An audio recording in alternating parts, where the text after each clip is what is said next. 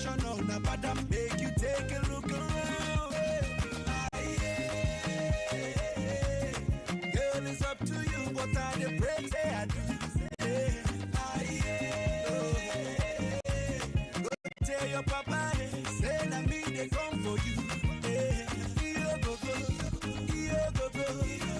Kaingen and get bishop on a egadi.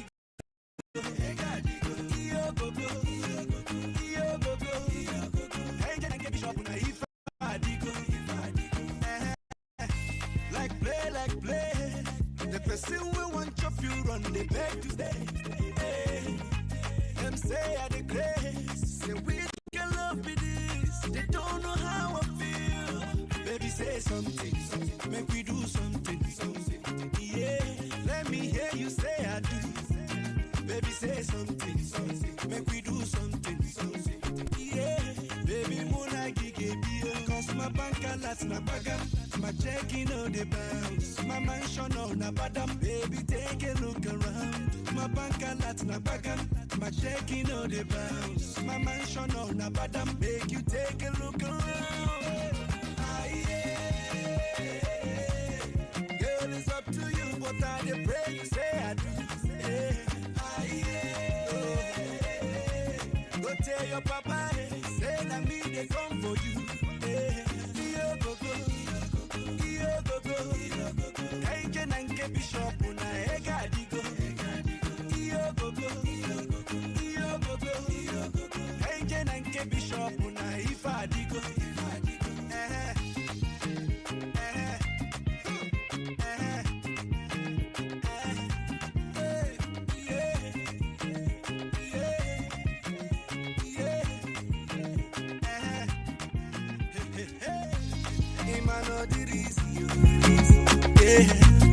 Imakwa oge mbido Imakwa efizinjiyo Imakwa odinde mbido Cause my bank alerts na bagam. My checking on the bounce. My mansion on a badam. Baby take a look around. My bank alerts na bagam. My checking on the bounce. My mansion on a badam. Make you take a look around. Girl, it's up to you. I still the praise. Go tell your papa say I need it come for you.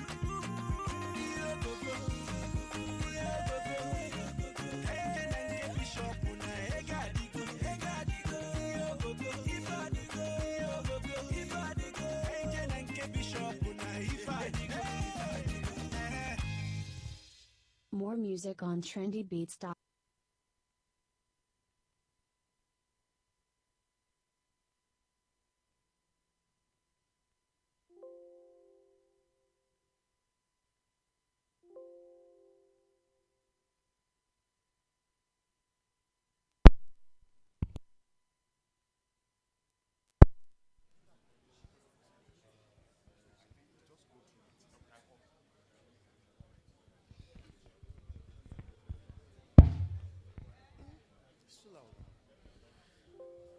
Good morning again, distinguished pharmacists, distinguished fellows of the PSN. You're welcome to the 7th mid-year public lecture. And to get started, as we're settling down, please come in and sit down. Distinguished pharmacists, accomplished gentlemen and women, please come in and sit down. To get started, we want to first start with some academic conduct at this occasion.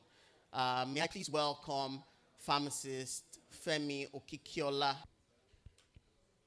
Please, let's make him welcome. All right. Good morning, mommies and daddies. Let me say mommies and daddies. Good morning. I'm a product manager at Embassy Farm and Chemicals Limited. I don't know how many of us were at the Board of Fellows program at Anambra. How many of us were there? Just a few. Okay. I was opportune to be there, and I'm again honored to be in your presence today. I'm not going to take too much of your time, but I want to discuss with us about something that is very important and will be very relevant to what we are discussing today. And it has to do with mental health. It has to do with mental health. And I want this, my small lecture, in fact, I can see some of my lecturers here. I am not even worthy to stand in front of you. But I want this to be a little interactive. All right? So, since we are going to be talking about mental health, there are a lot of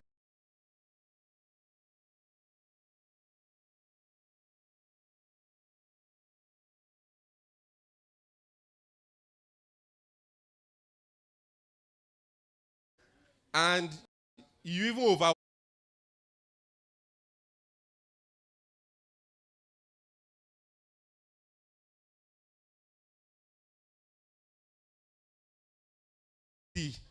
any minor discomfort. What will they complain about? They will tell you their mental health is being disturbed, that they cannot cope. All right? So mental health means different things to different people. So we are just going to, tackle one aspect, one very vital aspect of mental health. But like I said, I want this to be a very interactive session. So please, I want to crave your indulgence. You might need to just be me because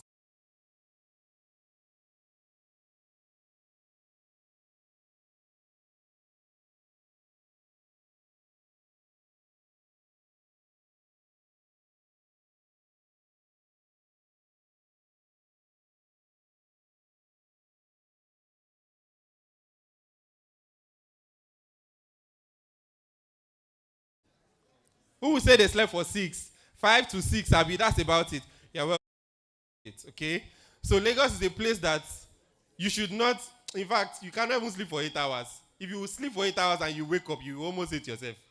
Because we are always rushing somewhere. But do we know that to even fall asleep, to some people, is a luxury? Some people find it so difficult to even sleep. Some of us can sit down on this chair and fall asleep easily. Some people put them in Aso Rock. The bed where Tinubu is sleeping, put them there. They cannot sleep. A luxury to some people. So that is why sleep, how many of us believe that sleep is directly proportional to our mental health? How many of us believe that? If you don't sleep properly, I don't think you would perform optimally that day. You will be cranky, you will be groggy, you will not perform. In fact, things that should not get you upset, that they said will get you upset because you are sleep deprived. No, it is not a claim, it is true. If you don't sleep properly, if your body is sleep deprived, it's just normal, physiologically, that you will not perform optimally. Yes, it's basic. Thank you very much, sir. All right? So, I want to now talk about something that we believe will help us sleep. I'm thankful to God that we are all pharmacists. In our poison cupboard, some of us are in community practice. In our poison cupboard, we have some products that are opioids, all right? Benzodiazepines, your Valiums, right? These are products that knock people out, right? But at Embassy Pharmaceutical, we decided to go the natural approach because if you look at the way Embassy is expanding, we have started to include a lot of natural products in our basket. Because if you look at Mother Nature is safer than conventional medicines. It is scientifically proven that if you take things that are natural, you are erring on the side of caution. So you have a better safety profile when you compare it to to conventional medicines. And that's why I want to talk about Ember Sleep Well. So let's talk about Ember Sleep Well for a minute. So what it does, I'm not going to talk about insomnia because we all know what insomnia is the inability to fall asleep or inability to sleep for a cycle. Or when you even wake up, the quality of sleep is very poor. And there are a lot of things that can cause insomnia. If you're owing house rent, you're owing shop rent, you are having a lot of things can make you not to fall asleep. All right. So I want to talk about. See,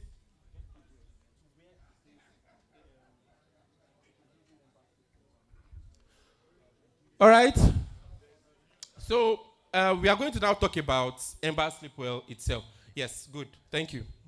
So Ember Sleepwell contains an ingredient called Valeriana officinalis. I know I saw my pharmacognosy lecturer here, Professor Odukoya. I don't know if she's here, but she taught me pharmacognosy then. All right. And I learned a lot about valerian roots. So this Valeriana officinalis is the most widely studied species of the Valeriana genus. Okay. And results from multiple studies indicate that valerian roots may reduce the amount of time it takes to fall asleep and help you sleep better. Okay, so since we are pharmacists and we are in a scientific gathering, I would like us to talk about the mechanism of action and how it compares to your regular benzodiazepines. So please, next slide, sir. Yeah. So they have very similar mechanisms of actions, okay? Because Ember Sleepwell acts like your regular benzodiazepines. They have very similar mechanism of action. But there's a slight difference, and that's what sets it apart.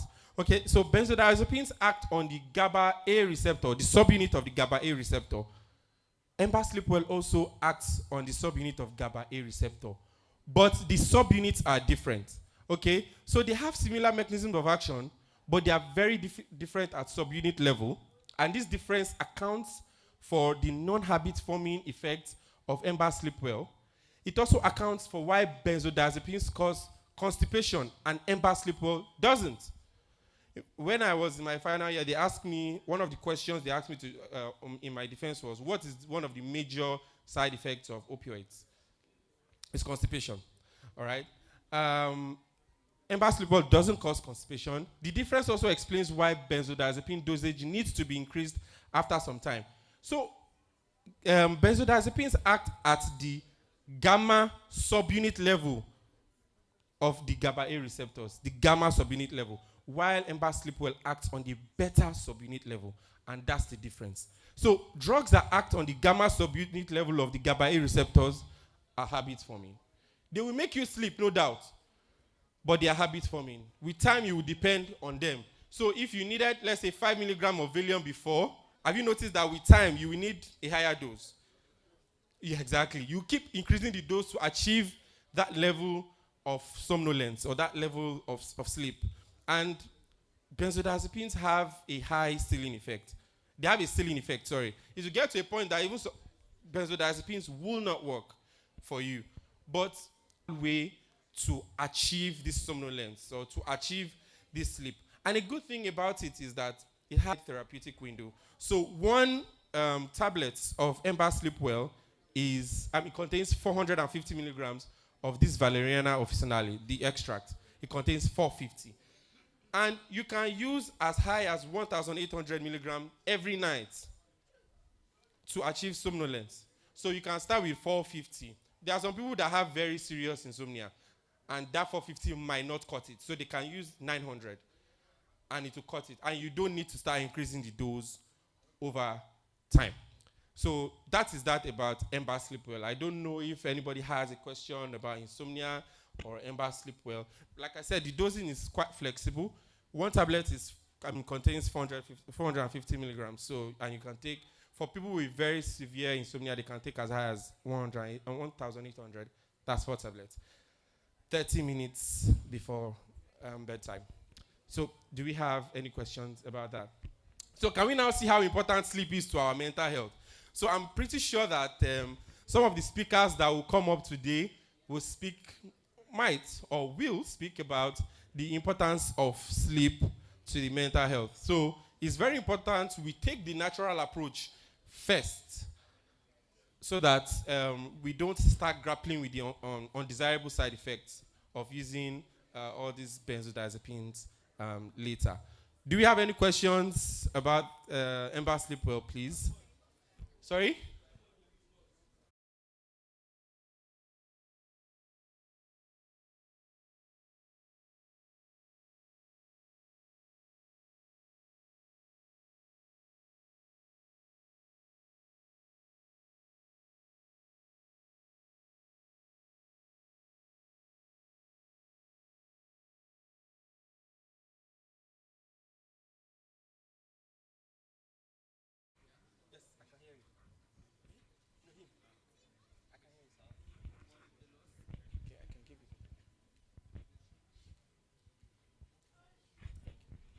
I'm pharmacist Zramates Bubanani.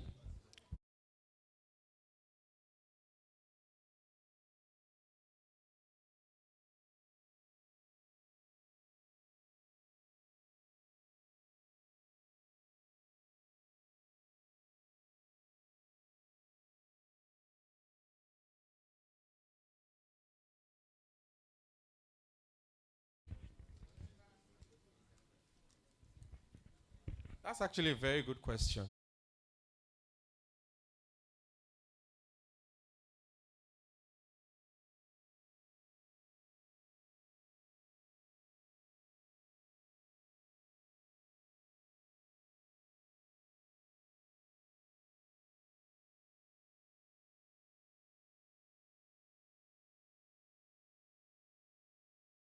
They give about 1,350 milligrams. For those that are heavily dependent on it, they can give them 3 tablets. They'll just tell the patient, okay, take this instead of this. This one will work better for you, and go home.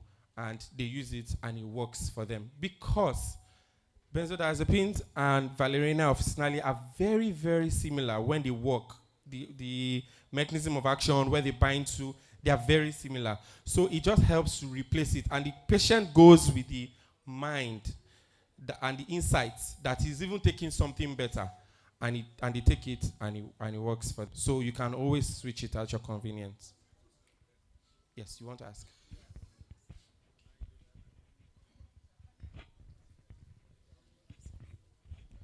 Yeah, thank you so much for a very good presentation. I think it deserves a round of applause.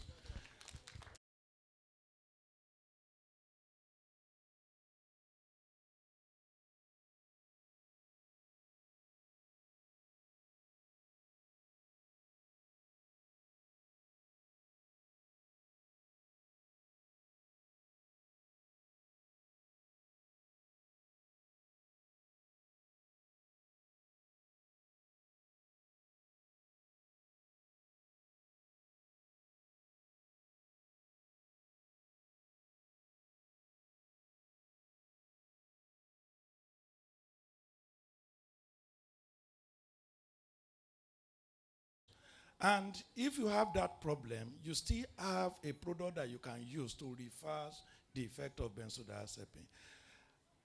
How do we now talk about your product in overdosage and safety? Thank you. That's actually a very good question. I mentioned earlier that our product has a very wide therapeutic window. So, and what that means is that even if somebody pops 1, 2, 3, 4 pills, you are still okay. You are still within the safety window. Someone is suicidal and the person decides to take the whole jar of the Ember Sleep Well and takes it. The person has to go to the hospital and they'll have to do, maybe they call it stomach, there's something they call it, I can't quite remember exactly. All right. So, but it is relatively safe and at even very high dose. But if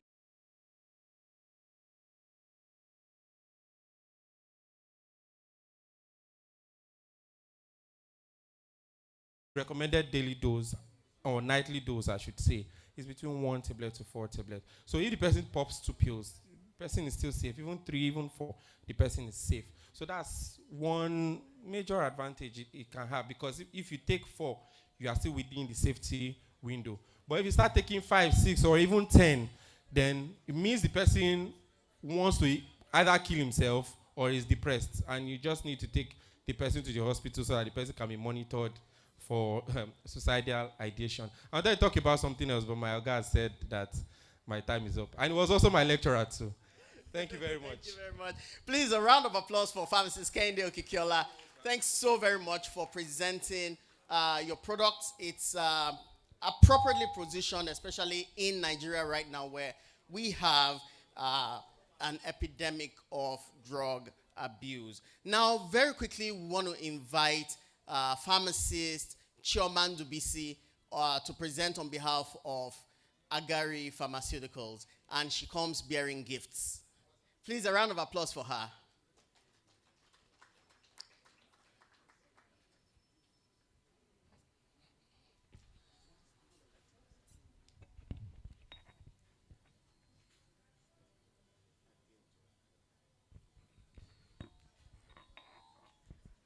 Wow. Good morning, our honorable fellows. My name is Pharmacist Chioma from Agari Pharmaceuticals, and this is a very wonderful opportunity standing in front of you. I'm in awe. I've seen so many senior pharmacists I have grown over the last 7 years of practice to know by name, and now I can identify them by face. I'm very happy to be here. So quickly, we are going to be looking at Agari Pharmaceuticals Doppel Hertz line of products. Now, Agari is well known in Nigeria, but for surgicals, you know Agari syringes, Agari bandage, plaster. But one of our best-selling products is our Doppel Hertz line of supplements. You must have seen it in different premises. I want you to know that Agari Pharmaceutical Limited is the sole importer of Doppel Hertz products all over Nigeria, with distributors across the 36 states and depot in 3 different zones in Nigeria. So quickly, iVital Plus is a supplement specially formulated for healthy vision. I know you say there are so many eye products in the market, there's other competitor brands, but today, by the time we are done looking at iVital Plus, trust me, it will be the only product on your shelf. So quickly, iVital Plus is a formulation that contains antioxidants, including lutein and zeaxanthin, magnesium, the ADEC vitamins, selenium, and zinc. When we look at the physiology of vision, your eyes are the window to the brain. The eyes capture images which are translated by the brain. Now, it is not possible without photoreceptors. Photoreceptors in the eyes are concentrated in the retina.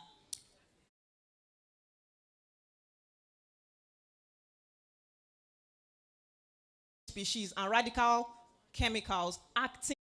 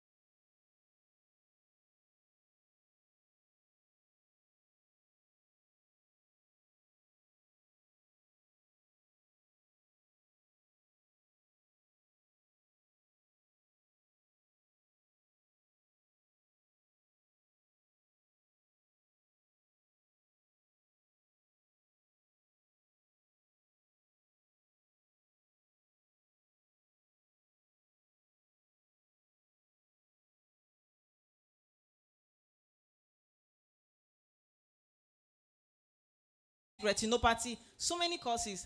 But the major eye diseases that this product is specially formulated for include cataract, dry eye disease, age-related macular degeneration, and lastly, night blindness. Now, this product contains, sorry, can we go to the slide? Can we go to my slide, please? Okay, like I mentioned earlier, this product contains, okay, this product contains lutein, zeaxanthin, vitamin A, C, E, zinc, copper, and selenium. There are 2 different varieties of iVital in Nigeria. You will find iVital capsules and iVital Plus. iVital Plus contains higher concentration of antioxidants and more of selenium, zinc, and copper. These particular contents facilitate the mop-up of radical species in the body, ensuring that the eyes do not continue to experience degeneration. Now, for patients that have macular degeneration, which is age-related, is very common. The 70% cause of blindness for persons that are above the age of 50 is due to macular degeneration. iVital Plus replaces the lost pigments in the eyes, which helps to restore vision over a period of 2 to 3 months of consistent use. iVital Plus also helps for dry eye disease. Dry eye disease causes itching, discomfort, and the pathologies associated with it. You have to consistently be placed on hypromelose eye drop. You have to consistently be placed on anti-allergy medications due to dry eye disease. iVital Plus contains omega-3 fatty acids. Omega-3 fatty acids, research has shown consistent use of omega-3 fatty acids helps to replace the lipid biolayer which is in the eye that is produced by the meibomian glands in the eyes. This lipid layer helps to protect your eyes such that the tears that are produced by your eyes, they last longer instead of drying up due to dry eye disease. So, going further, Eye Vital Plus contains high concentrations of lutein and zeaxanthin, which serve as a natural blue light filter for the eyes.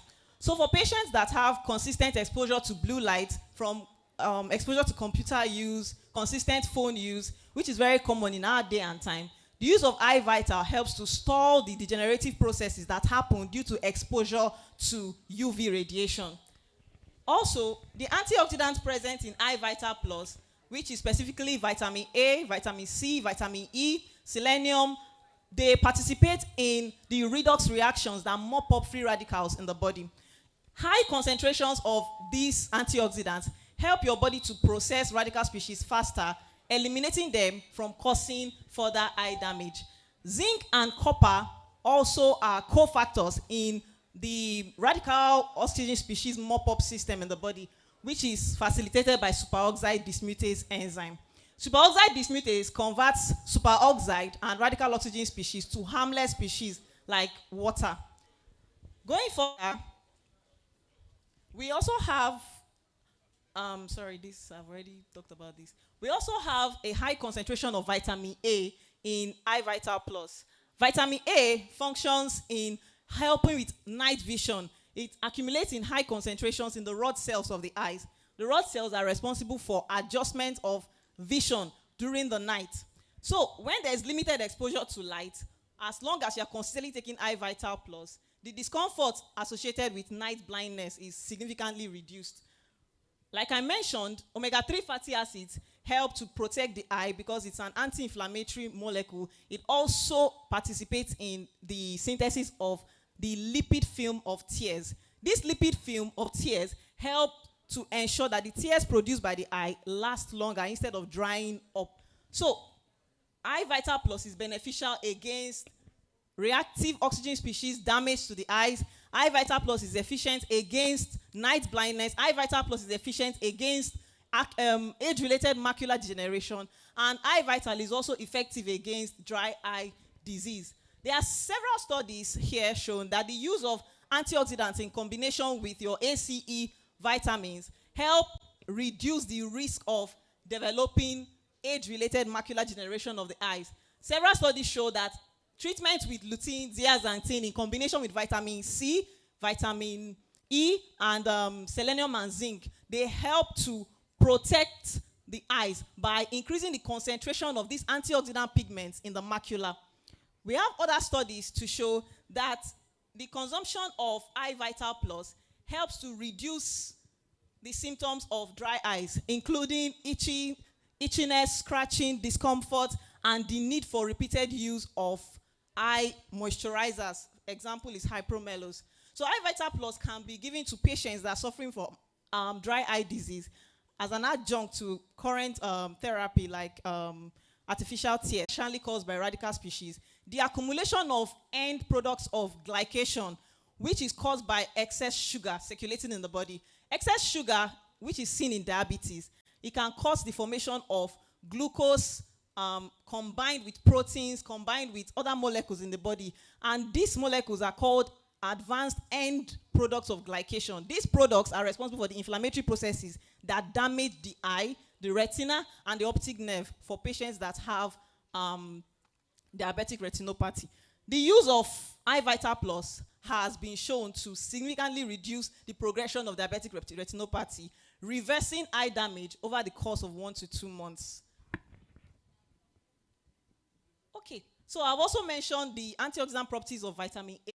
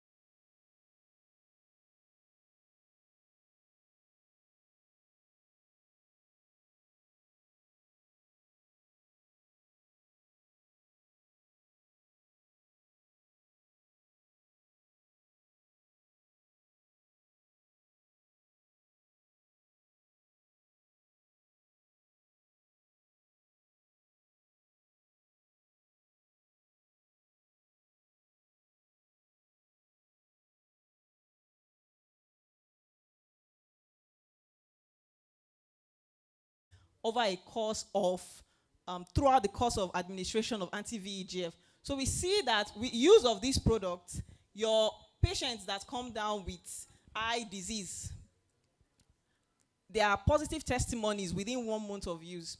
So, like I mentioned earlier, we have two different eye capsules. One is Eye Vital Plus, and the other is Eye Vital. While Eye Vital Plus contains a lower concentration of antioxidants, it is also effective for patients that have visual fatigue, patients that are progressing to cataract, for prevention of AMD, and for hypovitaminosis A. The major difference between Eye Vital and Eye Vital Plus is the higher concentration of lutein and zeaxanthin. While Eye Vital contains 6 milligrams of lutein, Eye Vital Plus contains 15 milligrams. And while Eye Vital contains just about 300 micrograms of zeaxanthin, Eye Vital Plus contains 1,000 micrograms of zeaxanthin. Eye Vital Plus also contains omega-3, which has been shown to be effective against dry eye disease and slows down the inflammatory processes that damages the eyes. Okay, I've already mentioned the difference between the both of them.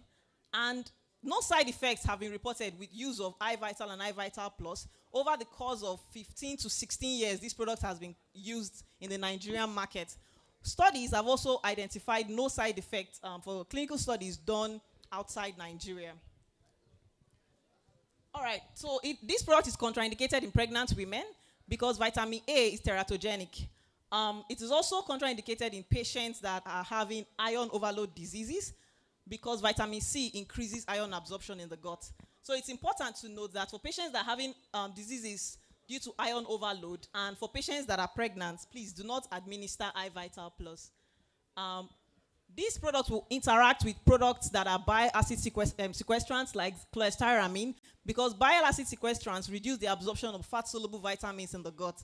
It's important that you do not give Eye Vital Plus when a patient is taking bile acid sequestrant or medications that slow down lipid absorption in the GIT. Examples are Orlistat. So they are given at separate times. So if you are taking your Orlistat during the day, Eye Vital Plus should be taken at night to prevent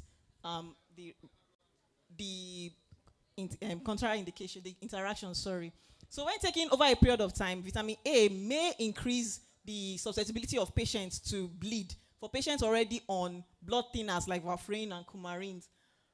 Vitamin E may interfere with the proper absorption of some antipsychotic medications, while aspirin and non-steroidal anti-inflammatory medications may interfere with the absorption of vitamin C, that is in Eye Vital Plus. Zinc, which is a heavy metal, can also bind to some antibiotics like quinolones and tetracyclines, your example of ciprofloxacin, ofloxacin, and tetracycline antibiotics. So it's important to note that this product is novel. In the Nigerian market, there's literally no eye supplement that meets up to the formulation that is contained herein. And like I mentioned, with over 15 years of existence of Eye Vital Plus in the Nigerian market, what we have are positive testimonies. And I'm sure you all will testify when you use this product for your patients. Thank you so much for your listening. They have a stand outside and they will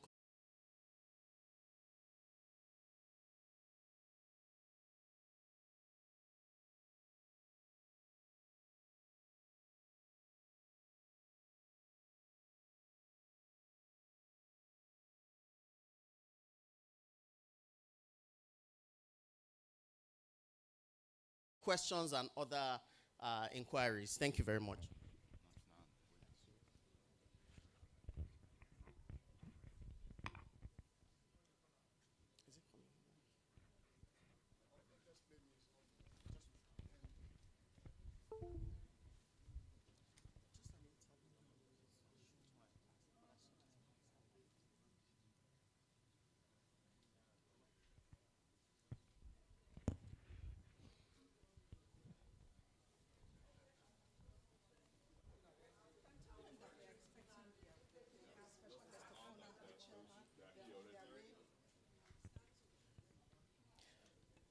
Our special guest of honor is on his way in, and we will start very shortly.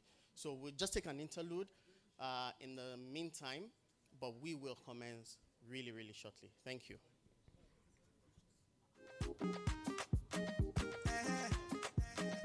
Yeah, yeah. Oh no, no, no.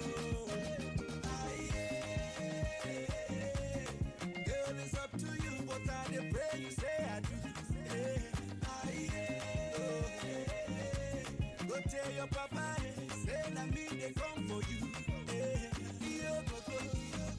Iyo gogo, kaije na nke bishop na ega digo. Iyo gogo,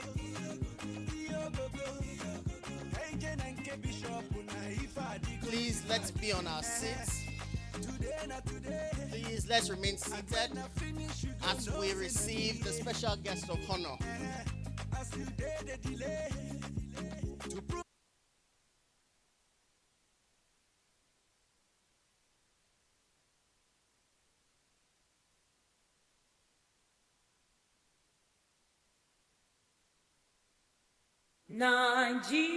Nigeria, we hail.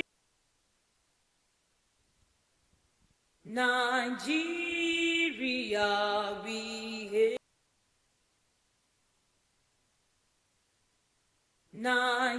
Nigeria, we hail thee, our own dear native land.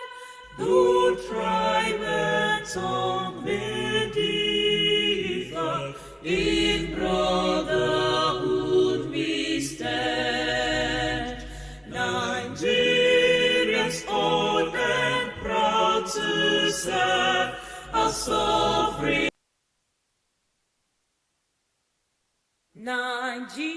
Nigeria, we hail thee, our own dear native land.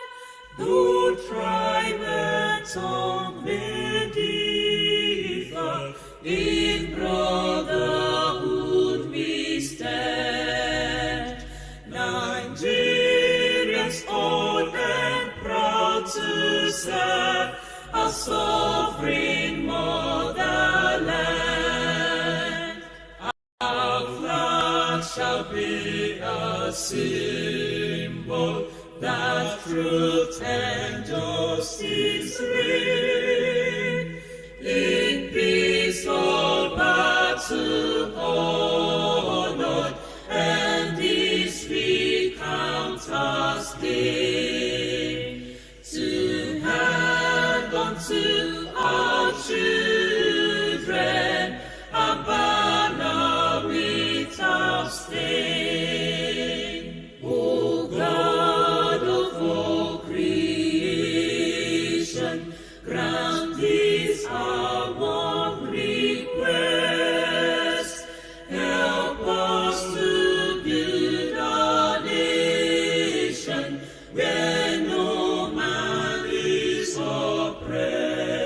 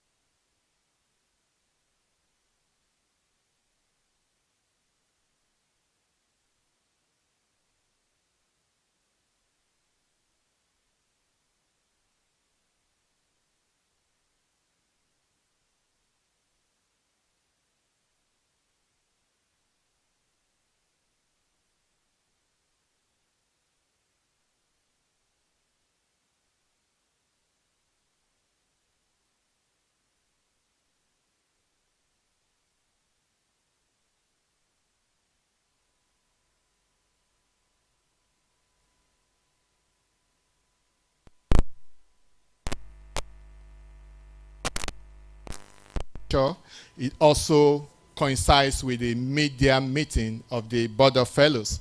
So that means after the public lecture, the discussion actually will continue, and we'll be here today, tomorrow, looking at the speeches delivered by our special guests, by our chairman, and that we can come up with something. And I look forward that together, all of us in this room representing different communities in Nigeria in terms of where we practice, what we do for our people, we'll be able to come together, form an alliance, and we'll be able to prioritize mental health in Nigeria.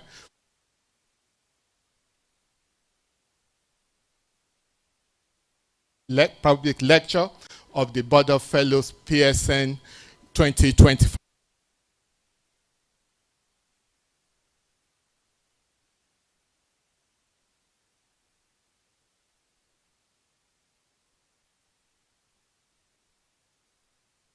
To welcome the chairman, pharmacist Uchenna Akpakama, FPSN NFAM. You're welcome, sir.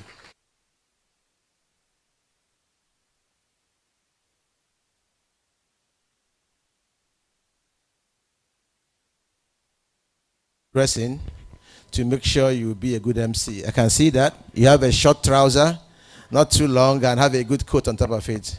Congratulations for your dressing. And where's the pharmacist? The address at the 7th annual public lecture holding today.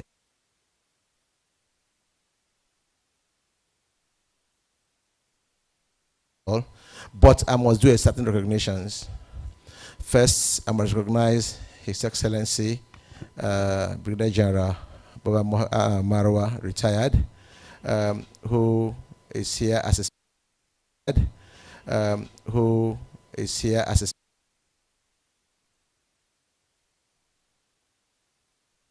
Honorable Speaker of Lagos House of Assembly, Dr. Mudashiru.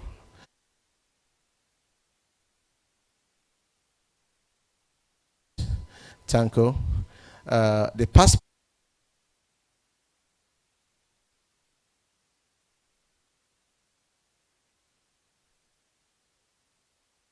by my went to two shoes, DG NAVDAC today, as well as the Vice Chairman of the Board of Fellows. I want to welcome you, ma. I have the Triple Chief, Adagazu. I saw Adik Popola in the hall.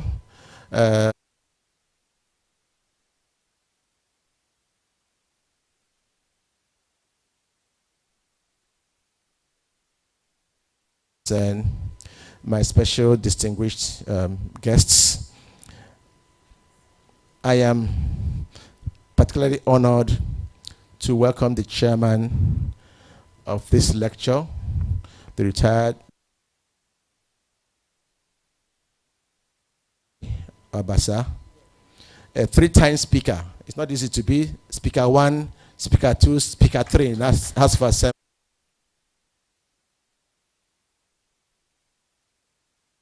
But remains my speaker. APC, ruling APC.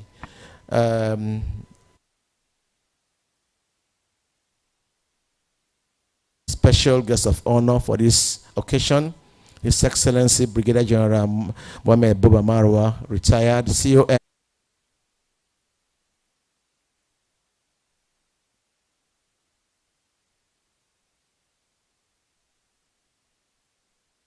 Administrator and technocrat.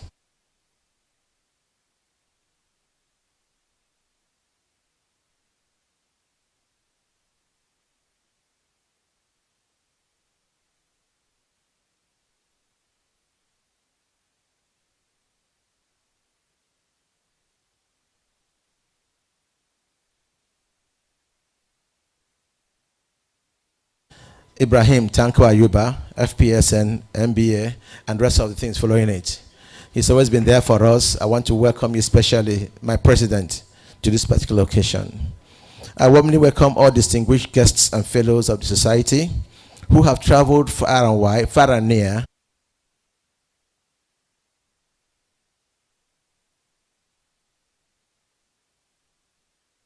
board. We thank God for safe travels. Mid-year meeting is one of the two statutory annual meetings of the board. It incorporates the public lecture at which the board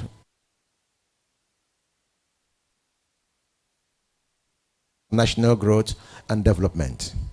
With the theme mental health, a right crucial to personal, community, and social economic development of the country. This 7th annual lecture has been chosen to focus on mental health and its impact. It is documented that more than a quarter of Nigerian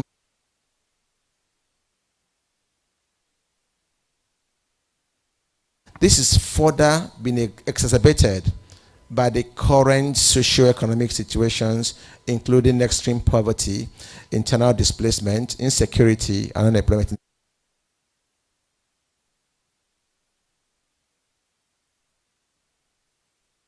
Assembly 2021, but assented to this president in 2023. And this Mental Health Act aims to address issues promoting human rights, protection and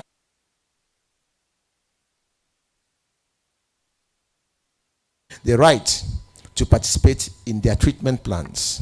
It is therefore essential to embark on a public advocacy on mental health and to educate the public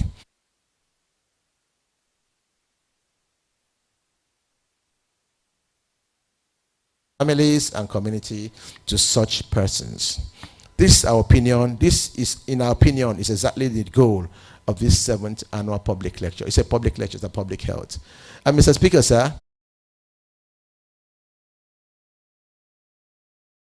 suggested that for anybody to seek political office, you must have mental health assessment. It's clear. In fact, I thought Bola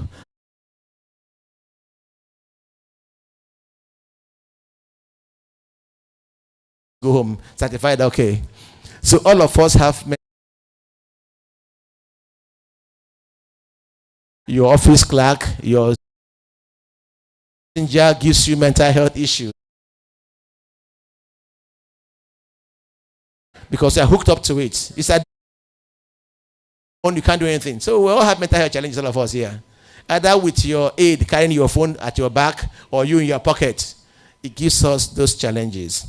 An array of excellent speakers is lined up to do justice to this topic, starting with the erudite keynote speaker, Dr. Bonjibola Babalola Abiri, a renowned expert in mental health space, a public health a psychiatrist,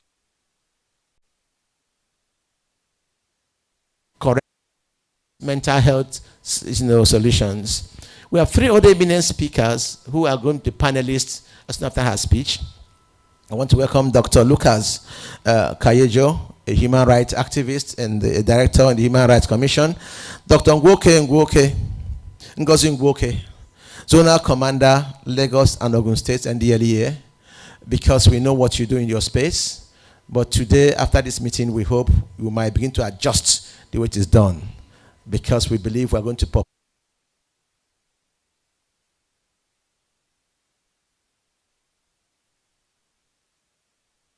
Veronica Modukwe Okubemi. She's a clinical mental health pharmacy practitioner within the healthcare system. She will bring her own opinion as to what pharmacists do. They will elucidate the theme of this gathering. The role of pharmacists, other healthcare professionals, and society in mental health care, as well as it will not be an all-work situation, as many other social events are lined up today and tomorrow. Today we have a reception cocktail. Your Excellency and my honorable speaker. In short trouser and something and come up to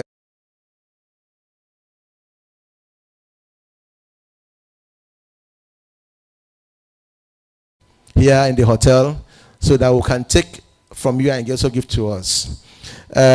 We also have a media meeting tomorrow, which is actually for only fellows, and then the dinner award night, which will take place here tomorrow after our media meeting. We are going to be giving awards to some members, 2 persons, 2 pharmacists who have done a lot of work with us in the mental health space through the Drug and Substance Abuse Project of the Board of Fellows. We recognize and appreciate the support of all our partners and sponsors that stood by us and supported the board towards, despite the prevailing hard economic environment of the country.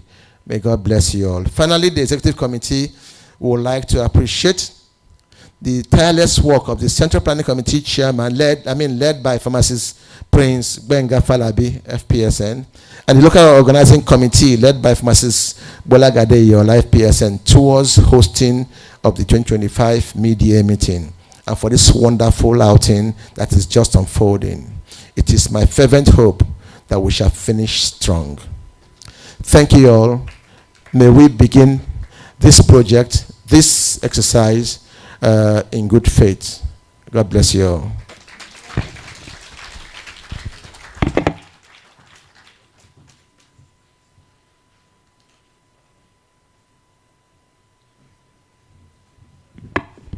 Thank you very much again. That was the chairman of the Board of Fellows, Your Excellency, sir, and the Honorable Chairman of the House. I want to quickly recognize that we have in the House Honorable Stella Osafile, Honorable Member of representing Amuwo Dofin constituency at the Lagos State House of Assembly. You're welcome, ma. You're welcome, ma.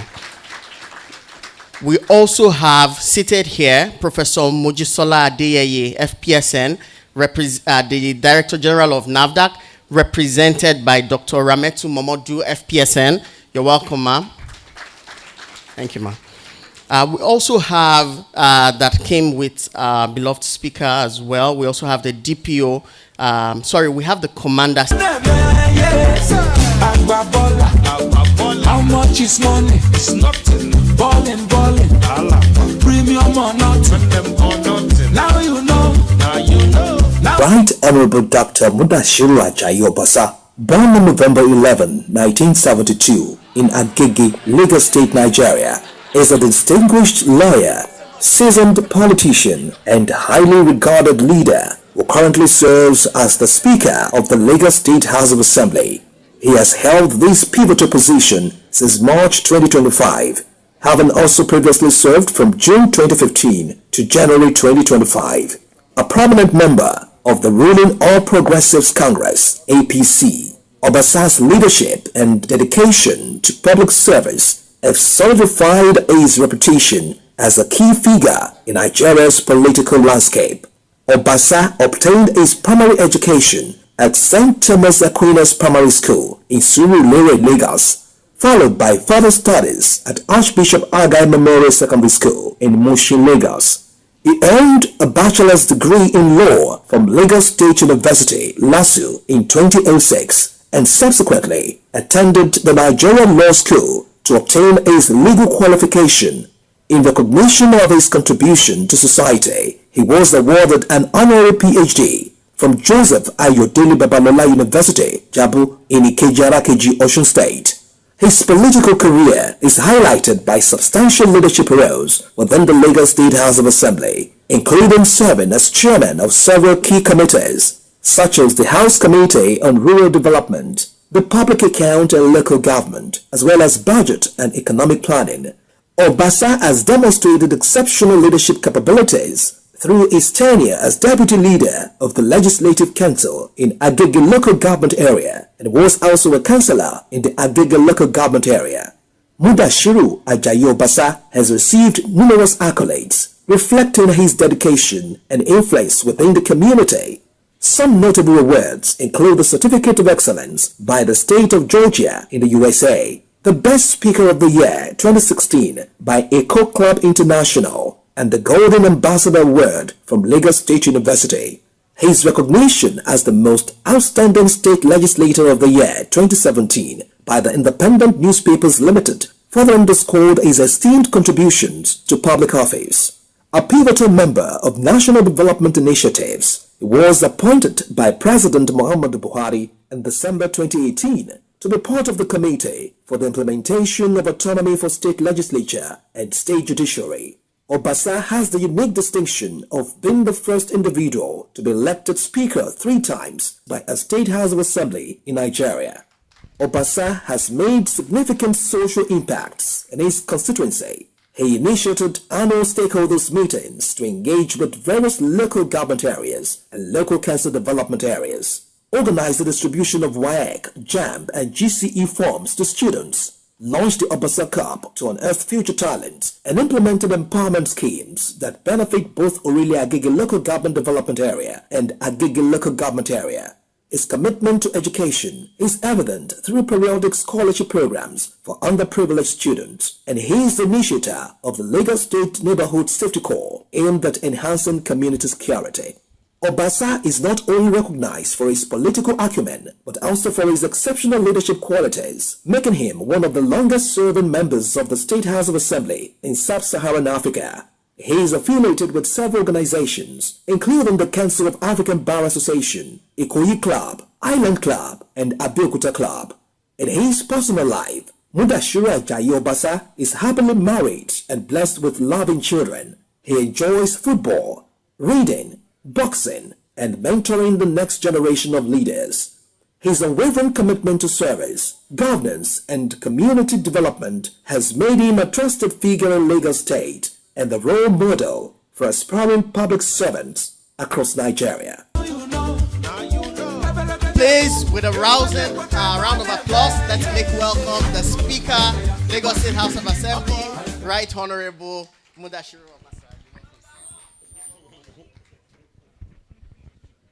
Yeah, thank you.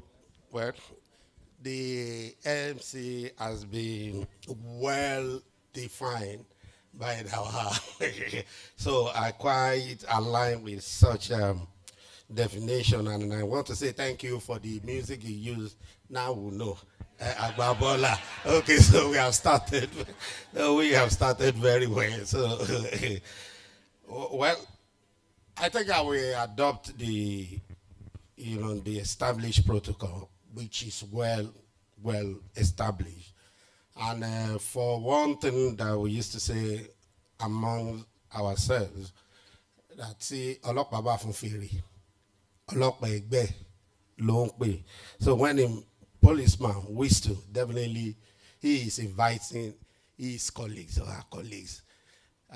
So definitely into that may be difficult because the MC, the first man that spoke, the second man that spoke, found it so easy to recognize and identify everybody in the hall. Majority of the people in the hall, let me just put it in that way. Why? Because they belong to the same caucus. Now that I look like a stranger in this caucus, except for my leader here sitting with me, who I can share the same territory with. So I adopt the well-established protocol to all the pharmacists. And I don't know if it is not too late for me. I'll seek advice from the chairman of the group.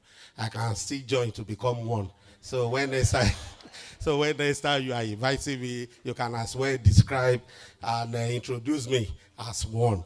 So I sincerely adopt that, but not without recognizing my leader here, our father, our mentor, who had the privilege, the responsibility of serving this great state, Lagos State, as an administrator. So we thank you, sir, for the good job you did. And we thank you for leaving behind for us that came later, where to start and challenges that we have to face, that we need to meet up with what you did. Like the chairman really relayed that 100 rules for 100 days, which was achieved. So we are trying, and we are trying to surpass that record. So we thank you for the good job you did for Lagos and Lagosians.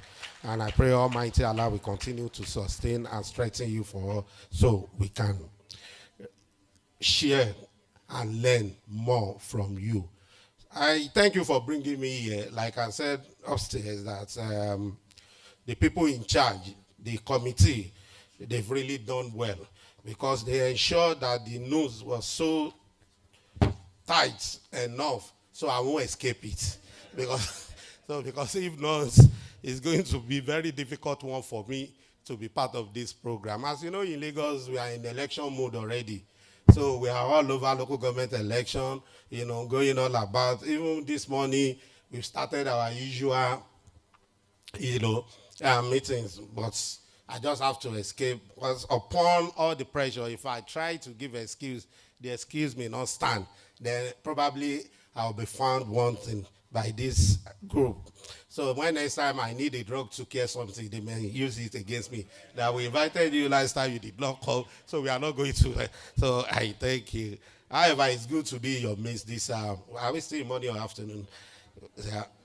So whichever. So, and I love these faces. I love this gathering, and I hope next time it will take place in Lagos. So I'll be part of you as well. But the evening, how I wish I could be part of the evening so we can extend these enjoyments in that evening. But I think it's a very difficult one. It's going to be a very difficult one for me to be part of it. Well, distinguished ladies and gentlemen, members of Pharmaceutical Society of Nigeria, esteemed guests. Sorry, I have to go back. My chairman said something, if I'm right, while he was presenting his father, even though something happened, he still recognized me as a speaker. So to avoid such to happen again, I have to revise myself. I have a colleague of mine here, and it's going to be very dangerous, for me if I fail to do this. So in addition to that, we are in a constituency. So she's representing this local government constituency, even though we shall not labor in vain. She is from Labour Party, but I'm from Labour. But that won't be enough for me not to recognize her. So, Honorable Foluke Oshafile, my colleague from Lagos State House of Assembly, we thank you for joining us here. Thank you very much. Yeah. So I am indeed honored to serve as chairman of this occasion, esteemed guests. The focus of today is a theme of global relevance, mental health, a basic human right crucial to personal, community, and socio-economic development. This theme is not only timely, but also pertinent. We live in times where mental health of individuals is increasingly becoming a matter of public concern. Globally, there is a rising incidence of mental health disorders, and unfortunately, Nigeria is not accepted. Mental health is indeed a basic human right. Every individual deserves access to mental health care, irrespective of their socioeconomic status. It is not a luxury, but a necessity, a crucial component of our overall well-being. Mental health is essential for personal development. A sound mind is pivotal to the productivity of an individual public health policies. Moreover, mental health is vital to community development. A community with a high prevalence of mental health disorder is not only destabilized, but also lacks progress. It is therefore important that we take collective responsibility to ensure that our communities are mentally healthy. Distinguished guests, socioeconomic development is intertwined with mental health. The World Health Organization rightly asserts that there is no health without mental health. A nation with high burden of mental health disorder will undoubtedly suffer a decline in productivity, a decrease in the quality of life, and a strain on health resources. In Lagos State House of Assembly, and personally, we prioritize the issue of mental health, which was why we initiated Lagos State Mental Health Service Law of 2018, which provides for protection and care of individuals with mental health conditions and substance abuse, emphasizes the rights of patients, including the right to treatment close to their domicile, and the same right as physically ill persons. The law also focuses on integrating mental health services into primary health care, providing comprehensive coverage and fostering intersectoral collaboration. Having said this, let me state emphatically that it is our collective responsibility to address the issue of mental health in our nation. We must advocate for policies that promote mental health, fight against the stigmatization of mental health disorders, and support initiatives aimed at improving the mental well-being of our citizens. as we delve into this topic today, I urge us all to be active participants, to contribute meaningfully to the discussions, and to take away insight that will not only broaden our understanding, but also spur us into actions. Once again, before that, let me add something that I believe even when I'm gone, it will be important from my own personal observation in our society. The first one has to do with interaction with the legislature, even at the center and the houses of assembly all over the states, including the local government council. I think it's very important. The major mistake we make has to do with our failure to relate with the government institution or democratic institutions that has responsibility to be of crucial help in our desire. If I may ask, how much or since when have we had engagement with the lawmakers, both at the state level, at the local government level, and at the center? But you have a mission, you have a desire that you want to push through. But here, the people who will make it reality, you are not engaging them. And it's not limited to this organization or association alone. It's all over. We've always believed that it is all about the executive with respect to the institution called executive. But what we do, we practice democracy, constitutional democracy, which defines the functions of each arm of government. But for you to thrive, you need to put something in place. And the body that will be of help for you to achieve that, there is no connection, there is no engagement. So I want you to take this one, that it is necessary at the center, at the state, and at the local government to have, regular interactions with them. So we may have existing law. There may be need to amend such law, but without taking the necessary steps. So how do we achieve that? The second leg of it, I'm sure you are doing enough, but probably it is not enough. Fake drugs is all over around us, on our streets, everywhere. So as part of today's discussion, so I believe you will take this into consideration and help us feed the society how we can identify one and what to do when it is identified. It's also very important to all of us. The last one, as I've said earlier on, that our doors in the Lagos State House of Assembly are open, and we are inviting you anytime you want to see us. We have committees all over, doing listening, interacting with the people. And the reason why we are in the assembly is because of you and the people generally. So once again, I welcome you all to this event, and I look forward to robust discussions and innovative ideas that will enhance mental health, excuse me, care in Nigeria. Together, we can ensure mental health is recognized and treated as a fundamental human right, essential to personal, community, and socio-economic development. I say thank you once again. God bless you all.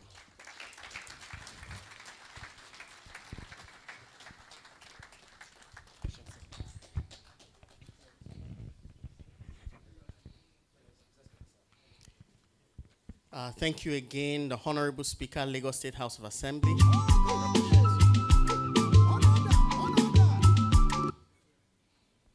Thank you. Your Excellency, sir, and the Honorable Speaker, we as pharmacists practice in different areas, and we want to quickly present to you some of our technical leaders, the leaders of our technical arms. Nigeria Association of Pharmacists in Academia, the Administrative and Hospital Pharmacists Association, the Association of Industrial Pharmacists of Nigeria, and also Association of Community Pharmacists of Nigeria, ACPN. Please, our technical group chairman, please stand up for recognition. These are the distinguished leaders of our technical group, sirs. You're welcome, sirs. Thank you very much. And very shortly, also to recognize the president of the Estate Surveyors, ESV Victor Alonge. Is represented at this program by ESV Richard Okodu. You're welcome, sir. He's one of our invited guests at this program. You're welcome, sir. To take us further, sir, there's something we do that distinguishes us as pharmacists, and we have something called the pharmacy anthem, which we usually partake of just before our president speaks. So in 1 second, we're going to have the pharmacy anthem before our distinguished president comes up to speak. So I have the honor of welcoming pharmacist Ayuba Tanko, FPSN, to the lectern. But first, we'll take the pharmacy anthem. And when the pharmacy anthem is going on, please, pharmacists will be on their feet, only pharmacists, so that everyone else can observe how it is going. Please, pharmacists in the hall, please be upstanding as we take the pharmacy anthem. Alps, please. Let's welcome Alps to conduct the pharmacy anthem. Alps. Up, Alps. Yeah, let's have the Alps representative. Who's representing Alps? As we take our beautiful pharmacy anthem.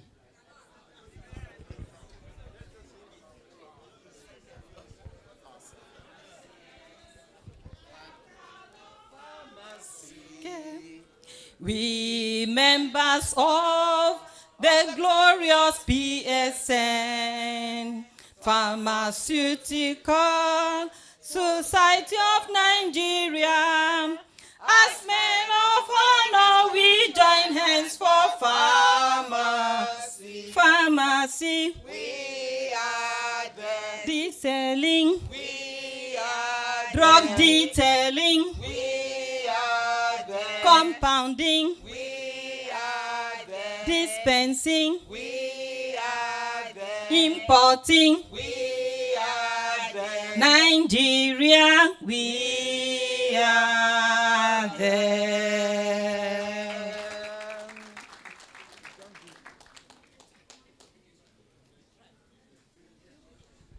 That was sonorous. So please, with a rousing round of applause, please welcome with me pharmacist Ayuba Tanko, President, PSN. You're welcome, sir.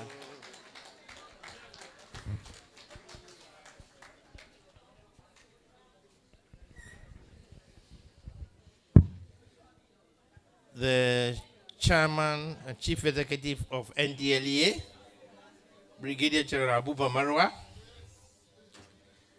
the Speaker of the Lagos State House of Assembly, Honorable Mudashiru Obasa, the Chairman, Board of Fellows, Uchenna Apakama, my predecessors, living ancestors, past presidents of PSN that are present here, past Chairman, Board of Fellows, Brigadier General Ibe,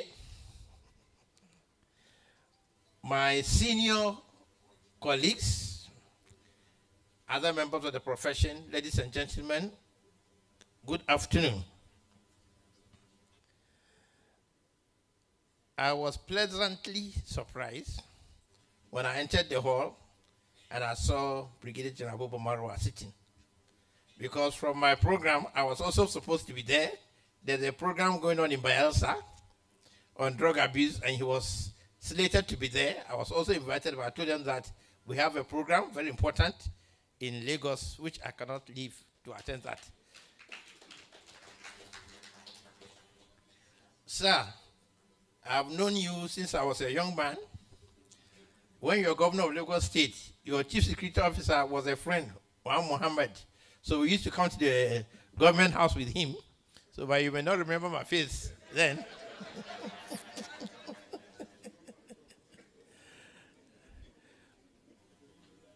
I had wanted, or I've already written to your office to pay a courtesy call officially from PSN to your office, because we have a lot of things in common, so we need to work together, because drug The moment you mention the name drug, the professional group that should come to your mind are pharmacists.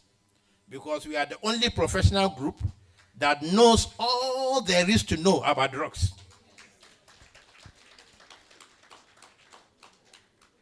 When we come for the advocacy visits, let me give you a leakage. One of the things we are going to advocate for is for you to keep aside a quota for pharmacists to be employed into NDLE. Because the only person that knows drugs should be in the NDLE who will advise. Because during interactions with your officers in the course of their duty, we tend to face difficulties in communicating with them. Because we say things they don't understand, and they say things we don't understand. But if some of your colleagues are pharmacists and they lead or they are among those that go on these inspections, it will make things easier for our colleagues. So I wish and pray that when we come and pay a visit, before we leave there, we'll have a definite answer for a successful mid-year meeting. And we pray and hope that the outcome of the lectures we are going to receive today will form a basis for development in mental health care in Nigeria. Thank you very much. I wish you success.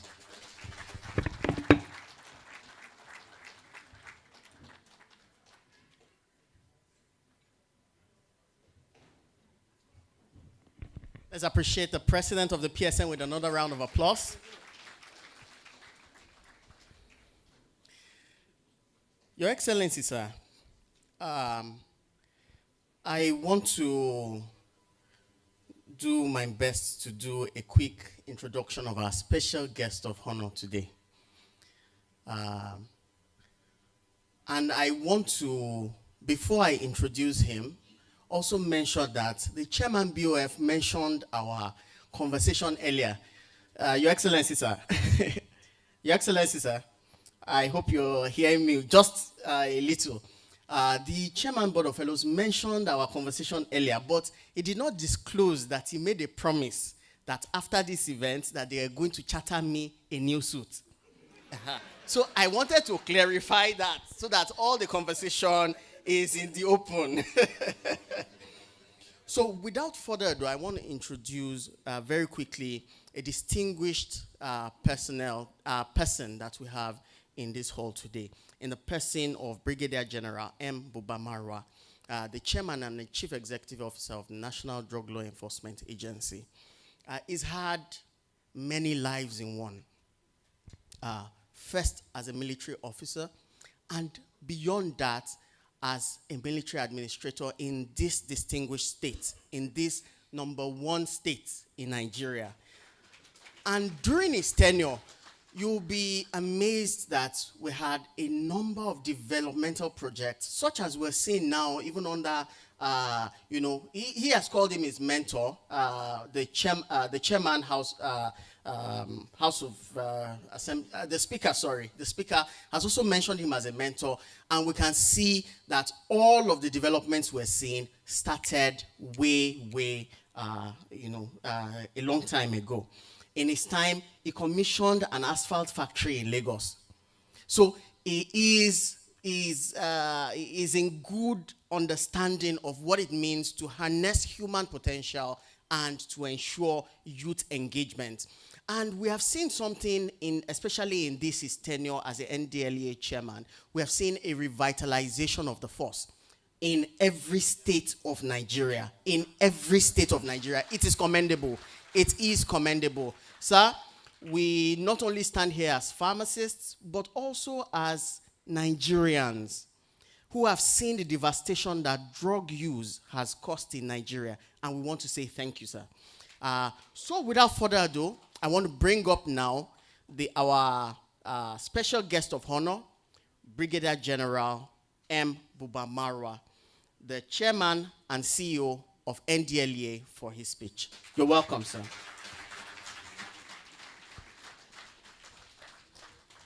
Sorry. Thank you.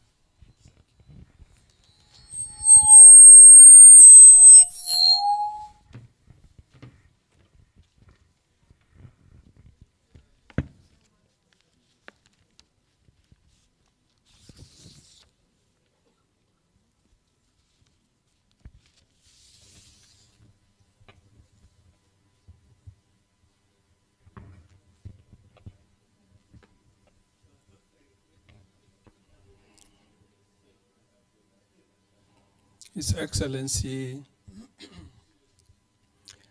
Right Honorable Mudashiru Obasa, the Honorable Speaker, Lagos State House of Assembly, and Chairman of today's occasion, an astute politician, legislator par excellence, the first three-time speaker, man of timber and caliber.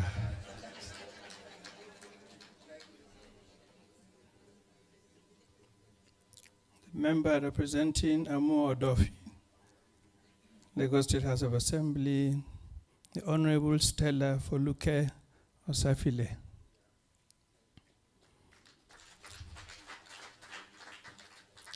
By the way, I won't leave this venue today until you pharmacists give me the correct medication for my voice.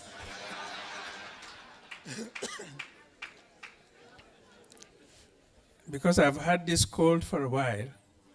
And one of the reasons why I came is I said, today I must find relief.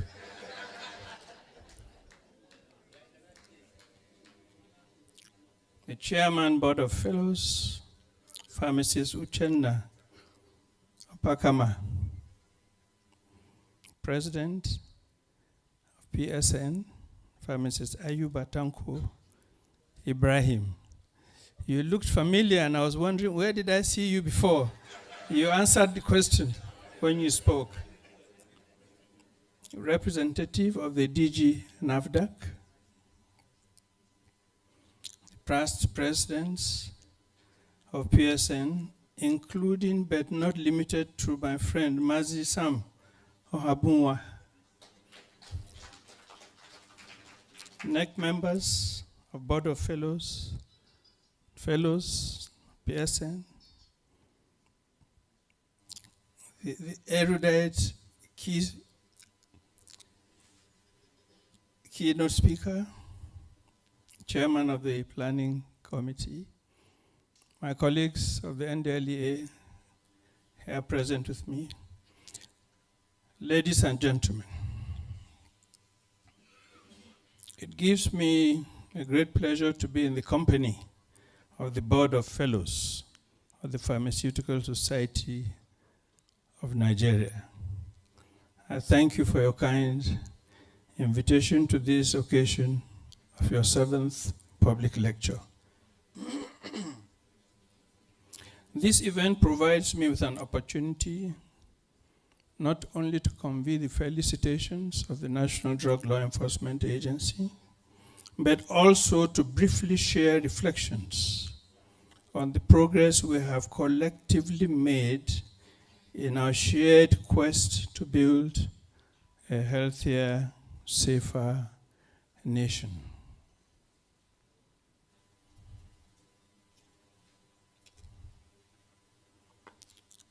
The theme of today's lecture, mental health as a basic human right, is not only timely, but essential. Mental health is central to human development, as it is more than the absence of mental illness.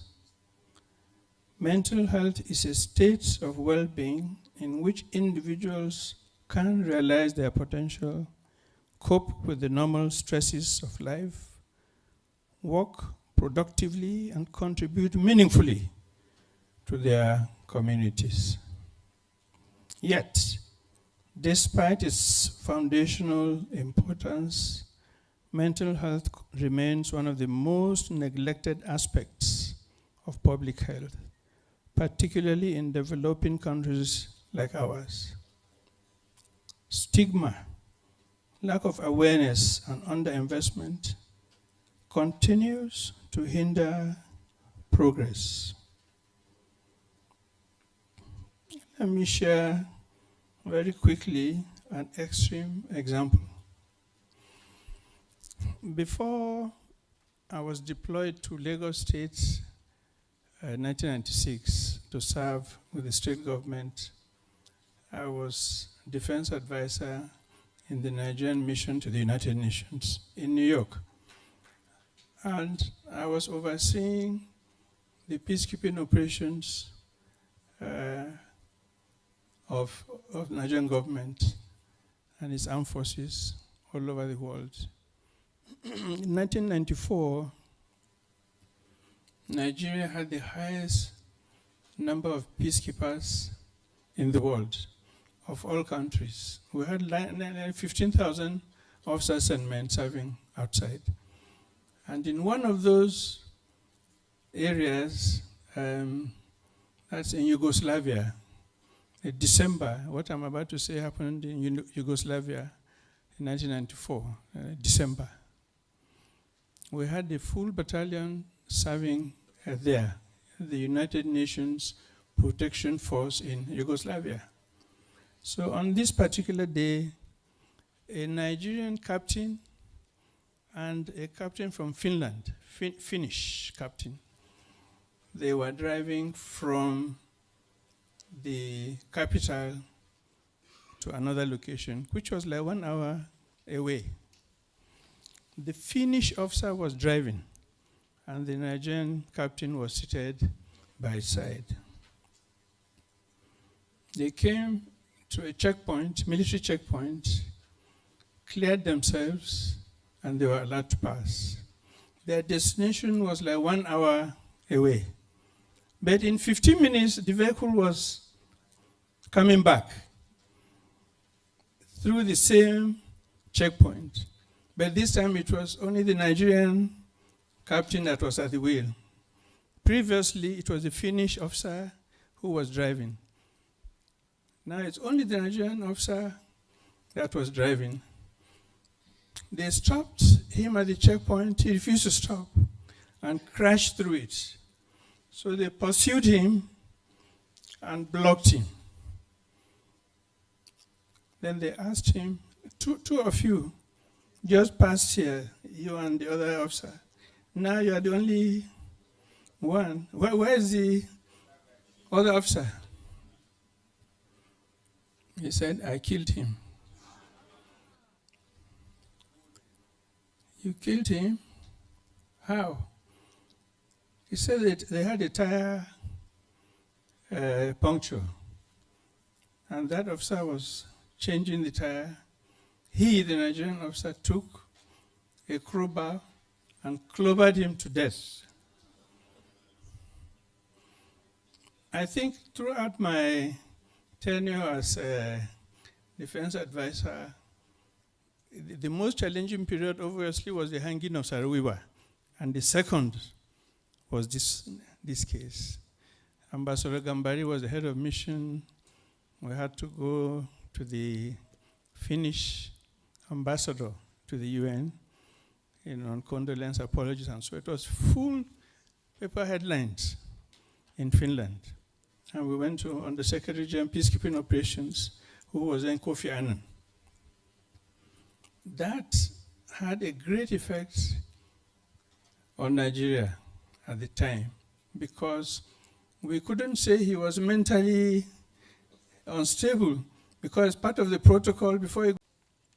In the course of our work at the NDLEA, we see firsthand how substance use disorders compromise not only personal health, but also tear apart families, weaken community bonds, and fuel cycles of crime, poverty, and insecurity. It is an established fact that behind every drug user is a family in distress and a society that bears the cost of lost productivity, rising healthcare expenses, and social instability. Nearly every week, a parent reaches out to me directly with the tales of the suffering and distress in their family. And let me tell you, yesterday on the flight, the person, the seat that I was supposed to be seated on, there was a lady and her son, a small child. So she sat him on my seat. And so they tried to ask to stand up. I said, no, let him sit. Where is the seat that's supposed to be occupied by him? And I went and sat there. And the person who I met, he said, thank God, destiny has brought you to sit next to me. And now he started telling me the story of his son. How the effect of drugs, 8 times he said the boy has been in rehab. 8 times. And that right now he's also still in rehab. And that he sold his laptop, his phone, stealing from his parents for the drug money for him to continue to use. So always we're having this challenge. As a minister, former, whose son, he said he will never go to bed, that's the minister, until the son comes back from his outing. Because he's afraid. If the boy comes back and he's sleeping, he may even kill him, a former minister, not a prime minister. And I mean, you are all the parents here, you know of children who ask from their mothers, please, I need 20,000. And the mother says, you need 20,000, but I gave you 20,000 day for yesterday. What did you do with it?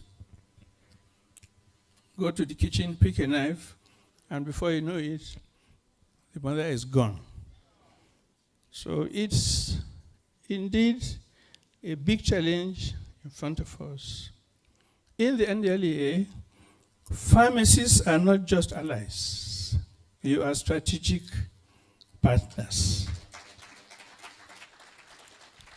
Your profession sits at a critical intersection between public health and drug control. The PSN has, over the past few years, made tangible efforts towards sanitizing the retail drug sector, most notably through the landmark enactment of the Pharmacies Council Bill Act in 2023. This reform has fortified the regulatory framework and enhanced our collective ability to stem the tide of pharmaceutical drug abuse across the country. But that notwithstanding, we must continue to work towards strengthening prescription regulations and promoting responsible medication use. The issues with prescription practices in Nigeria can contribute to the diversion of medicines and unscrupulous importation of tramadol and other controlled medicines in several ways. In Nigeria, still, despite the PSN bill, patients walk to pharmacies and themselves prescribe the medicines. They themselves will say, this is what we want. No doctor's prescription. This is a very important area that we must focus and make sure we deal with it according to what the regulation says. Now, tramadol and other prescription medications are sold illegally. In fact, in patent medicine stores, as we all know. Now, in 2019, I was chairman of the Presidential Advisory Committee for the Elimination of Drug Abuse, which was a body set up by President Buhari's government to bring recommendations on how to deal with the drug abuse problem in Nigeria, as well as trafficking. One of our resource persons then, I think, was the president of PSN. And we learned from him that whereas about 60,000 patent medicine stores have correct licensing and stuff, over 1 million are operating illegally.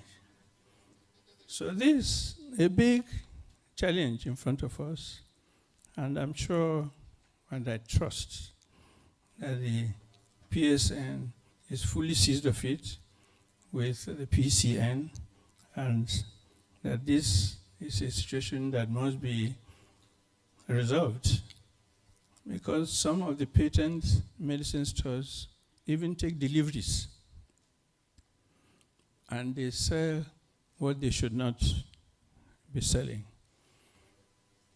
We, the NDLEA, are strengthening collaborations with all key sectors and actors in the health sector, including NAFDAC, the Federal Ministry of Health, and professional bodies such as yours, to ensure that our interventions are comprehensive and sustainable. In pharmacies, we see both frontliners and sentinels. We see custodians of therapeutic knowledge and defenders against misuse. That's what we see you, the pharmacists, as. But beyond collaboration, we have also intensified our interdiction and seizure efforts. Because the first step, obviously, in drug demand reduction, where you want to control the use of drugs, is to make sure the drugs are not available in the first place through law enforcement. And for this reason, you have, I'm sure, been following our seizures and arrests week after week.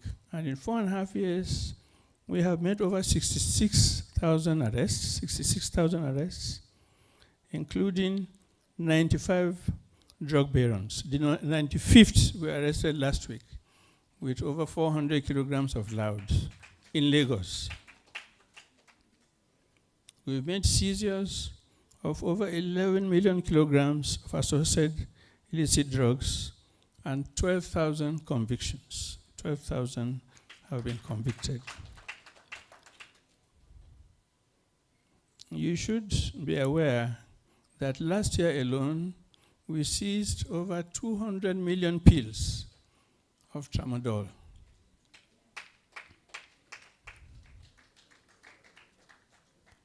The agency also engages in public awareness campaigns because we have to do advocacy week in, week out.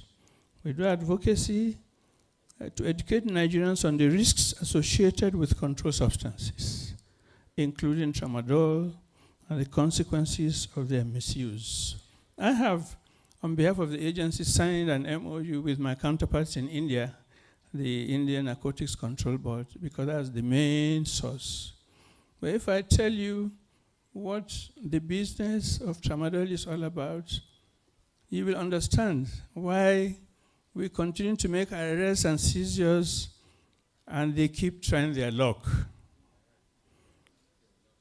You will be surprised to hear that the market value of a 40-foot container of tramadol is about 80 billion naira. B, not M, B, bravo. 80 billion. And I had occasion where an informer got across to me to tell me about someone who was planning to import 50 containers of tramadol.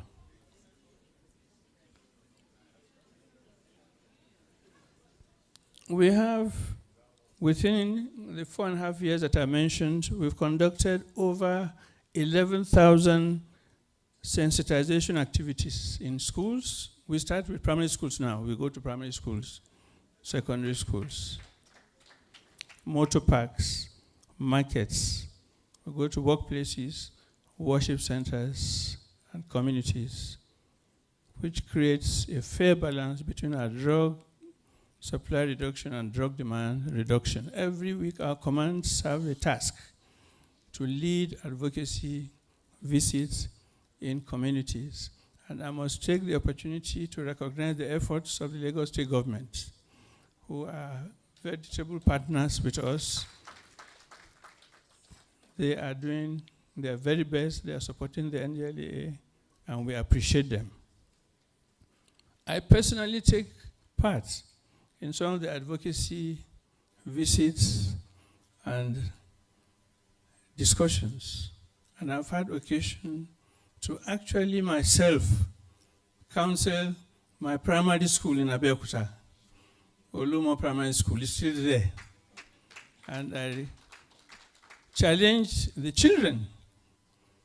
How many of you want to be president? Many will raise their hand. How many want to be speaker? Raise their hand. How many want to be ministers, governors, ambassadors, generals? You can't be all those things if you take drugs. Stay away from drugs, and so on and so forth. So, concluding, as you continue to promote the advancement of pharmaceutical practice in Nigeria, may your efforts be met with ever greater success. And may your profession continue to shine as a beacon of integrity and service. And back to the question of the recruitment of pharmacists, which he raised. We actually do have pharmacists in the agency in our clinics now, but I have taken notes of, because the president cannot speak in vain.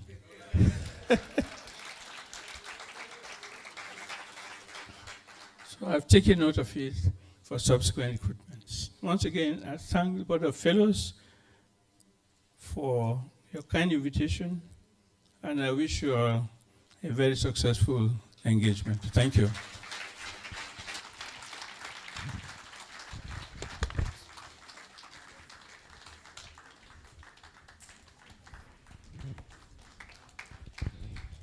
Please, let's not be tired. Continue with that rousing round of applause.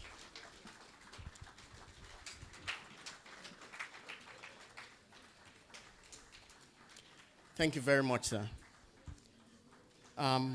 To go further into this program now, I think the seriousness in the room can only lead us on to the keynote right now. So we'll quickly take the citation of the keynote speaker and then proceed on to those very serious discussions. Thank you very much.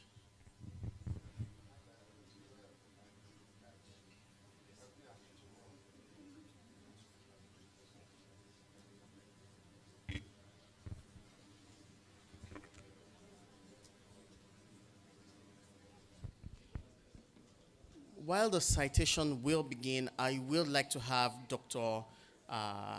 Gonjubola Abiri upstanding for the citation. So you may approach the lectern, ma.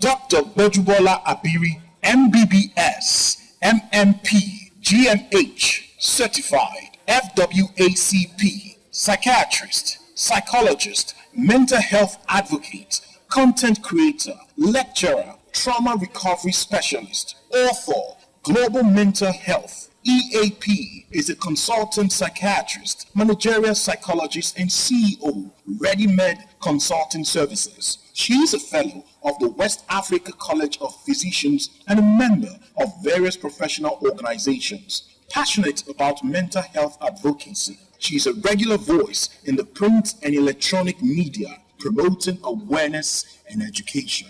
Ladies and gentlemen, I present to you the keynote speaker of the Board of Fellows of Pharmaceutical Society of Nigeria, the 7th public lecture, Dr.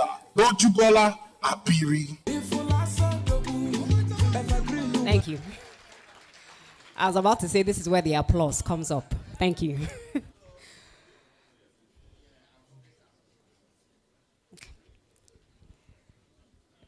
While I was waiting for my citation to be read, I was waiting to hear if there would be music. And I wanted to see what kind of music it was. Otherwise, I'd have said whatever happened to diversity, equity, and inclusion. So thank you very much. And I must pay attention to the fact that, if I am right, I'm the first woman to be holding this microphone today. So thank you for inclusion. So there goes our inclusion as well. Thank you so much. The first thing I want to do is to congratulate the Board of Fellows, Pharmaceutical Society of Nigeria. Please give yourselves a round of applause. I can congratulate you on this 7th public lecture. And the first reason why I'm congratulating you is that not only is your chairman here in person, your guest of honor is also here in person. And I know that when the chairman was speaking earlier on, he had said he felt like someone who was a sore thumb sticking out because he wasn't a pharmacist. But I want to reassure you, sir, and of course, the guest of honor, Brigadier Marwa as well, that we are all in great company. So I want you to rest assured. Again, another round of applause for yourselves. It takes a lot to be able to be at the helm of affairs, of organizations, and run excellent work. And so you deserve all that you have gotten, all the accolades, and even more. Today, I'd like to start the keynote address rather unusually. And I say unusually because the first thing I want to do is to ask you a question. If you are in this hall and you have mental health, please raise up your hands.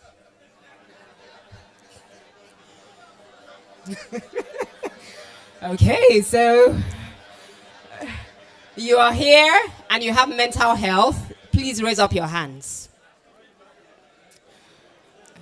So if you look around you, please look around you. If your hands are up, keep them up. If they're down, if they're somewhere in between undecided, keep them there. But the response, some hands up, some unsure, some down, is the reason why we're having this conversation. The second thing I would like to do is to start with a story. In 2010, my dear mother drove from Lagos, and her destination was the Federal Neuropsychiatric Hospital, Aro, in Abeokuta. Approaching Aro, she didn't exactly know where to go. So she saw a woman on the roadside, and she parked, and she greeted her in Yoruba language. Eka aroma, the woman responded. Ejo, Aro ni mo n lo. Loosely translated as, good morning, madam, please, I am going to Aro. To which the woman responded, I reject it in Jesus' name. Aro, may we never be victims of Aro. Years later, mental health is the bride that we are all talking about. COVID-19 changed that conversation because what happened was that COVID-19 entered and mental health became a front burner issue. The stone that was previously ignored became the chief cornerstone. I'd like to stand on existing protocols by saying a very good afternoon to you all. Again, the Honorable Speaker, Right Honorable Mudashiru Obasa, the guest of honor in person of Brigadier Marwa,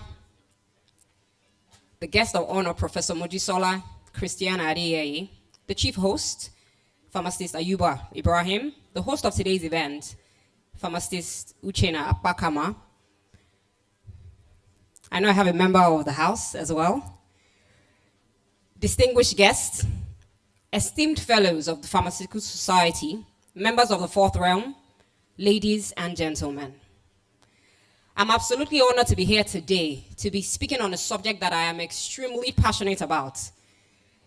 A topic that is urgent, impactful, and universal. Mental health as a basic human right. This topic has an undeniable role and potential in shaping our personal well-being, our community resilience, and socioeconomic progress, as is reflected in the theme for today. With my work as a psychiatrist, You know, I just sat there when Brigadier Maro was talking about the incidence of substance abuse. I witness daily how mental health touches every aspect of our lives, whether we know it or we don't.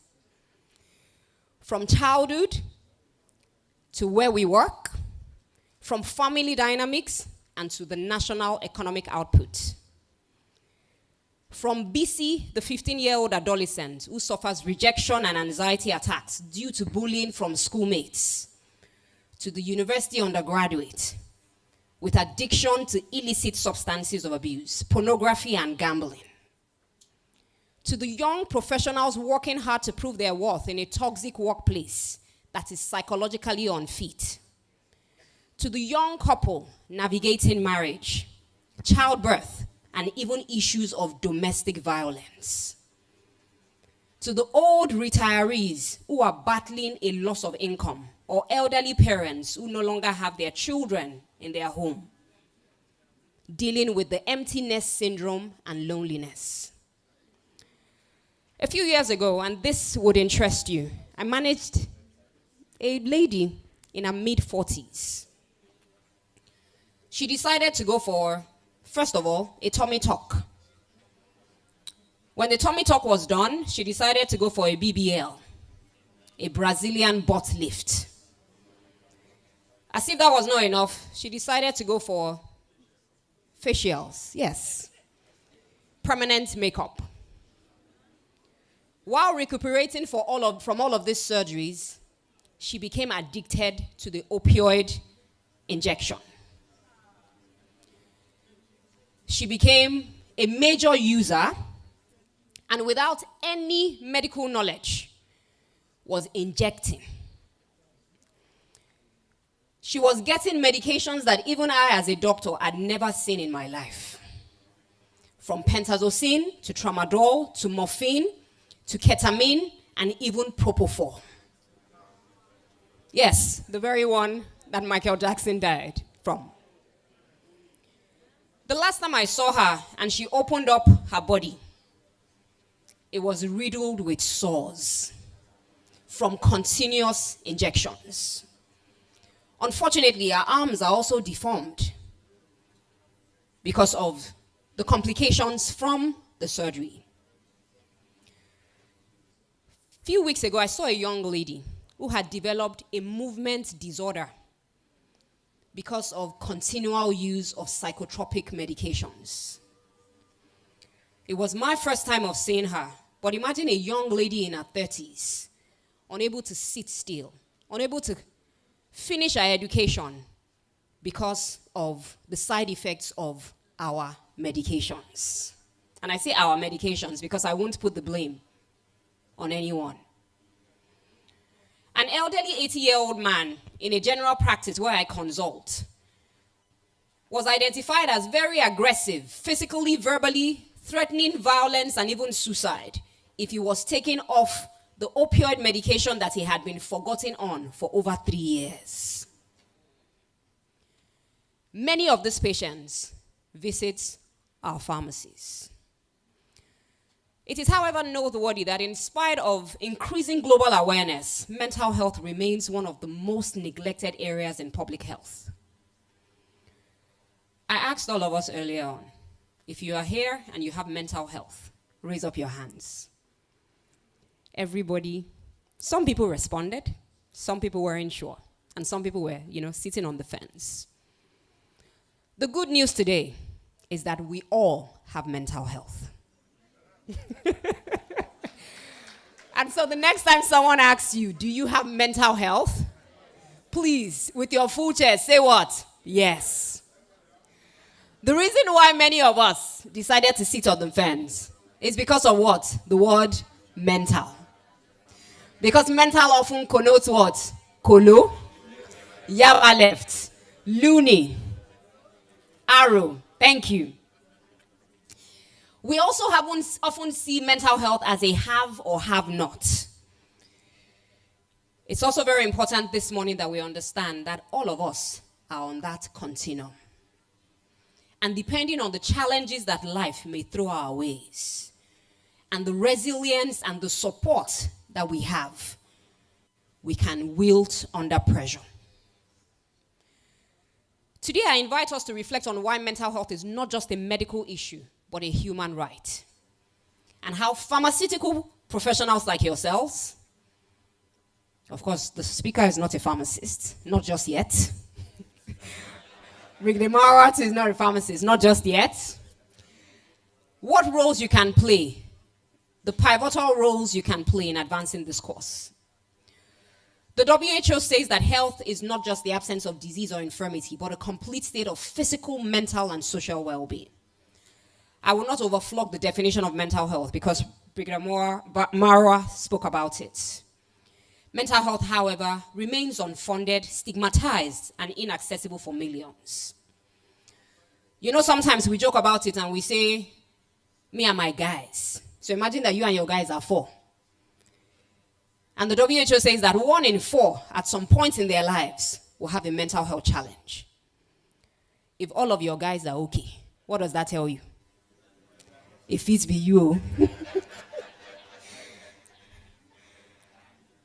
Unfortunately, in spite of the large numbers of people that suffer from mental health conditions, more than 2/3 do not get access to the help that they need.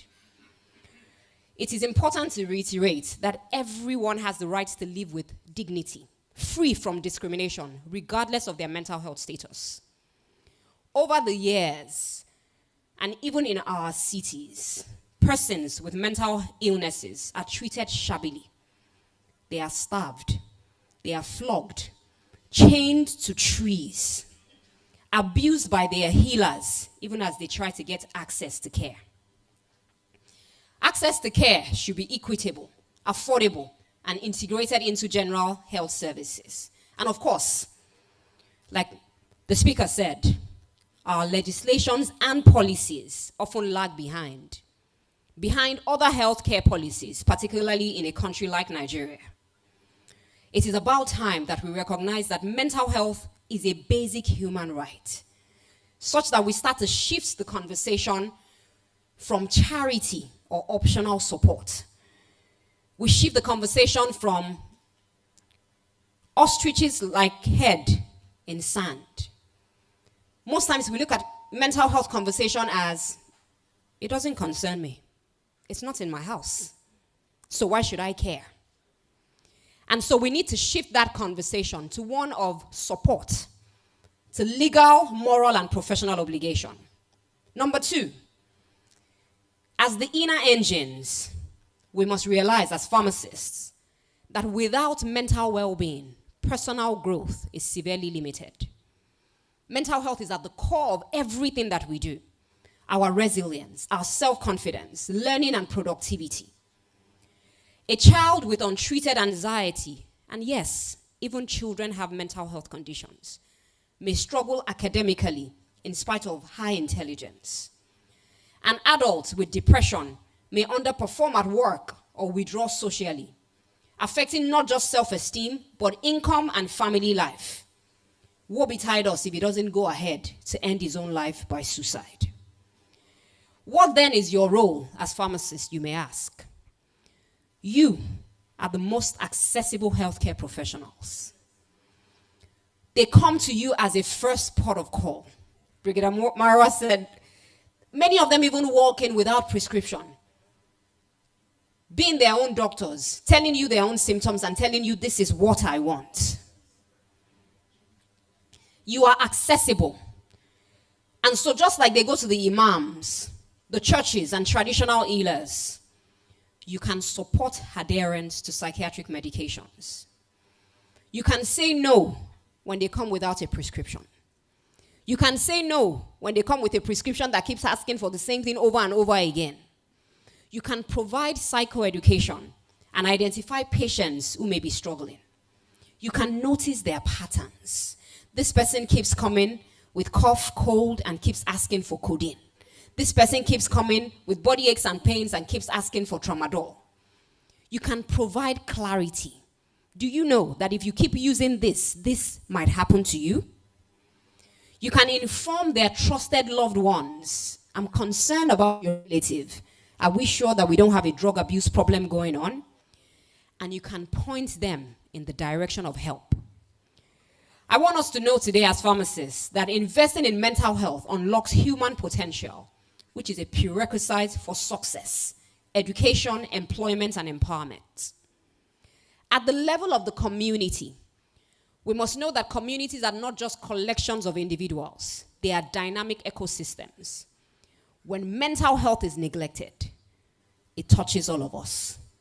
We see a ripple effect, rising rates of substance abuse, domestic violence, homelessness, and crime. Without mental health, not only the patient suffers, we all suffer. The greatest deterrent as a community to seeking help for people who struggle with mental health issues remains our perception, our attitude, our language, and our behavior. What do we say about them? His madness has started again. It has started to go colo-mental. All of this affects whether or not they seek help. Our stereotypes and the negative portrayal of mental health issues continue to fuel the discrimination. When you watch African Magic, somebody stays in a room and says that, Lagbaja has hurt me. And so he puts powder on his hand. And what does he do? And in the next scene, what do we see Lagbaja doing? Taking off his clothes. Negative portrayal. The ignorance does not help. Stigma and discrimination comes from all of us. From society, employers, the media, our friends, and our family, and even patients themselves. The indicators are poor. The numbers are not lying. My patients are increasing every day. Our patients are increasing every day. There's a decreasing number of professionals because of the what? Japa. Although people are saying now there's what? Ijapada. There's poor funding and there are poor recovery rates. As pharmacists, what is your role? Your community presence is a gateway for mental health advocacy and stigma reduction. We can work together to build resilience. And like he said in the Three Musketeers, all for one and one for all. You can normalize conversations about mental well-being and collaborate with other mental health professionals for holistic care. On socioeconomic development, which is the last pillar of your theme, let's talk about the numbers. Depression and anxiety cost the global economy over $1 trillion annually in lost productivity. That's according to the WHO in 2020. However, for every dollar that we invest to improve mental health care, there is a return of $4. Countries with better mental health services report higher labor force participation and reduced disability costs. It's not just because the speaker is here, but because I know that Lagos State continues to outrun and does the work on mental health. And so all the things that he was saying about mental health in Lagos are true. I'm hopeful that we can replicate this in other states and at community levels as well. We must identify that mental health is a pillar of sustainable economic development, not a drain on national resources. It is a long-term investment. I must acknowledge the barriers, stigma, and cultural misconceptions. Shortage of trained mental health professionals, underfunded systems and fragmented services. But we can change this trajectory with collaboration, with commitment, and with courage. What are the opportunities for the Pharmaceutical Society of Nigeria? Please advocate for mental health training in pharmacy curriculum. We must develop community-based screening tools in pharmacies. And so when people come to us and they keep coming back over and again, have simple tools that you can use to assess whether or not this individual is in distress or this is just a routine condition. We, of course, have underfunded systems and fragmented services. And so we must partner with psychiatric services for integrated care models. My call to action, as I bring my conversation to a close today, is that mental health is not a footnote in public health. Mental health is a cornerstone of our human dignity, of social justice, and national prosperity. As pharmaceutical professionals, you are not just dispensers of medicine. You are the gatekeepers. You are the custodians of well-being. And I would like to add that you are the superheroes that do not wear capes. Yes, please give yourself a round of applause. And so I say today that you have the power to combat stigma, to improve access, to promote equity, to empower healing at both the individual and systemic level. Distinguished fellows of the PSN, ladies and gentlemen, let us unite, move forward together, committed to a world where mental health is protected, where it is respected, and where it is upheld as a fundamental human right. Because it is only when we prioritize mental health that we are able to lead a healthier, happier, and more inclusive world.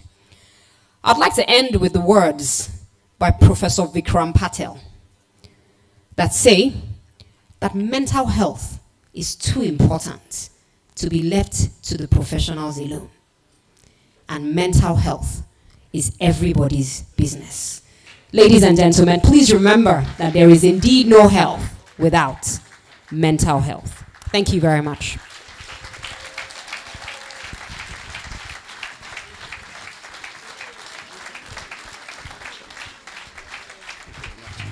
Another rousing applause for our keynote speaker. This was well delivered. The discussions were on point. Thank you very much. I would like to invite the chairman of the planning committee.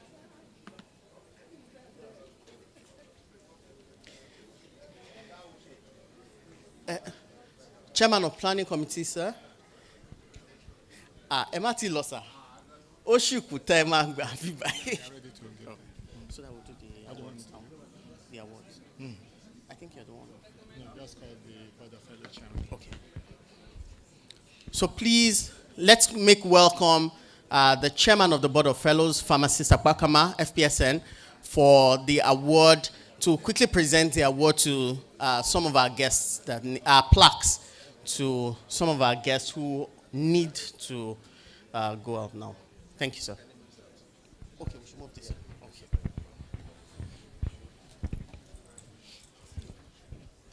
Okay. Thank you very much, Your Excellency, Honorable Speaker, my past presidents, past chairman, Federal Society. We must appreciate our very, very distinguished guests who have stayed up with us. It was a 10 o'clock appointment, and it's already 1:30. And by virtue of their various respected positions, they will wish to take a leave while we continue our discussions. May I therefore humbly request the chairman of the occasion to step forward. Please come over down here. Honorable Speaker, sir, may I call the national president of the PSM, please to come forward, because we must appreciate the Honorable Speaker, right, Honorable Abasa, for leaving the house, in session and coming here actually to stay with us. Mr. Speaker, sir, we have a memento which we have to give to you, which I know today you're almost a pharmacist, almost, not yet one. But I believe that when you put this plaque in your office and the president come to see you and sees it, he might make you a pharmacist when he comes there. So proudly keep this plaque in your office. So when we come in here, we'll say, yes, you're almost one. When we qualify you, then the PCM will give you a license to be a pharmacist. I also have a blood pressure monitor with ECG, which every morning, this time of election, Every morning, check your pressure, sir, and make sure you are fit before you go out to the campaigns. So, also, courtesy of one of us, one of the companies, we are giving this to you so that you can remain fit and strong to go into the next phase of your life as a politician. Thank you, sir. Mr. President. Mr. Speaker, sir, this award, this is presented to you, Right Honorable Mudashiru Obasa, Honorable Speaker, Lagos State House of Assembly, by the Chairman Board of Fellows, PSN, 7th Public Lecture Series 2025, given this Wednesday, 2nd July 2025. So we give you this award as a symbol or token of luck, so that in 2027 you return. Either you go to Abuja to be a national legislator, or you still come back as speaker and you be fourth-time speaker. Thank you, sir.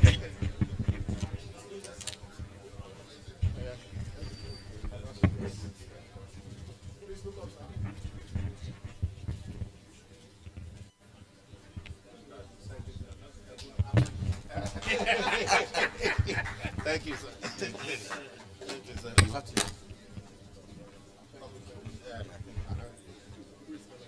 In the same vein,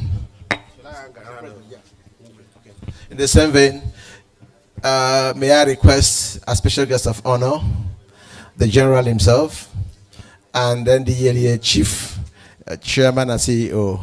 May I request Mazi Samuha Bongwa, a past president of PSA and a past chairman of board of fellows. You are most qualified, sir, to help me present this to Jaramarwa. Mazi, please, can you come forward?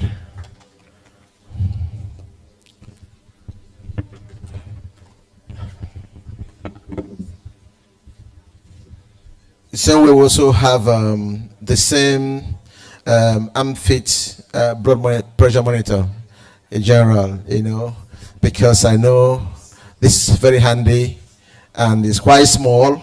You go along with it wherever I travel to, so we keep checking your pressure. Because we heard about Marwa in so many years back. Remember Keke Marwa, how it came about? Somebody ended Keke Marwa, and so Marwa Estate. So it's been still looking very young, younger than many of us who are in this hall. So we thank God. And thank God to pharmacy, because we keep him healthy with vitamins every day. Mazi. Thank you, Mr. Chairman of the board, our chairman of the occasion, very distinguished leaders of the Pharmaceutical Society of Nigeria, ladies and gentlemen. What a privilege to be asked to present this award to our very distinguished special guest of honor. I'm sure he has this, I'm not sure he will have enough space to put all the accolades he's received. But the point must be made that, all of us have been created by God and endowed with talents. And when people use their talents well, what happens? They get greater opportunity to use them. In the life of General Marwa, he has gone from one position to the other and excelled. Whatever he touches becomes gold. And something that was not mentioned here today in all his introduction was that he was also a presidential aspirant. And for aspiring to be president, he suffered several vicissitudes, which we're not going to speak. But which he told me when I went to consult him, when I got my own book to run for office, was one of the first people I consulted. And he gave me a litany of advice. And I want to be able to say that this country has not finished with you, sir. To be sincere, we need people who are effective, who do not just speak, but make things happen. So we pray that God will bless you and continue to use you to bring this country the great honors you brought. Even in this new job you've taken, the world has taken Nigeria seriously as being a country that fights narcotic abuse. Congratulations.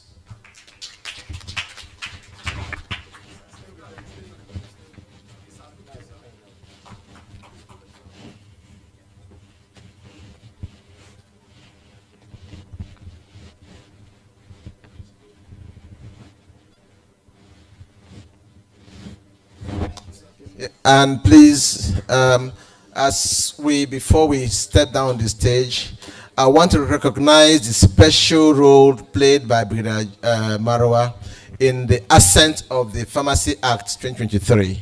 I know he showed us as a aspect of pharmacy. He stood with us, and thank God today that act is there and is powering or controlling the pharmacy practice in Nigeria. Thank you, the General. Thank you, sir.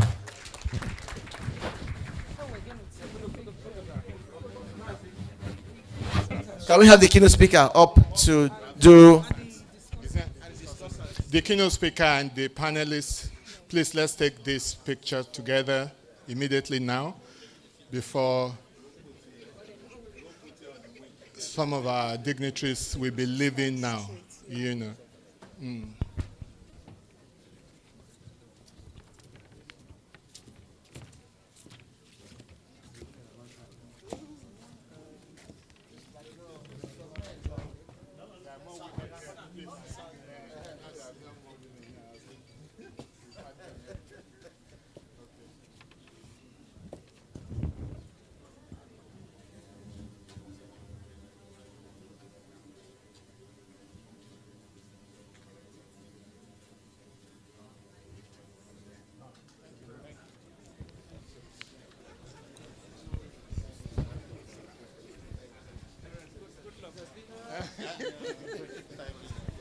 Yes, I think that was well done.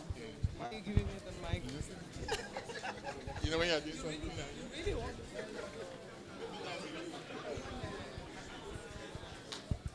Dr. Tosin Adeyemi.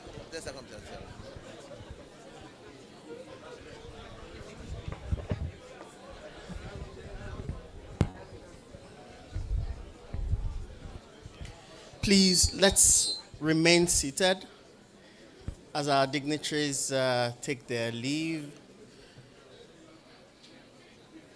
Thank you very much, distinguished pharmacists. Please, let's remain seated. There is a lot to come. Very shortly, we're going to do a little movement, and then we'll also be able to take chocolate, a bit of chocolate drink, so that we're not too hungry. So please, let's sit. Let's sit.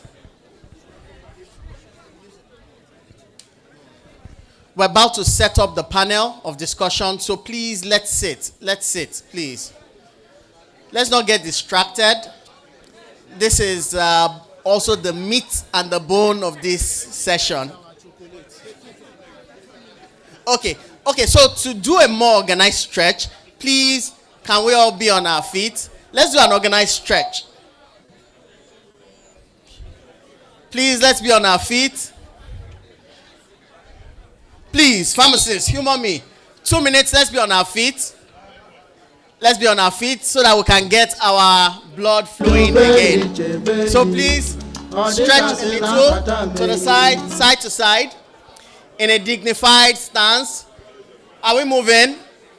Just stretch side to side in your dignified stance where you are seated. Just stretch to the side and to the side and to the side, and do a little dance. Do a little dance. Then pick up a leg. A second one.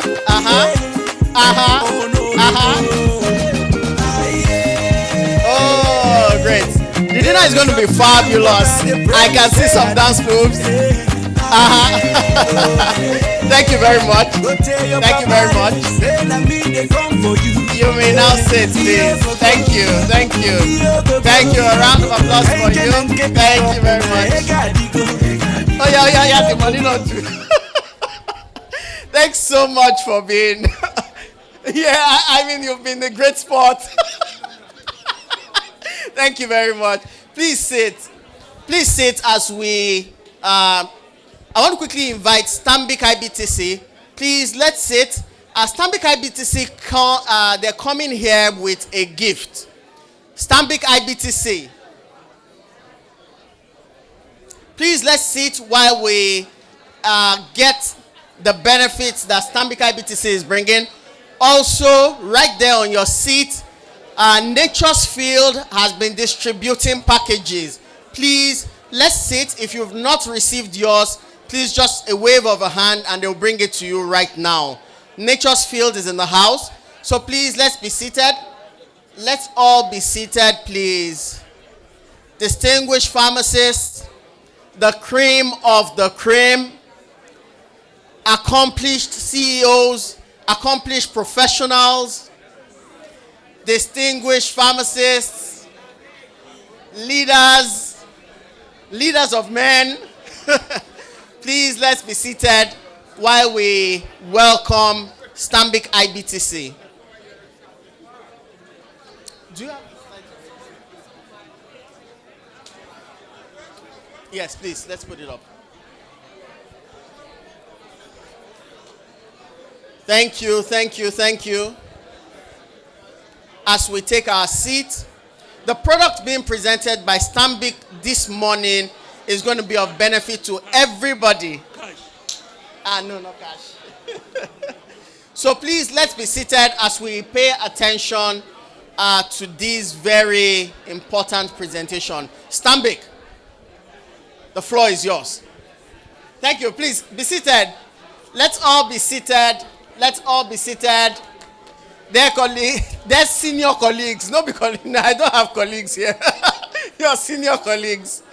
Please, let's be seated as we take this presentation. Yes, let's begin to set that up too. Oh, yes, Stanbic.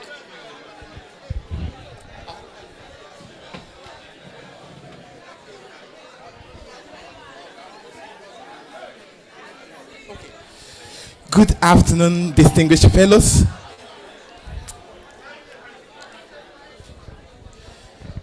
Distinguished pharmacists, fellows in the house, please, the chairman board of fellows mentioned that there was a lot that went into this presentation specifically for every member here, and it is targeted at financing businesses, financing product acquisition, equipment purchases, and it is specifically for this audience. So please have your seat and pay attention to the presenter, please. Thank you very much. Thank you very much. I do really appreciate. Whether it's an emergency care or attending to a woman in the theater for delivery, or whether it's in the psychiatric clinic treating a patient with a mental health challenge, or whether it is the practitioner itself that walks up into a pharmacy to receive care, I do see pharmacists at the forefront of healthcare delivery. And this is why it is very essential that we, as a financial institution, are available to support you. Ladies and gentlemen, and distinguished fellows in the house, it's our honor to adore you and to honor you today. If you're listening, I want you to just give a round of applause for yourselves. Are we clapping for ourselves? Can we make it louder? All right, thank you very much. My name is Dr. Ifeanyi Akaleme, and I am the lead health sector at Stanbic IBTC. And what we do is to support top players in the healthcare sector. And we are here today because we want to support you. Thank you very much. Please, distinguished colleagues, distinguished senior colleagues, please, I crave your indulgence for 5 minutes. Like I mentioned earlier on, this particular presentation was crafted specifically for this audience. It can't go to the general audience. It's specifically for the leaders and CEOs of companies. So please, it's important that we all sit. Please, not now. Hold on. So please, let's pay mind and attention to this presentation, please. We want to come back next year and have this hall more than double this size. And it's also key to getting that done. So please, let's all be seated and pay mind and attention to this presentation. Thank you very much. Any other person standing and talking will be mandated by the chairman of the BOF to buy lunch tomorrow for everybody. So please sit down. Please.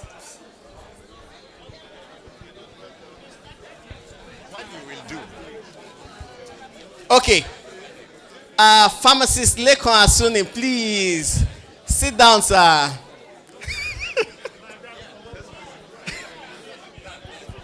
Pharmacist Dan, please sit down, sir.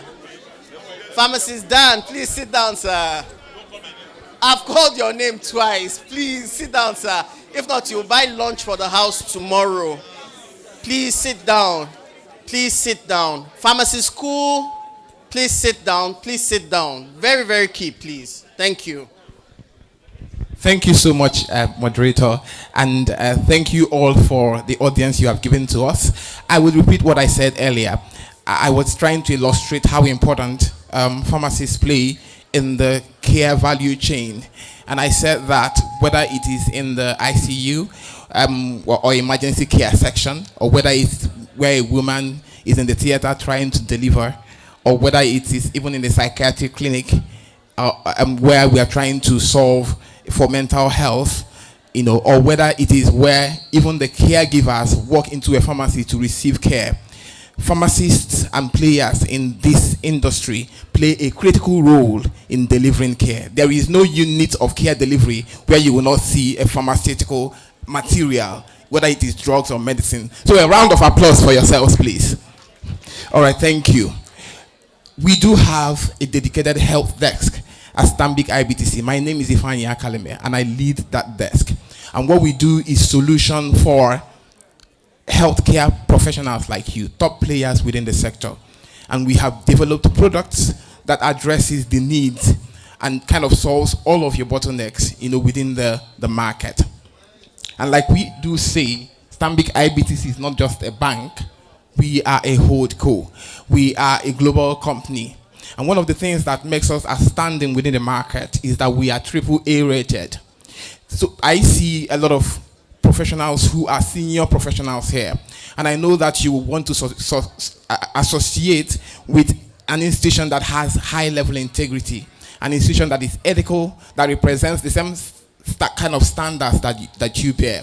So if you're looking for a financial institution that would give you all of this in one bucket, then that financial institution is Stanbic IBTC. So we are AAA rated because we follow due diligence. We are very regulated. We follow regulation to the dot. We are very ethical and we are transparent in our processes. We are a global bank, which means that all of our processes are tailored towards international best standards, and we have high level integrity. How do we address the health sector market?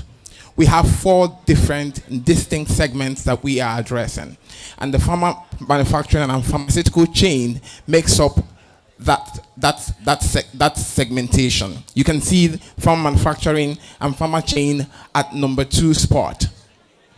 And right now in Nigeria, there is a budget of about 2.7 trillion naira that is geared towards establishing local pharma manufacturing companies.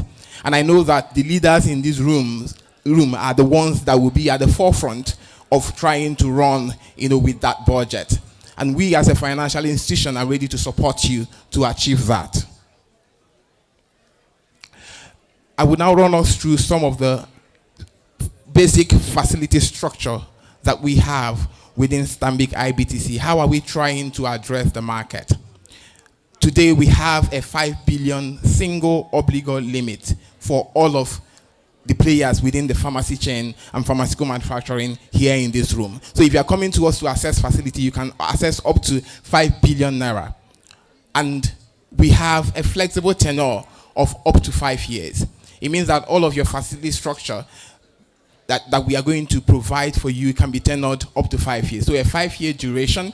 And then we also have various flexible payment options for you to leverage. We do also have very flexible collateral options.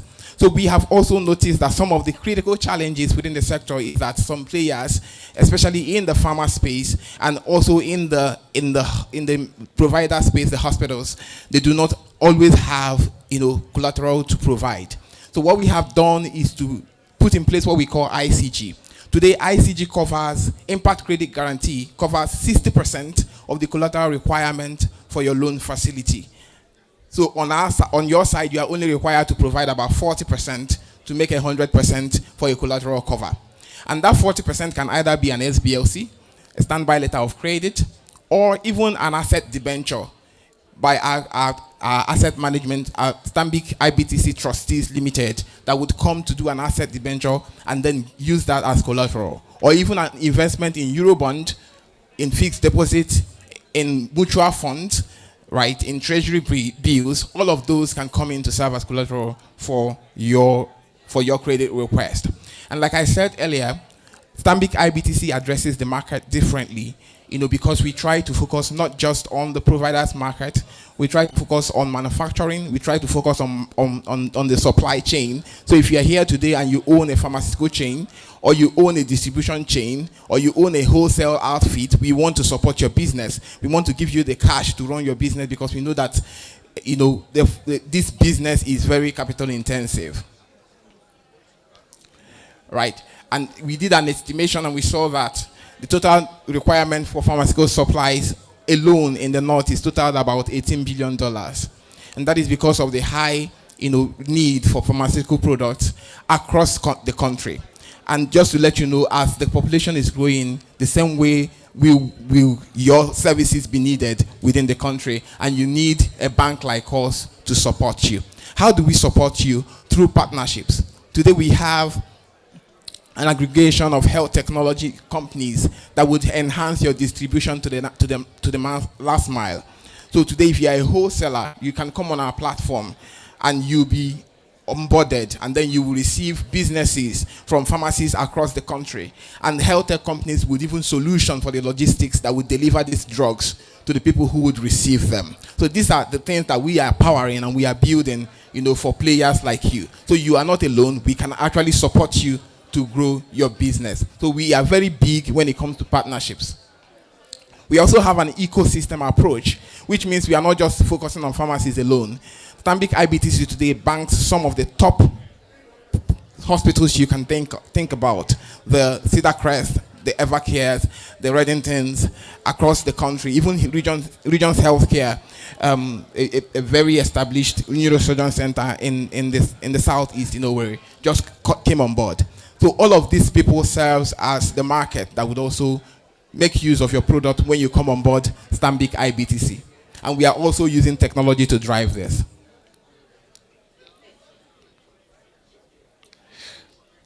So this is the icing of the cake. This is some of the key product that we have that you can access within 2 weeks. And it's a quick loan of 10 million naira that we call a short-term loan. Right, within 2 weeks you can access this, and we are actually also working on a reduced interest rate for this limit that would come at 9%. Right, so you can see that Stanbic IBTC has a lot to offer you. So wherever you play, whether it's manufacturing, supply chain, community pharmacy, you can access this loan. 10 million naira, no security required, no collateral required. In 2 weeks you get it. All right, so I would go straight to concluding. And one of the most important things I want to show us today is our net interest offer, where you leverage our holdco structure to either invest in our asset market and earn an interest of up to 21%, and that will act as a net to your commercial rate. And currently, our rate sits on top of the MPR, which is 27.5, and when you add a net interest of 21%, you know that we are lending to you at about 11% or 12% from your investment. So these are some of the offerings that we have that would fully address your financial need and bridge the funding gap within the sector. And I do really want to share that, like I said earlier, we are not just a bank. We are a financial institution with leading subsidiaries in the market. We have 11 subsidiaries in the market, and 6 of them are leading in the market. Right, so whether it's mortgage that you want, today we have a home loan offering that goes at 12%, and you can extend your tenure to up to 10 to 20 years, right? If you desire to have a loan financed by us, right? And we also have vehicle and asset finance and all of the offerings, right? And I am showing you some of the value that we can add to you from our holdco.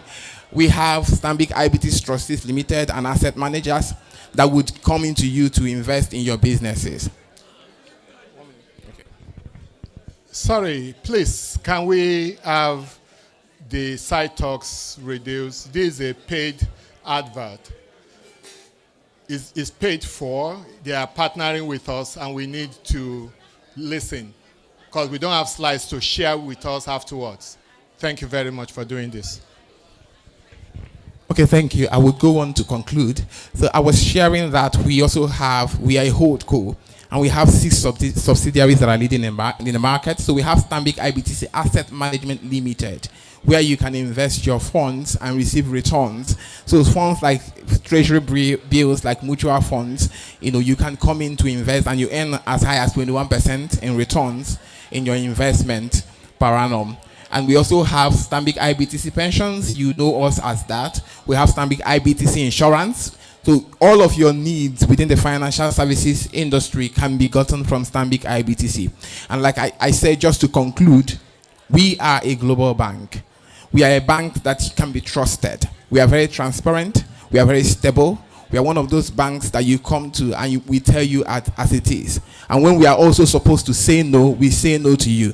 When we want to support your business, we support your business in a way that you can go home and you sleep very well, right? We are one of those banks that are very transparent and ethical in our operations. And I do hope that we will receive a lot of requests from this gathering, and we are 24/7 available to support you, your business, and even your personal living. Thank you very much, and God bless you.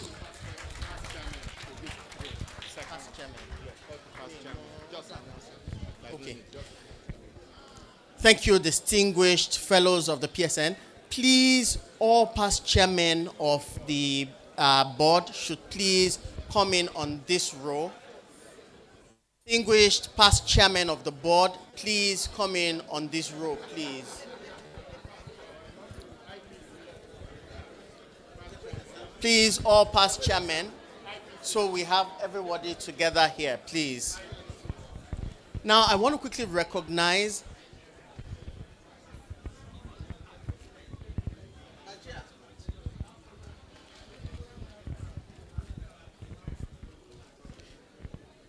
thank you very much. Please, everyone that's outside, please come in. We have the next session that's very, very key to this media meeting. So please come in. All the exhibitions should be closed at this time. So all participants come into the hall, please. And everyone in the hall, please sit.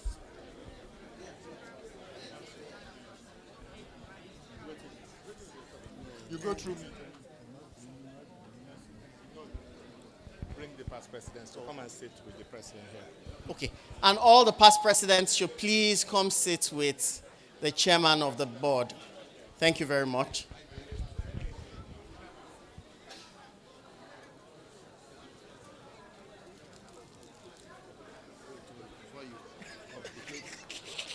A simple situation.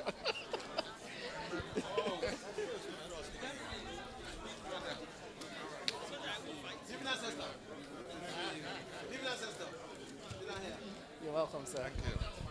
Thank you very much. Please, all of our president is seated. All our past presidents are seated. So please, distinguished pharmacists, please let's all be seated as I welcome pharmacist Dr. Monica Emunjeze, FPSN and FNA Farm, to come and take the next session, the panel discussion. You're welcome, ma. Good afternoon. Are we together? Okay. So let me first of all recognize the chair of the Board of Fellows, Pharmacist Opakama, all former chairs of the Board of Fellows, the President of Pharmaceutical Society of Nigeria, all past presidents, all fellows of pharmacy, distinguished ladies and gentlemen of the press, good afternoon. It is my honor to moderate the panel session. I don't see our keynote in the room. I know she was still around, but I think in absentia, we'll still appreciate her for a very insightful keynote. Was it not? Can we give her a round of applause? And hopefully she'll join us before we are done. So we have an eminent panel that has been constituted, and I'll crave the indulgence of our colleagues who are outside to please take your seats. If you're in the hall, please can you take a seat so we can constitute this panel and move on to a very critical part of this public lecture. In no particular order, I'm going to recognize and call up the Assistant Commander General of Narcotics of the National Drug and Law Enforcement Agency. She holds a master's in clinical psychology from the University of Nigeria, Nsukka, as well as an MSc, and has served the agency in several capacities in areas that touch on drug demand reduction. She's an expert in that area and has been globally recognized in that space. She is presently the zonal commander in charge of Lagos and Ogun State, a master trainer in TreatNet, and a member of the National Technical Working Group that developed national guidelines on treatment of substance abuse disorder in Nigeria, as well as quality assurance standards. She is a member of the National Technical Working Group monitoring the implementation of the Unplugged School-Based Prevention Program in Nigeria. She was Nigeria's focal point in West Africa Epidemiological Network Drug Use from 2016 to 2021. She has represented Nigeria at several international fora in the area of drug demand reduction. Prominent among those are the open-ended intergovernmental expert working groups on drug demand reduction held in Vienna over several years. She's a member of various professional bodies, including the International Society of Substance Use Professionals.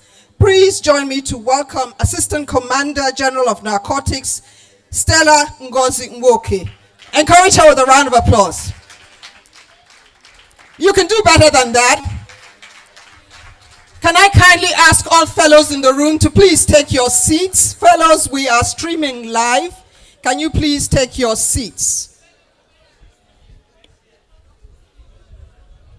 Thank you very much. To join her up there is a colleague, a consultant clinical pharmacist who is a seasoned expert with over 20 years experience working at the Federal Neuropsychiatric Hospital in Yaba. She currently serves as a director. She's the graduate of the University of Benin, a fellow of the West African Postgraduate College of Pharmacists, and has professional certifications in leadership and management from the University of Washington in the United States of America. She has serious interest in mental health and has acquired skills and techniques in counseling as well as in mental health first aid. She's a trainer for the Colombo Plan on Child Intervention for Living Drug-Free and a Recovery Ally. She's a member of the Pharmaceutical Society of Nigeria. Join me to welcome pharmacist Mrs. Veronica Modukbe Okugbeni. Thank you very much. I think we use this panel to balance the gender, correct? You're watching? Okay. So joining this panel also we have Director, Coordinator of the National Human Rights Commission in Lagos State. He is a lawyer of over 30 years experience in human rights and international law, and he currently serves as the Director with the National Human Rights Commission and Coordinator for Lagos State, amongst other states. He is a graduate of the Obafemi Awolowo University, Ile-Ife, and he graduated in 1992. He has a master's in law, a master in philosophy, as well as a PhD in law, and is a member of the National Institute of Chartered Arbitrators. He has worked in several law firms but has a passion for human rights and justice. He was selected in 2010 for the Chevening Fellowship Award by the Foreign and Commonwealth Office of the United Kingdom, and he has had the opportunity to attend several intensive courses on implementing human rights conventions and has taken a master's degree in the School of Law of the University of Nottingham in the United Kingdom. He has attended several sessions in the United Nations in Geneva, as well as the Office of the High Commission for Human Rights in Geneva to learn about international human rights systems and the UN Convention and systems. He has attended several local and international conferences as resource person and was a member of the Lagos State Judicial Panel on SARS and Police Brutalities, the NSARS panel. Join me to welcome to this panel Dr. Lucas Koyejo. A round of applause for the doctor.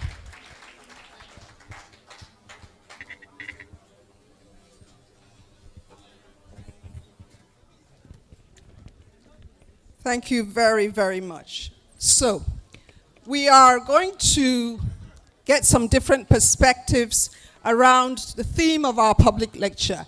As you can see, we have expertise across different areas that allow them speak on different topics when we talk about mental health. So I'm going to ask and start from my immediate right. Dr. Koyejo has a background in human rights. So I would like you very, very quickly to give us some perspectives from human rights angle. Thank you. Well, thank you. It's my pleasure to be here today. So I'll be standing on existing protocol without taking much of our time. I noticed that today's topic is on mental health and human rights. And I was called to come and talk about access to health as a basic right, basic human rights. I don't want to take it for granted that all of us understand when we say something is human rights.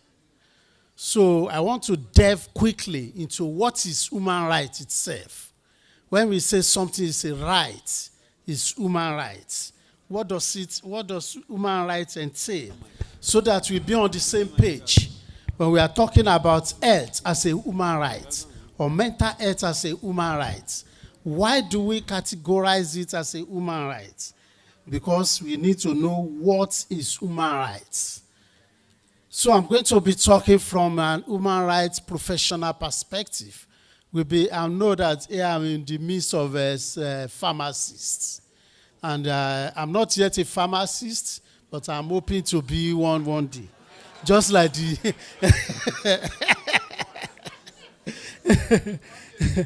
and the mental health specialist. Okay, when we talk about human rights, let's quickly go. What are the characteristics of something that is right, a human right? We said that human rights, they are basic rights. So when we talk about basic rights and human rights, we are talking about the same thing. I was interacting with one of the pharmacists here, and he was telling me that they are looking at maybe basic rights is different from fundamental rights. Fundamental rights, basic rights, they are all the same thing. We have international treaties, international covenants, which codify human rights. In all those treaties, you won't find anything here that says that this one is fundamental or this one is not fundamental. To us, as human rights practitioners, all rights are fundamental. All rights are basic rights that need to be respected. And we need to understand that. So we say, what are human rights?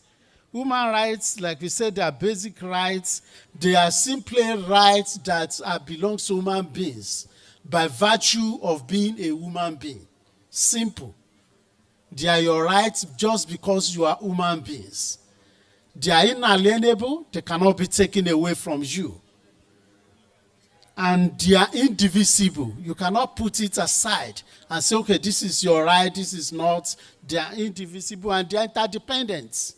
That is why we say that you cannot say one is more fundamental than the other. They are interdependent. And when we are looking at rights as regards to health, we will understand when we say they are interdependent. So, and they are equal. So when we say they are equal and non-discriminatory, which means that we cannot say that one right is more fundamental than the other, because they are all related one way or the other. We have the rights we call the civil and political rights that they tend to categorize as being more fundamental than economic, social, and cultural rights. But civil and political rights without economic, social, and cultural rights is nothing. Because your exercise of your civil and political rights is very dependent on how much economic rights you are exercising, how much social rights that you are enjoying.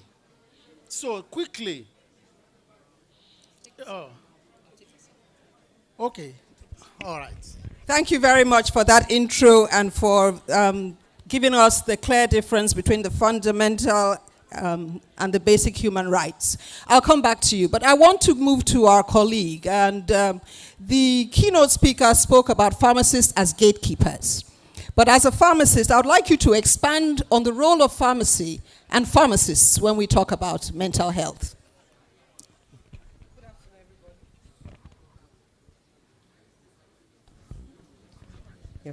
Good afternoon, everybody. Okay, like Dr. Abiri said, she mentioned that we are gatekeepers concerning mental health, and I'll just try and emphasize on that. We know that some drugs are supposed to be gotten by prescription. That's prescription-only medicine, which some of the drugs we use for mental health fall in, like the benzodiazepine. It might look simple, or the codeine, but it might look simple, but if we don't uphold that ethics, we have a lot of people coming down with substance use disorder. We have a lot of people misusing those drugs, and at the end of the day, it affects their mental health. I just overheard somebody talking recently, and she was saying she wanted to get chlorpheniramine. I said, why? She said because she couldn't sleep. She was having sleep issues, but someone told her that, I think the side effects, she knew that the side effects of chlorpheniramine is to sleep, and so she started abusing it. And that's what I see. You are abusing this drug because of the side effects. So really, we have to be gatekeepers by checking the prescription. And she said something about patterns.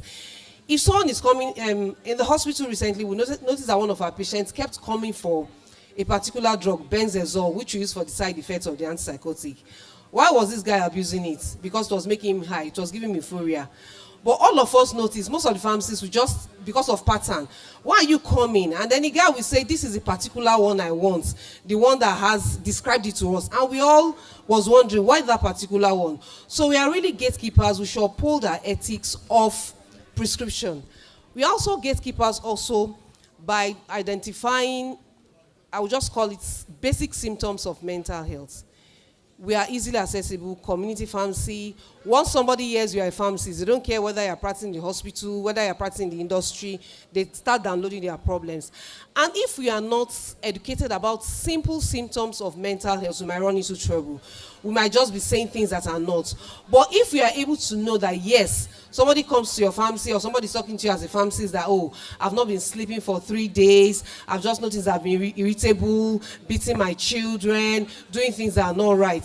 That should be a point, and then you probe further and the person is saying, oh, for like 2 weeks and all that. So you're able to say, oh yes, this person is coming out with a mental issue. I need to refer, I need to know where to refer that person to. So that's where we'll come in as gatekeepers, and we should be able to spot out those signs and refer them immediately so it does not degenerate. Thank you very much. I think she's reinforcing what our keynote talked about, having community screening tools for the pharmacists so that you can identify some of those early warning signs. I'd like to move on to the zonal commander. Madam, could you lend your voice very quickly to this before we take a second round and engage the audience? Thank you. Good afternoon, distinguished ladies and gentlemen. Drug use problem is a public health issue. a very complex one. And that makes, because it transcends from the individual who uses to the society. So it's a social problem. It doesn't end with that individual. That makes all of us here. Every individual is a stakeholder when it comes to, addressing the issue of substance abuse. Just as she mentioned, and just as we are here, the pharmacists have their very big role to play, because apart from the traditional drugs like cocaine, like heroin, and the rest of them, what we see in the field as NDLE officers is that a whole lot of abuse is going on when it comes to the issue of prescription drugs. And you had my chairman when he made his remarks talking about the cost of tramadol. Before I came to Lagos, I served the agency in Onne Seaport. And almost on daily basis, we were intercepting containers loaded with tramadol, 225 milligram. Of course, as pharmacists or as professionals, health professionals, we do know that the normal threshold of prescription tramadol is 50 to 100. But the ones that come into our shores are 250 milligram, 225 milligram, and they come in container loads on daily basis. As we are intercepting in Apapa, we are intercepting in Onne, in Tinkan, and all that. So what am I trying to say? Addressing the problem of drug use is our collective responsibility. No single individual, no single agency can actually do justice to that, except we pull our resources together and work as a community and work as a nation, playing our roles in our different areas as law enforcement officials, as professionals, as community members, as parents. That is the only time we can actually make a meaningful impact. Thank you very much. Thank you very much. So, collaboration has been highlighted. The role of the NDLEA, their mandate is very clear, and we can all attest to the fact that they have been doing justice to that. But it has been said that we all have a responsibility as we move to change the trajectory within the ecosystem. So looking at our theme, and let's look at community and the socio-economic development. So from a human rights perspective, Dr. Koyejo, what would you want to add to that discussion? Well, thank you, madam. Like I mentioned before, human rights are interdependent. And when we look at the human rights to health, we look at other aspects of our life that are other rights that are dependent, interdependent with it, like the right to life. If you don't have a right to good health, your right to life will be meaningless. If you are not living if you don't have good health, you won't be able to have a right to life. And the person may even die eventually if you don't have right to health. Because your right to life and the right to health, they are interdependent. Then we look at your functionality. Because being functional, you cannot be productive. And without having a productive community, you cannot have development. So your health impacts on your functionality, and it impacts on the total development of the community, of the country. So when we have people that are lacking in good health, there will not be development because they will not be very productive. That is why government need to ensure that our right to health is guaranteed, because that is when we are going to have productivity, and that is when we are going to have development. Thank you. Thank you very much. Pharmacist Okugbeni, as a professional, seasoned professional with experience in this area, you've worked within this space over the years. We're looking at how to impact communities and socioeconomic development. Our keynote speaker spoke about curriculum within the pharmacy schools. You've touched a little bit on the community-based testing. What else would you want to put forth at this time? Okay, thank you. I think I'll talk on medication adherence. Because mental health is a chronic issue, a chronic disease, most of them naturally. I know many of us, even to take our anti-malaria for 3 days is a problem. By the time we are done with the second day. So imagine someone on the medication for life. So really, as pharmacists will come in medication adherence, most of those patients will want to default. So you can ask, okay, why are you not adhering? And you get things like cost. So when it comes to the issue of cost, okay, you can look for a substitute and give.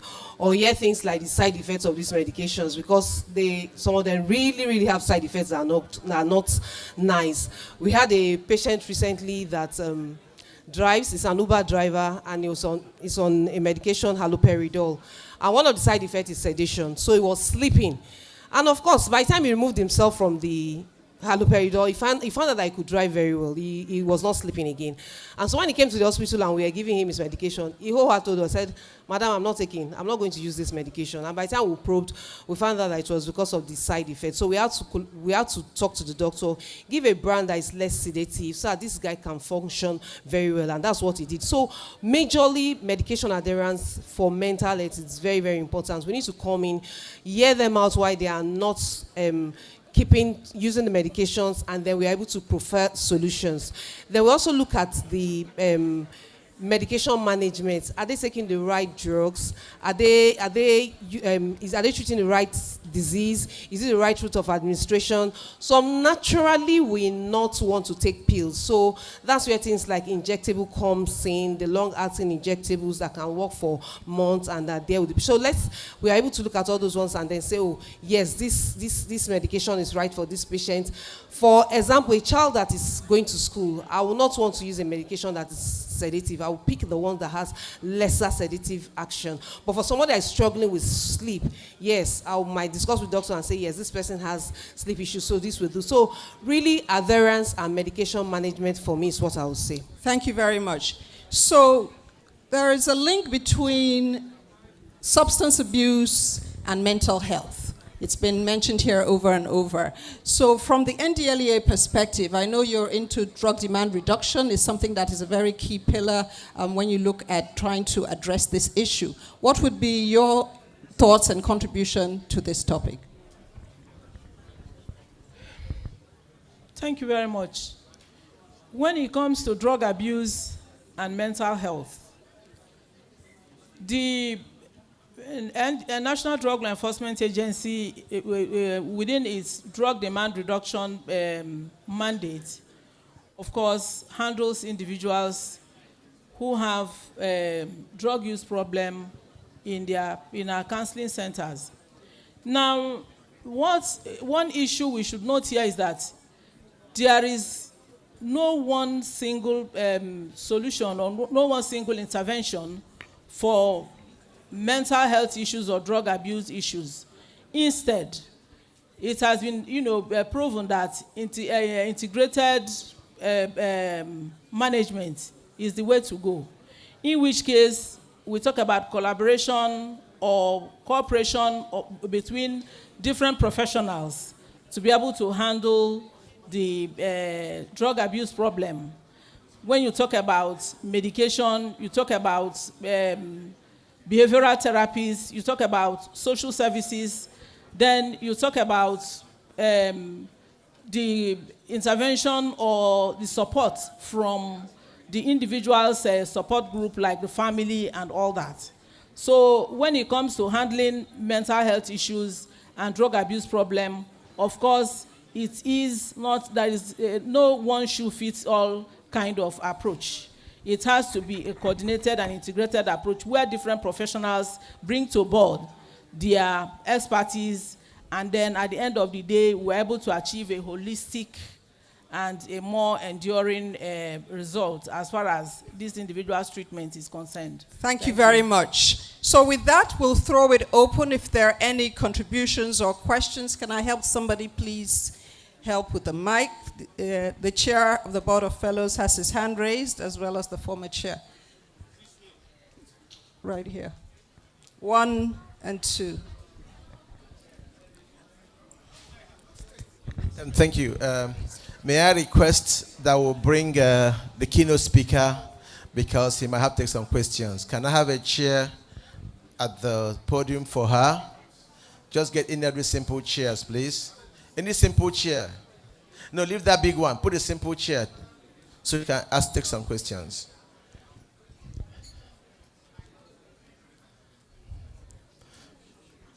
Thank you, Doc. Have your seat so you can examine me properly for my mental health status. I think that's just my contribution. Thank you. I need to examine.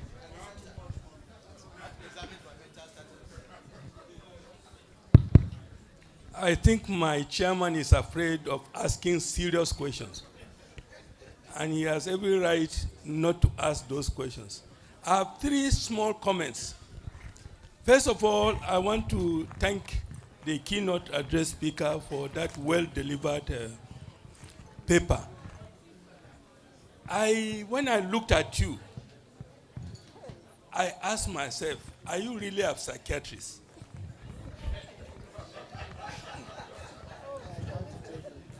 42 years ago, when I was secretary of the PSN in Plateau State, we organized something similar to this.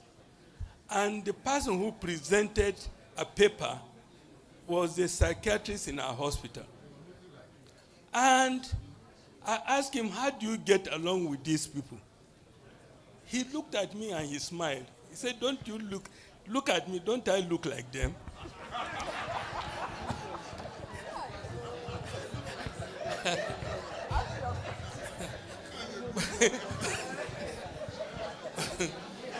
But when I saw you today, and I saw how elegant, and I was going to ask you directly, if you had not remained behind, I would have followed you to ask you.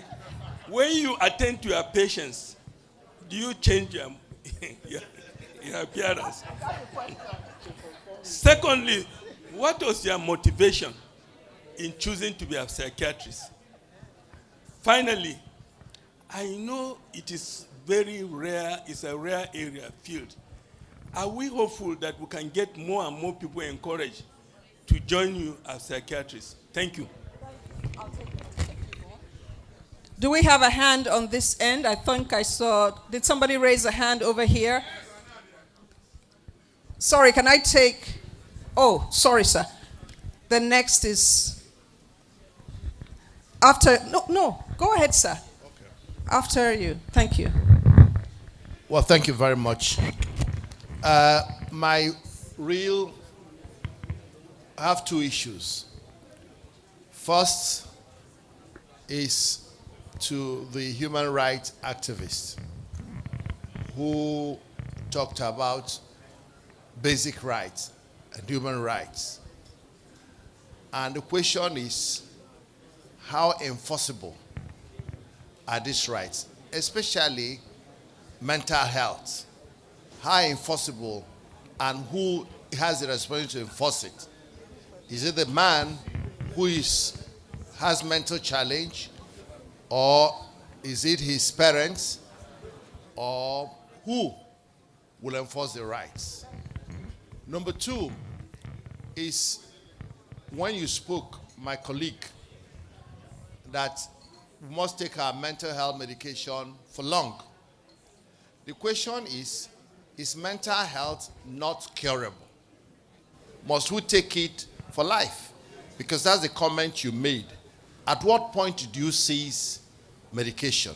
Thank you. Thank you.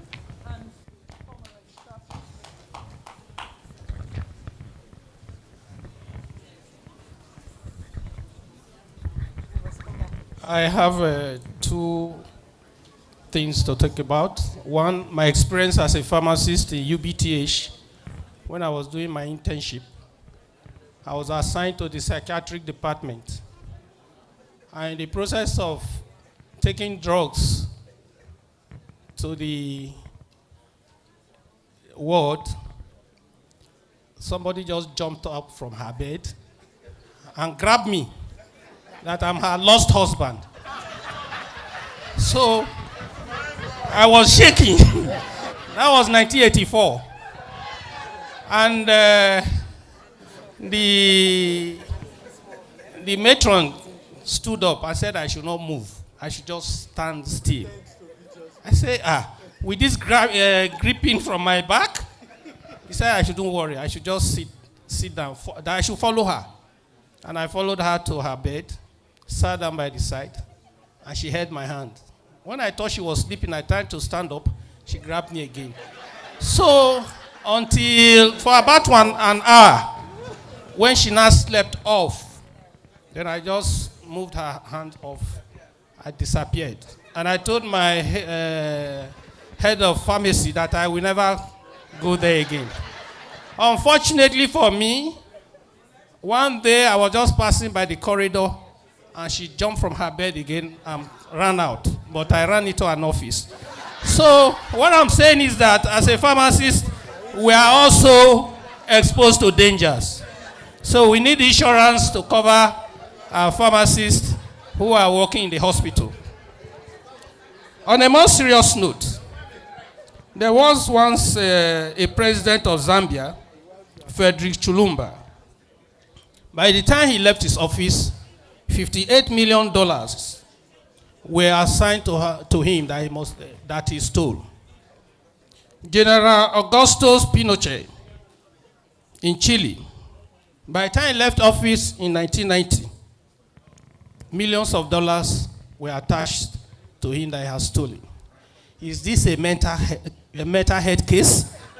Or I just want to know so that my research, I will know exactly how to conclude my report. Thank you.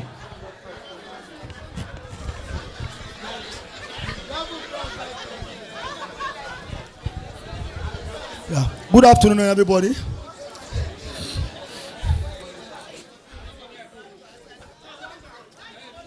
Yeah. Good afternoon, everybody. Yeah. Good afternoon, my panelists. Yeah, Mr. Patrick Okole Ojomu. I'm the convener of the Secure Lagos Community Initiative, a co-partner to the Majestem Foundation. The NDLE have been doing wonderfully well in Lagos, but like the keynote said earlier, there are two questions. First and foremost, the amount of qualified professionals we have in these sectors is a core issue. Because when we go to schools to do our advocacy and talk to them, apart from tramadol, loud, the names we are calling, they are self-fermented drugs. They put it in Coke, put it in Fanta, put it in Sprite. So you see a young man taking buns, a primary 6 student, taking buns and snacks. Taking Sprite and buns. But you don't know what he's taking. A JS3 student, even in my alma mater, First Grammar School, the principal told an SS1 student. Sir, your question, please. I'm trying to look within the madness of our society. Sorry.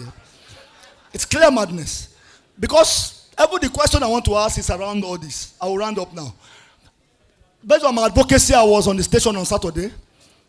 The young man, CEO of the Chimex Ventures that sells shawarma around, ran to me and told me, advocate, a young man just got naked in my 23-row store, broke my 1.2 million naira screen, broke my sound system, scattered my store, and I'm in a loss of about 6 million. Where I'm going in my question in all this, how do we really fight this madness?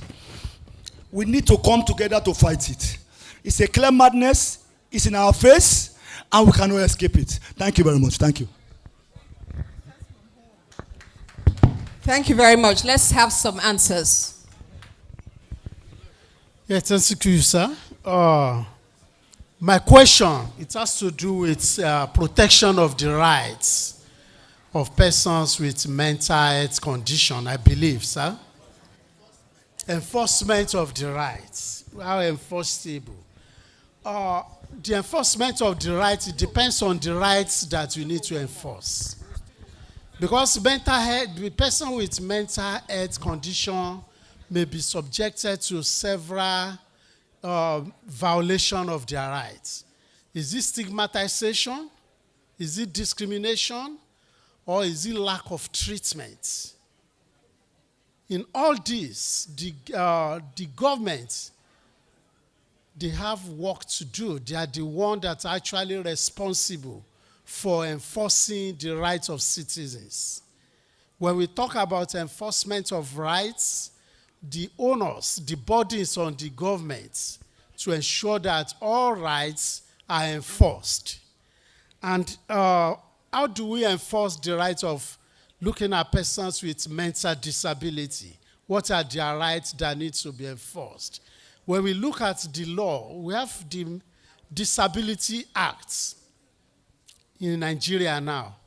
In the Disability Act, if we look at it, it's stipulated that persons with mental disability shall be entitled to free mental health care, but it's not being enforced right now. That is a failure on our part. It is there. Even though the present Mental Health Act, I've read it, it is not there, but the Disability Act, which is not strictly about mental health, contained that proviso that persons with mental disability shall be entitled to free health care. Yes, you can. Actually, when something is a law, you can actually take government to court on it if it is not enforced. So they're supposed to be actually have free medical care under our laws. Because that is the people with that kind of that kind of health challenge should not be left on their own. The government, it will be a failure when we have persons roaming about the streets and nobody to take care of it. It's a failure on our part as a community, it's a failure on the part of the government, and they could be challenged on that. Thank you. Okay, thank you very much. So I have a couple of questions. Number one, am I really a psychiatrist? So it's interesting because on the 5th of July, which is in 3 days' time, it will be 20 years that I graduated from the University of Ilorin. Better by far to anyone who is in the house. Yes, I am a psychiatrist. And I did my residency training at the Yaba Psychiatric Hospital, so she knows me. So I'm not a fraud. What was my motivation?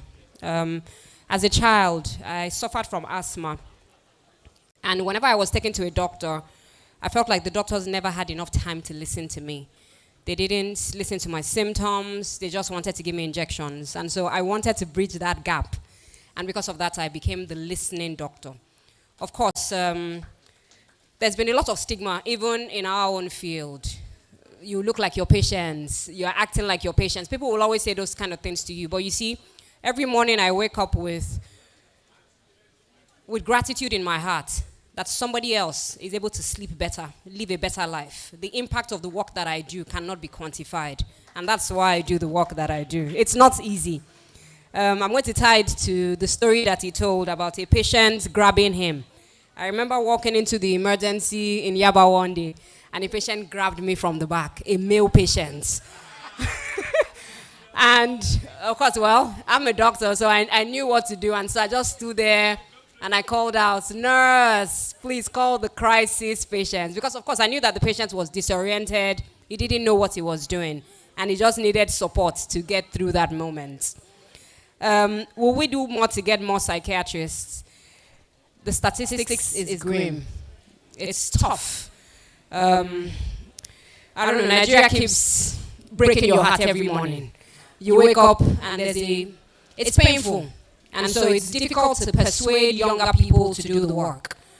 Someone like me who stays back, we were 10 that trained we're only 3 left in Nigeria. And to be honest, many people who leave Nigeria don't want to leave Nigeria. But they just leave Nigeria, not just for their children, but for themselves as well.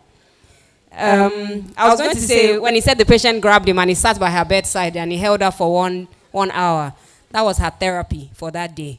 So thank you for contributing your own quota to the patient's therapy.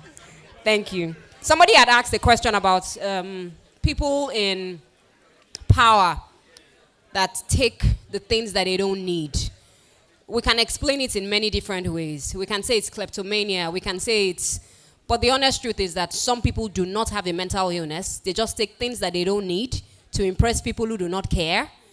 and will probably, take things that even their generations, 100 years unborn, would never need.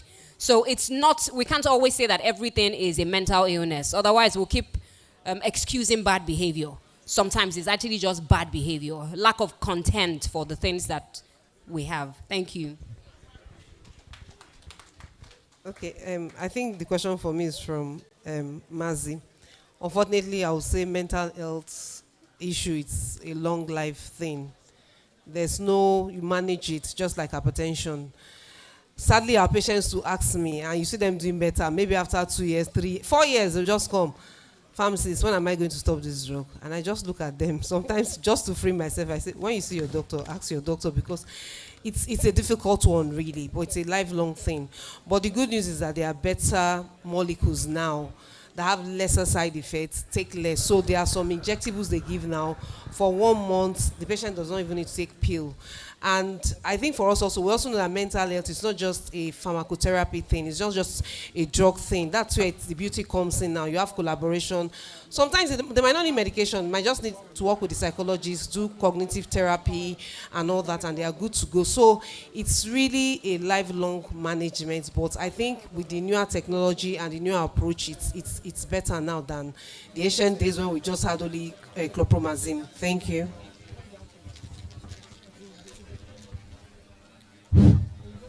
Thank you. I think I want to add my voice to the young man who was asking, who mentioned that the issue or the problem of drug use is becoming very rampant, and he's asking, what can we do? I want to stress that the solution lies with all of us.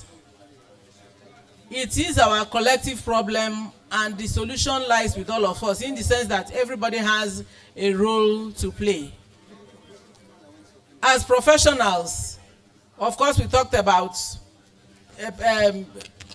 dispensing drugs, adhering to prescription.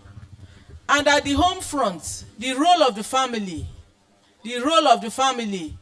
and our child rearing practices, parenting practices, cannot be overemphasized while addressing the issue of drug use.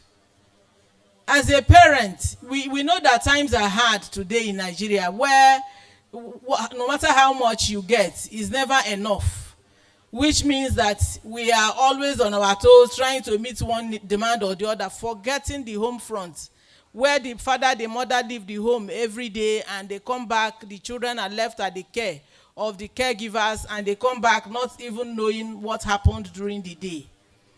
That you take care of your child is not determined by how much you pay in school fees. It's not determined by how much the type of clothes you buy or the luxury of your holidays and all that. You must make sure that you create time for these children.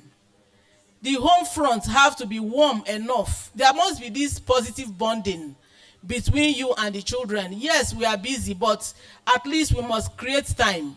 So as parents, our parenting roles, our parenting skills is being questioned, because at the end of the day, things go wrong under our nose. And for us to do this, if it is not just trying to prevent drug use, but to discover that if your parenting skills, if you have positive home environment where there is positive bonding with you and the children, if they have such that if they have any problem from outside, you are warm enough that the children can talk to you. You are not the tiger kind of father where when they hear the hoot of the horn of your vehicle, everybody will take cover. Everybody will go to bed and sleep when they were not sleeping before. So what we are trying to say is that it's everybody's responsibility. The law enforcement officials, the policy makers. Of course, we do know that in Nigeria, we don't have policies on our alcohol control policy is a work in progress. A whole lot of politics around it. And we have underage drinking. There are no regulations as per sales of alcohol, the age of sale, even the distribution of alcohol outlets. around school environment, we see people selling alcohol in sachets. So at the end of the day, the community, the law enforcement officials, no matter how beautiful a policy is, of course it has to be enforced. So it's everybody's responsibility. And of course advocacy in terms of opinion leaders in the community where these people are, if the community members are brought into the picture and somebody takes it upon himself to reach out to the opinion leaders, religious leaders, the professionals in the environment, the schools, at the end of the day will make impact. But when you look the other way, today is not my child, it can be your child tomorrow. Because the child who is affected, of course, peer influence is here with us. And the young people have friends. Friendship means a lot to them. So our homes should be warm enough and clear-cut rules at home, boundaries set, such that the child will know that this kind of behavior are not accepted, whether the parents are there or not. Thank you very much.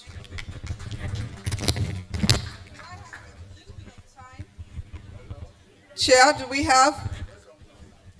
I wanted to take it to the back.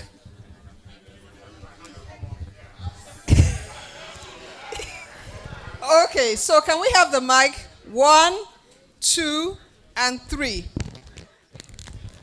1, 2, and 3. And you will end it 4. Thank you. Yes, he's bringing the mic to you, sir. Thank you. A question, please. Thank you, sir. My question. My name first is Lawrence Ozekwe, Chairman, FTRA Committee on the Environment. And what is the question? Does human rights include right of the individual to ownership of environmental health?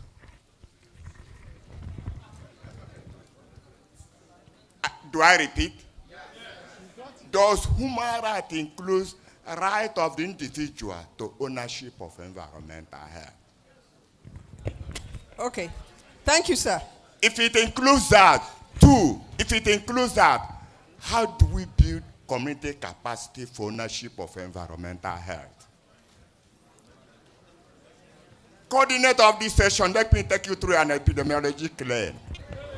Sir, please, okay. We want just a question. I'm trying to round up, please. Okay. You've given us 2 questions there. Yeah. Okay. Yeah. Thank you very much. 2, Prof. Wanang.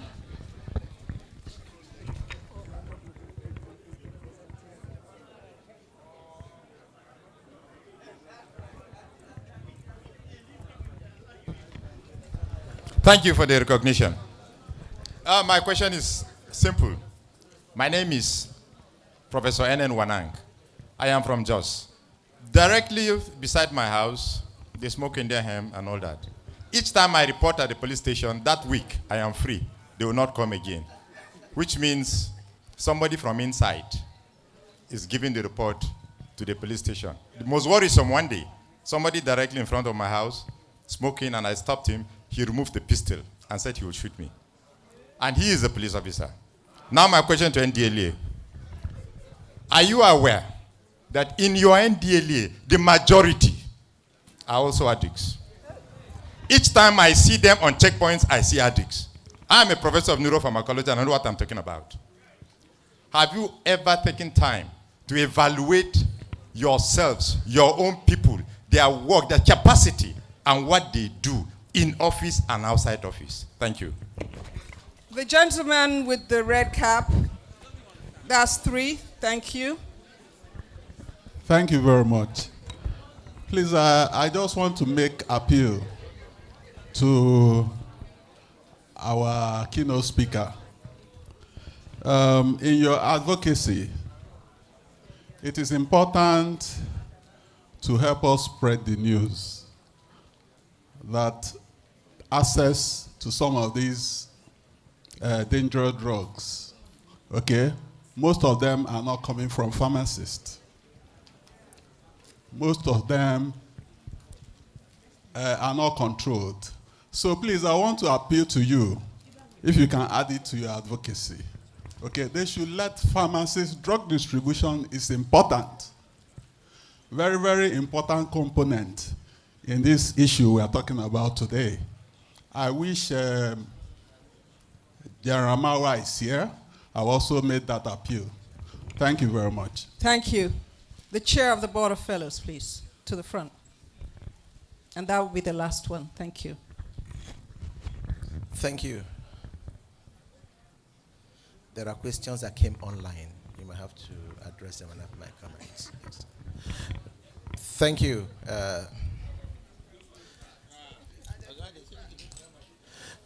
This is the biggest tool in life today. Either as a cell phone, an iPad, a laptop, or a desktop. The biggest tool in life. And I believe, I was in a lecture, inaugural lecture of a professor, Ngozi Nwokolo. She's an education psychologist. And I listened to that lecture at Oka. And the question I want to ask you, Abiri, Dr. Abiri, how can we manage mental health with this instrument all over our lives? Directly to you. Because many times you get mad, you get aggressive, it came from this instrument in our hands. How can we maintain our mental health with it so much in top?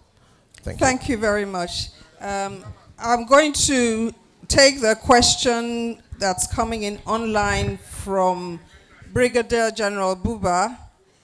He's saying mental health challenges and many other chronic diseases these days are said to be curable with optimal discipline through lifestyle modification after a period of time of taking of the medications, contrary to the belief that medication is for life. So, do we have statistics to these claims that after a certain period of medication administration, lifestyle modification can suffice? So.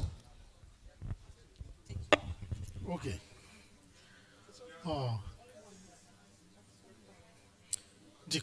My question, sir, is that about right to healthy environment. It's talking about environmental rights, whether we have a right. Environmental health, yes. Environmental health and healthy environments. Because when your environment is healthy, that means that you have environmental health. That is very important. Yes, you have a right to a healthy environment. Pollution is actually a violation of rights. When you pollute the environment, you are violating people's rights. Whether water pollution, air pollution, or even environmental pollution generally is something that we need to be very conscious of. Because our environment can actually either negatively or positively affect our health, both mental health and physical health. If you have a very good environment, nice environment, it will affect you mentally and physically. At the same time, if you have a polluted environment, it will affect you both physically and mentally. So it is very important. Environmental health is a very vital component of our health rights. So I agree with you, sir. Thank you. And all of us, when we are talking about protecting our rights, it's not just the work of the government. Every one of us have a stake. We all need to do our bit to protect our environment. In protecting our environment, we are protecting our health and we are protecting our life. That is very important. Thank you. Yeah. Sorry, before I just hand over, the chairman, he mentioned something about our phone. And I want to just make a comment on that. This is something that we don't have before that we have. We can look at it as something that, what I will just say is that this is something you can control. We don't allow it to control us. So we get to control it. When it starts to control you, is when you said when it starts to make you mad, determine your mood, determine this and that, then it is getting control of you. So you should try to get control of it and not and tame it, and not that the phone will be the one to control you. Thank you. Thank you very much. I'll take on from where he stopped. This is the drug of the future. And the future is here. So you know how we say the future is here. This is the new drug. And so what we're still talking about, oncolos and tramadol and all the other substances of abuse, we must start to understand that this is rewiring our brains, especially when we are not in control of it, like he has said. And it's rather unfortunate because it's across the lifespan. A lot of parents, when she was speaking, she spoke about the fact that a lot of parents leave their children in care of minders. A lot more parents leave their children with phones. The WHO recommends that children below the age of 3 should not even have access at all. And that children from like 4 should maybe have 30 minutes a day, 1 hour a day. It's gradual. But we find that even in this age and time, and I'll be honest with you, all of us are guilty. We find in this age and time, your child has an iPad, they have a PlayStation, they have Netflix, they have PS, and once the light goes, they just come and they say, "Mommy, I'm bored." It is all of us. It's important that we realize that phones addiction has been associated with sleep problems, eating problems, mood problems, even body image issues. A lot of our children are on phones these days comparing themselves to models who have gone through so many surgeries and who they can never be like. And so what must we do? We must be aware. We must be aware that just like the drugs that people smoke, just like pornography that people expose themselves to, just like gambling that people engage in, it rewires our brain. And by the time you find out that the first time you wake up in the morning, the first thing that you're reaching out for is your phone. In those days, it used to be, I want to do my quiet time. Now there's no quiet time. Now everybody's, grabbing a phone. The new school of thought is that 1 hour before you go to bed, drop your phone. In fact, don't sleep in the same room with your phone, except, of course, you're a doctor or you're waiting for an emergency. When you wake up in the morning as well, 1 hour away from your phone. We must manage our energies around our phones. Otherwise, we become slaves to our phones. In fact, there's this cartoon that puts a chain on somebody's neck who is using a phone.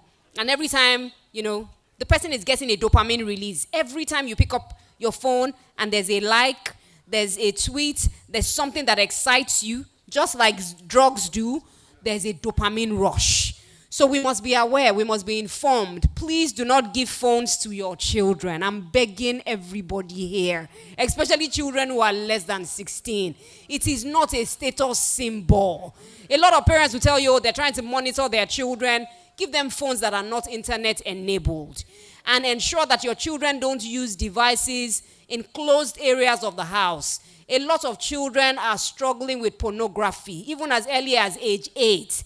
A lot of children are comparing themselves. A lot of children are sending nudes to other people. I came back from Abuja this weekend, and a young girl sent a nude to a boy, naked pictures of herself, and of course, they circulated it around school. If at the end of the day, that girl goes on to end her own life, we know what it is. So please, let's be responsible with our phones. Our children also model our behaviors. So it's not just do as I say, it is also do as I do. About medication and whether or not patients will be able to stay off.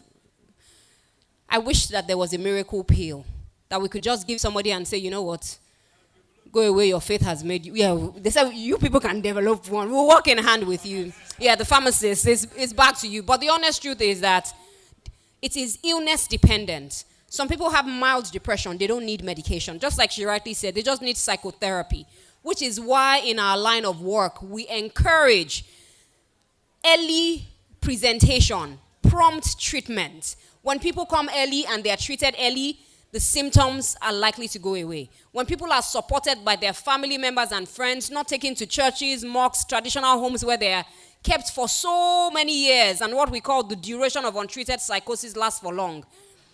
The longer we wait to treat, the longer the patient might recover. So some patients will be on medication for life. Some patients talk about lifestyle modification, but there's some illnesses that we will need to continue to treat. Yes, some will recover. Illness dependent. It is illness, so it is not a one size fits all. What works for one may not work for another.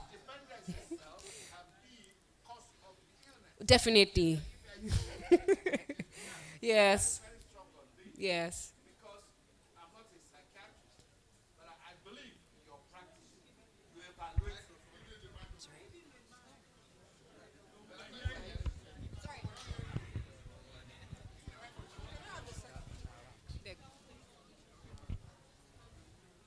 Yes, I know.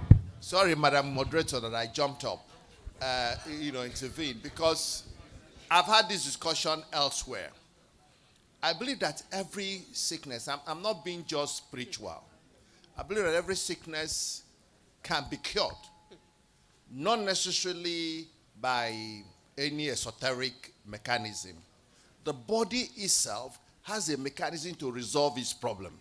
And when you put that disoriented dissonance into another milieu and put certain factors, environmental, people do come out of depression, psychosis, whatever. But the moment you put them on drug and they are dependent on it, it gets to the point where they no longer can exist without the drug. So the drug itself becomes another motivator for the illness. I don't know when we'll come to a point of the last thing I would say about it. Thank you very much, sir. And I see your point. However, it's the reason why I've said it's not a one-size-fits-all. We must individualize our patients and tailor our treatment to their own specific needs. And of course, do what we call the biological, medication, psychological, and social interventions. Thank you, sir. Okay, just like we said, she has also said that every illness, every person is unique. So now I have a colleague that is doing pharmacogenomics. That's what she actually specializes on now. So they are trying to tailor the drug specifically for the patient's need. So you don't have everybody saying everybody that has schizophrenia is going on 100 milligrams. Some might do well 15 milligrams, some might do well on 20 milligrams. And when we say some people are managed for life, they might, I'm just giving a typical instance. When they come in, maybe in a bad shape, they go as much as 100. By the time they are doing well and they are recovered, they are just on maintenance dose of maybe like 5 milligrams. Because over time, we've noticed in our practice that really, when this, especially those that are very chronic, like I said, they've left them for long. Schizophrenic patients who are just believing, oh, this person is just at home. The illness has eaten deep. So for them at that stage, when you leave them off, we have noticed that they have a relapse and they end up coming back. So that's why at least they'll just say, okay, keep them on the maintenance dose and just monitor them with their lifestyle changes, with food, with psychotherapy and all that. Thank you. Okay. Thank you very much. I want to respond to the observations made by our dear friend Prof from Jos. I want to inform the House that NDLEA, as part of enlisting or being recruited into the National Drug Law Enforcement Agency, one of the requirements, which is done at the point of recruitment and then at the point of when they join the NDLEA training school, is drug test. Yes, drug test. So many people were not employed simply because they failed the drug integrity test. So the agency has worked with partners and developed kits that they use in testing individuals, and we work with even some state governments to, I think Kano State also is working with the agency where they are proposing that anybody who takes up any political appointment in the state must be tested and be proven to be free of drug use. And this very initiative is ongoing as we speak. So drug testing is part of NDLEA recruitment exercise.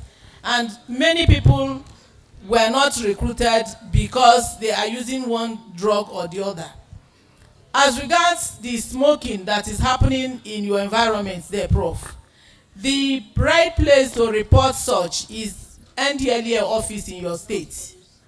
And note that people who use drugs are sick people who need help. The ones that are punished are the people who sell drugs. People who traffic in drugs are the criminals. Those who use are just like any other person who have one ailment, one mental health ailment, or one relapsing ailment or the other. And even though the Agencies Act, which is still undergoing review at the House, says that possession, use, and all that is criminalized and is punished, the agency, of course, is a signatory to all the drug conventions and treaties where drug use is seen as a public health issue, and people who use drugs are treated as sick people, and that is what the agency has been doing. So I would appeal to our friend to please make this, because NDLEA cannot be everywhere, and that is where the role of everybody comes in. So reports, make an entry with the NDLEA office in Jos, and they will come around and raid and clear that environment for you. Thank you very much. Thank you very much. We're ending it here. We're ending it here. I want to appreciate our speakers. I'm going to ask them, what are your final words? 30 seconds. You can start since you have the mic. Go ahead. Okay, I will say collaboration. The pharmacists in a zone can just speak themselves together, add them, do a community outreach, put all yourselves together and say, yes, we are ready to talk about mental health. And girls, it might just be 30 minutes. Just talk to people about their mental health. Do a screening there. Get experts there. And that's very fine. That will help. Thank you very much. Your final words, please. My final words, mental health is too important to be left to us alone. So everyone, identify your role, identify your place, and do what you need to do. Thank you. Doctor? Yeah, my final word and the challenge to the pharmacists is to reiterate that health is a right. And as pharmacists, we should not be profit-oriented only. Access to drug, access to medicals are human rights. So when it is a human rights, but it's, we know that you must make money, but then you must have it at the back of your mind that you are serving humanity. You are bringing people that will likely die to life. You are dispensing life. So profit should not be the major thing that we look at, but the life. So thank you. Thank you, and Madam Zonok. Thank you. My final word is that we cannot overemphasize the role of collaboration. Yes, everybody has a role to play. And in your corner, play your role as a parent, as a professional, as a community leader, or as a member of the community, in bringing up your children. We talked about phone. Young people, if you have babies, most of us are grandparents, tell your kids, don't train your children or with phone. A child is crying and the mother will look for one game and give to the child. And make sure, emphasize those children running about, kicking ball, developing their psychomotor, their muscles and all that, outdoor play, instead of getting glued on the phone. Let them do exercises that they use their hands and run about. Develop their muscles. By so doing, you are developing a holistic human being. So let all of us key into our society and put our efforts together. Is our collective responsibility. Thank you very much. Can you appreciate this panel? We want to appreciate them. And let me appreciate the panel. You can stand. The chair of the Board of Fellows has something for you. But we can take a picture to appreciate our panel. They have really shared some insights and perspectives, and it has been quite engaging. Apologies, we can't take all the questions. I hear there are more questions online. If you send them in, we will share with our panelists and get their responses. Thank you. Where's the CPC chair, LOC chair?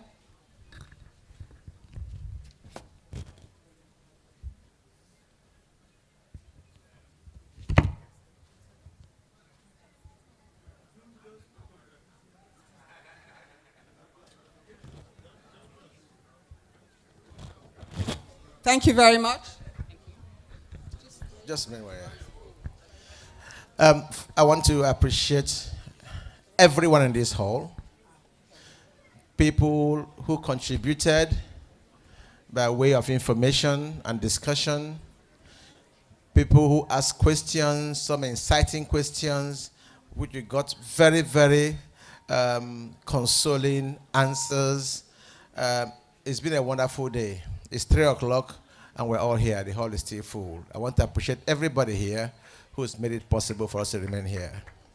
But we need to especially thank some people who have played specific roles in the hall. Where is my chairman of CPC? Can I have those?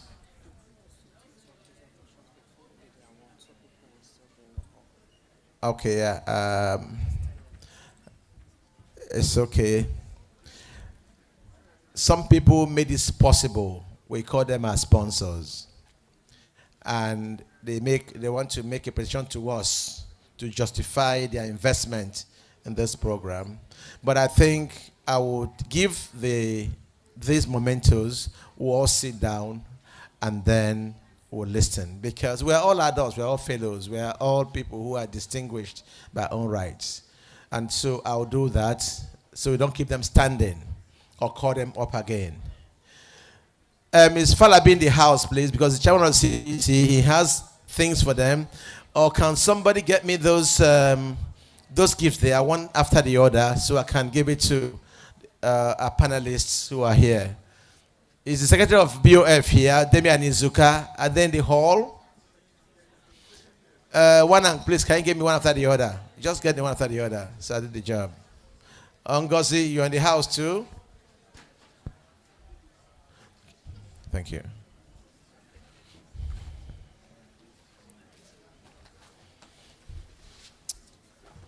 Can we open it? Open it, bring out the plaque.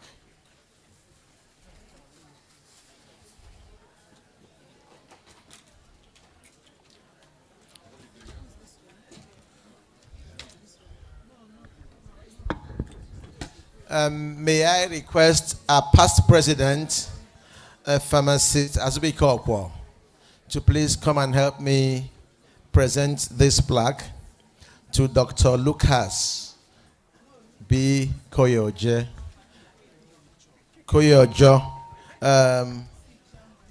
pharmacist Azubi Kokwo, fellow of the society, fellow of the FIP. Could you please come forward and help us? Thank you.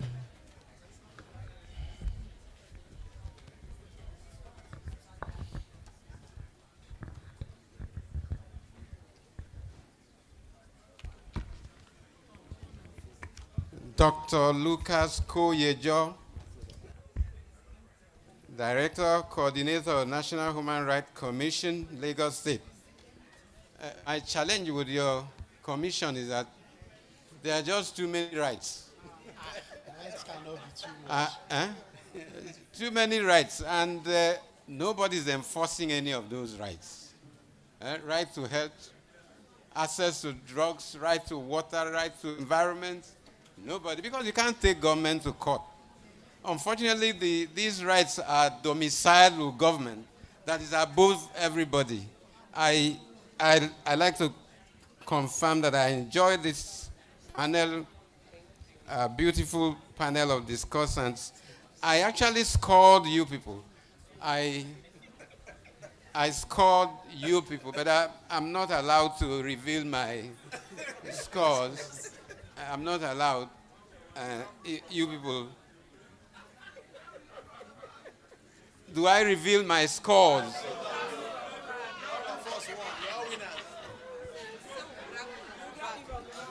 Yeah, Mohammed syndrome. They can grab me from the back. Thank you very much, Dr. Koyejo, and almost all of you here. It's been a beautiful afternoon for me. I enjoyed it all. Chairman, I hope we'll get these things so that we can look at it again, especially your interventions, ma. It's beautiful having you here. We hope that Yeah, Lagos State will enforce at least. If Lagos enforces some of these rights, we can begin to take it up. Because I remember when I was president, we organized with your. Oh, okay. Ade, what is your problem? What is your problem? You are hungry. It's mental health. Thank you very much for coming, Ade Koyejo, from the Board of Fellows.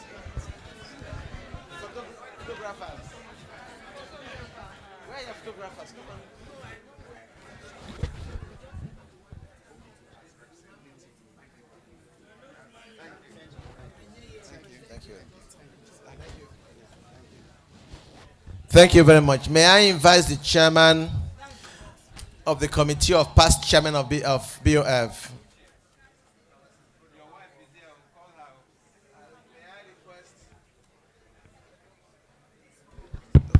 May I request Pharmacist Bruno Wankwo, our elder statesman, the chairman of the committee of past chairman of BOF, to please come and present the next award.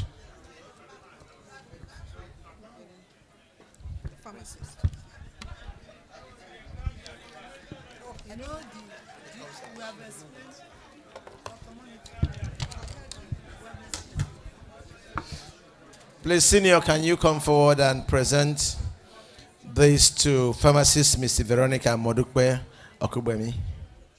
Sorry, sir. On behalf of the Pharmaceutical Society of Nigeria and the Board of Fellows, we present this to you in our appreciation. This way, sir. I'll go this way, sir. I start afresh. Yeah. On behalf of the Board of Fellows of the Pharmaceutical Society of Nigeria, we present this to you as a memento of your activities which have facilitated a successful meeting today. Thank you very much, and God bless you. Amen. Thanks so much. Thank you, sir.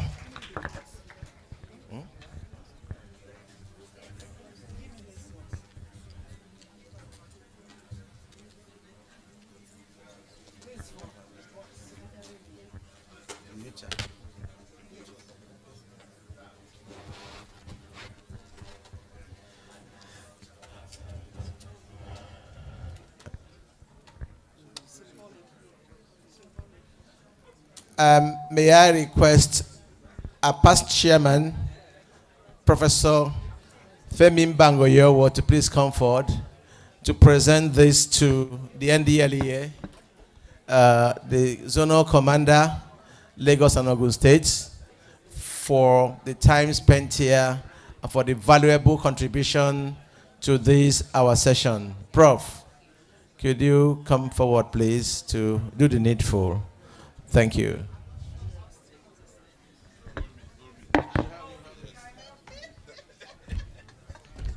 Thank you, Prof.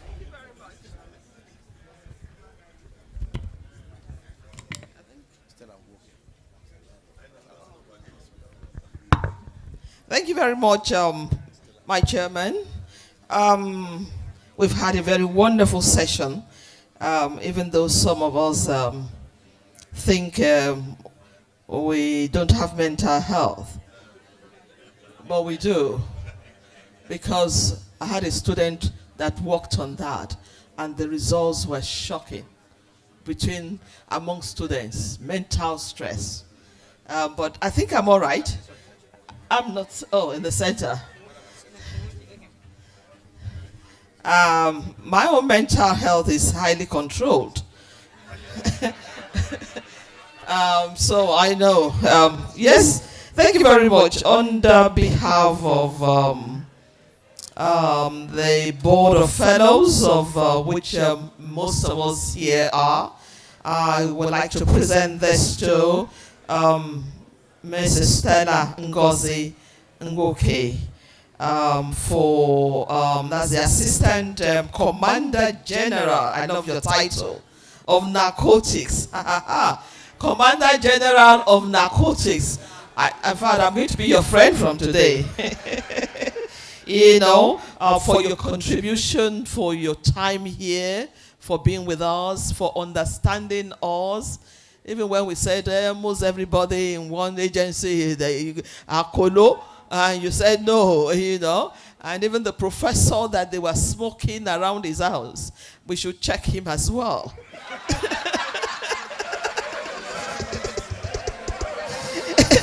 I think we should go and check it. So we want to say thank you. We appreciate you. And excuse me, I have the mic. We appreciate you. We are ready to work with you as pharmacists. We are ready to collaborate with you because mental health is everybody's problem. Yes, and we must make sure our youths, not only our youths, even the elderly, the babies, toddlers, everybody, they are free. Thank you very much. That's a present.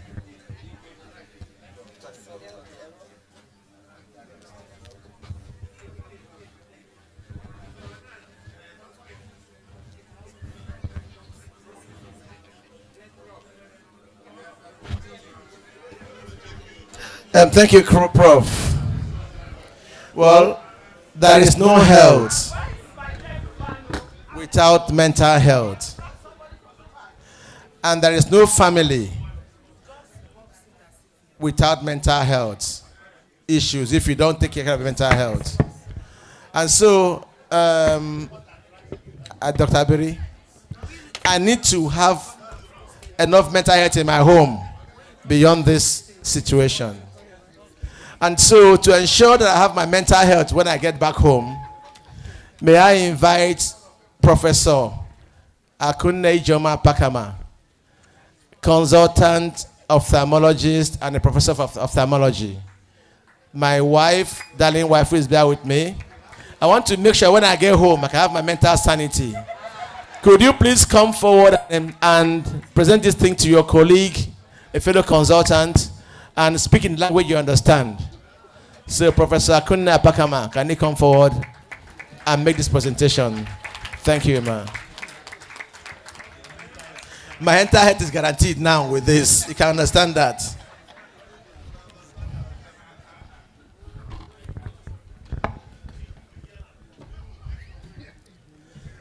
Thank you, Professor. Can you do the needful?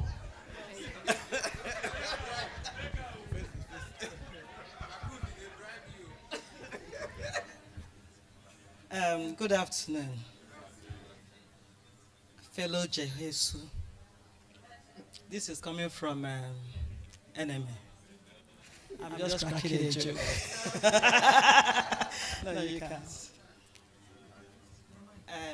It was delightful listening to you. Lecture was well delivered, and I said, my colleague, well done, well done. So I present this to you as an associate member of PSN and Board of Fellows. Well, associate member, that's good.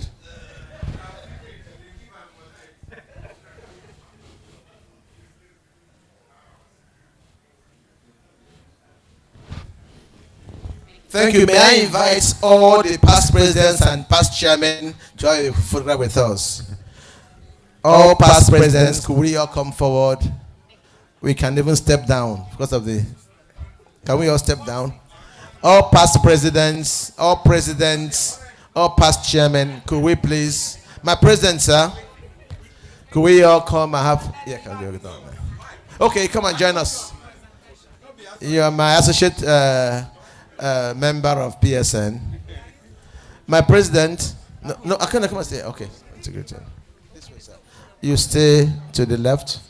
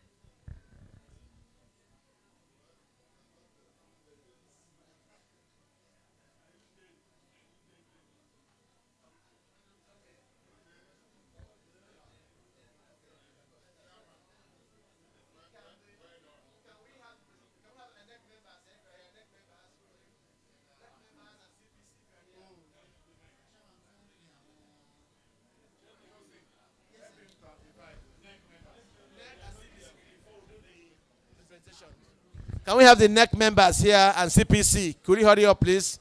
We still have one or two things to do here. All NEC members, could you come forward? CPC, could you come forward, please? Thank you. If there's none, then let's continue with the program. They're all here. The NEC members and CPC, can you come forward?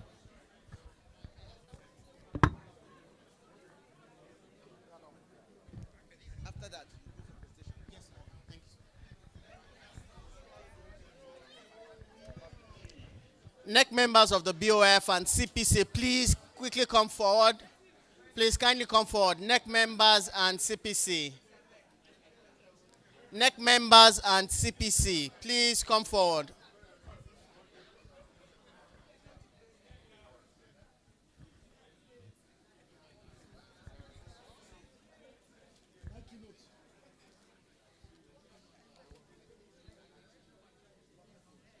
New Heights, please begin to get ready for your presentation. New Heights Pharma.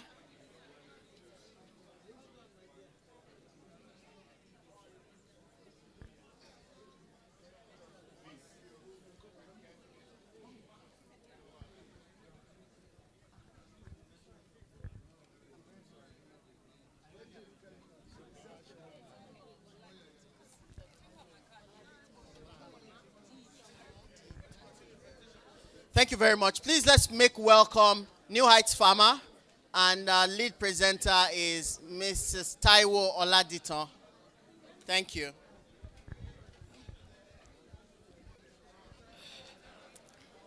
All right, good afternoon, ladies and gentlemen.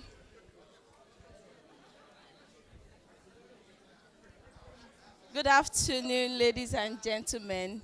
All right. Good afternoon, Chairman. The chairman of the occasion and the chairman of the Board of Fellows. Please permit me to stand on existing protocol. Yeah. Distinguished pharmacists, CEOs, leaders of men, accomplished executives, please let's be seated as we listen to New Heights Pharma's presentation. Please, let's be seated and let's bring down the noise. Let's bring down the noise, please. Let's bring down the noise a notch, please. Yes, please go ahead. All right, thank you, sir. Thank you, sir. All right, good afternoon once again. Please permit me to stand on existing protocol. My name is Taiwo Oladiton, and I'm the product manager for New Heights Pharmaceuticals, and it's a pleasure to be here today. And it's a great privilege that we are talking about our health. Not just mental health, we are also talking about our general well-being. And here today, we're going to look at the modern trend in hypertension management. And the first question I'm going to ask across board is, I check my blood pressure regularly, so do you? Okay, the statistics analysis in Nigeria says, okay, I hope I'm having everyone's attention. All right, ma'am. Thank you. Statistics in Nigeria says there's 1 in 3 adult Nigerians that may be hypertensive. So the question is, are you the one? Let's get to know why we are the one. So now, New Heights Pharmaceuticals is the official business partner for Omron in Nigeria. And when we talk about Omron, we're talking in this context as Omron blood pressure monitor. And so in Nigeria, Omron is about going for 0 incidences of hypertension or cardiovascular risk. And we are saying that why? Because our devices, okay, our Omron blood pressure monitors are all clinically validated. Please, could we give some quiet so that our sponsor can have the benefit of a presentation? Thank you. Please, could we reduce movement? Just 5 minutes and we're over. Please, 5 more minutes. Can we take our seats and listen to the presenter? Thank you. Thank you for that, sir. All right, so if you may permit me to continue so that we can finish on time. We are saying that Omron blood pressure monitors are clinically validated, and beyond that, we have 5 years warranty. And you can confirm that we are number one. Yes, ma'am. Please, distinguished fellows, can I have your attention at the back? Fellows of PSN, please, can we be quiet? This is a paid, presentation. Can we please just be quiet for just some time? Please be quiet, fellows. I'll start calling names. Thank you. Thank you, Ma. All right, so if I may continue, you will agree with me that we are the #1 recommended brand across the world. I can also say boldly that we are the only certified blood pressure monitor in Nigerian market that can detect irregular heartbeat and auto atrial fibrillation and are clinically validated. And we say that we don't only provide clinically validated devices, we have also gone ahead to provide devices that have been clinically validated in specific population. And this specific population include diabetic patients, include obese patients, and also in pregnant women. All right. So we also say that there's a collaboration or correlation between hypertension and atrial fibrillation, and they are the leading cause of stroke. And we say patients with hypertension may have 1.7-fold higher risk of developing atrial fibrillation. We also say this may increase by 14.4 million by 2060, and also people who have atrial fibrillation may also come down with hypertension. Where are we going to? At New White Pharmaceuticals, which we are the official business partner of Omron in Nigeria, says that we have moved beyond just checking blood pressure. What stage are we? We are in the stage of stroke prevention. And that's why we are here today, to create that awareness, okay? And also ensure that the advocacy on management of hypertension continues to grow every day in our society. And we say that our devices cannot just, they have gone beyond just checking blood pressure. Our devices can detect irregular heartbeat and other irregular heart rhythms, which include atrial fibrillation, irregular heartbeat, bradycardia, normal sinus rhythm. We say that there's the guideline of European Society of Cardiology have recommended that we can ensure early detection of atrial fibrillation when we encourage FIB screening via home blood pressure monitoring. So how do we get this done? We are saying that our devices, all right, have capacity to detect irregular heartbeat and also be able to detect atrial fibrillation. Please, let's listen, look at this video. I hope we can get the video out, sir.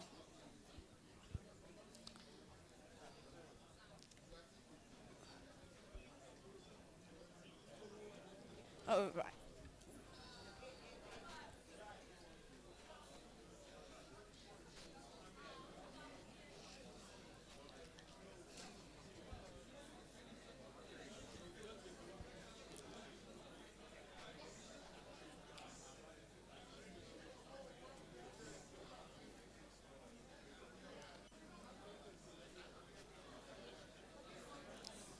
All right. I'm sorry about that the audio is not out, but we are saying that we have gone beyond just checking blood pressure, and we are saying that we are home run complete because we are able to detect atrial fibrillation and also ECG. That's the summary of that video. And that takes us to Home Run Connect. Home Run Connect is our own online app. And what do? Now, we are saying that it helps to monitor, track, and save data of your blood pressure reading. What are the benefits? Easy saving of data, okay?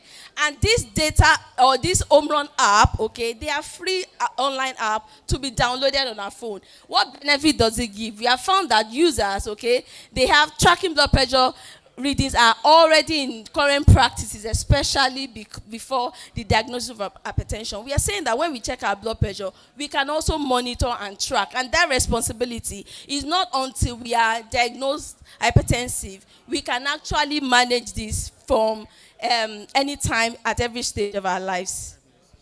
All right, sir. Thank you, sir. All right. We say that smartphone, we can increase medication adherence when we use the Home Run app. It can also empower patients to manage their own health and also end up leading to a reduction in blood pressure reading. And there are statistical analysis results showing that.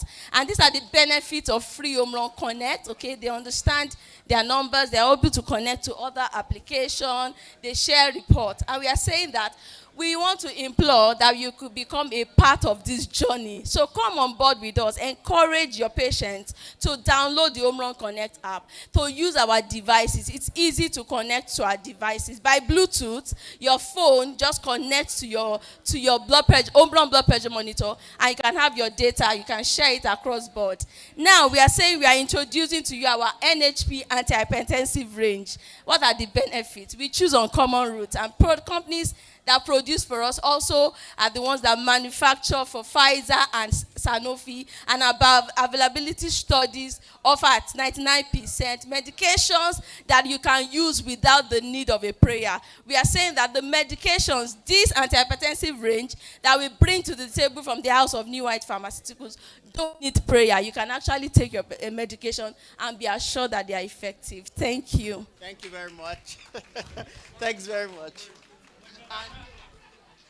No. She is perfectly for praying. Continue praying, right?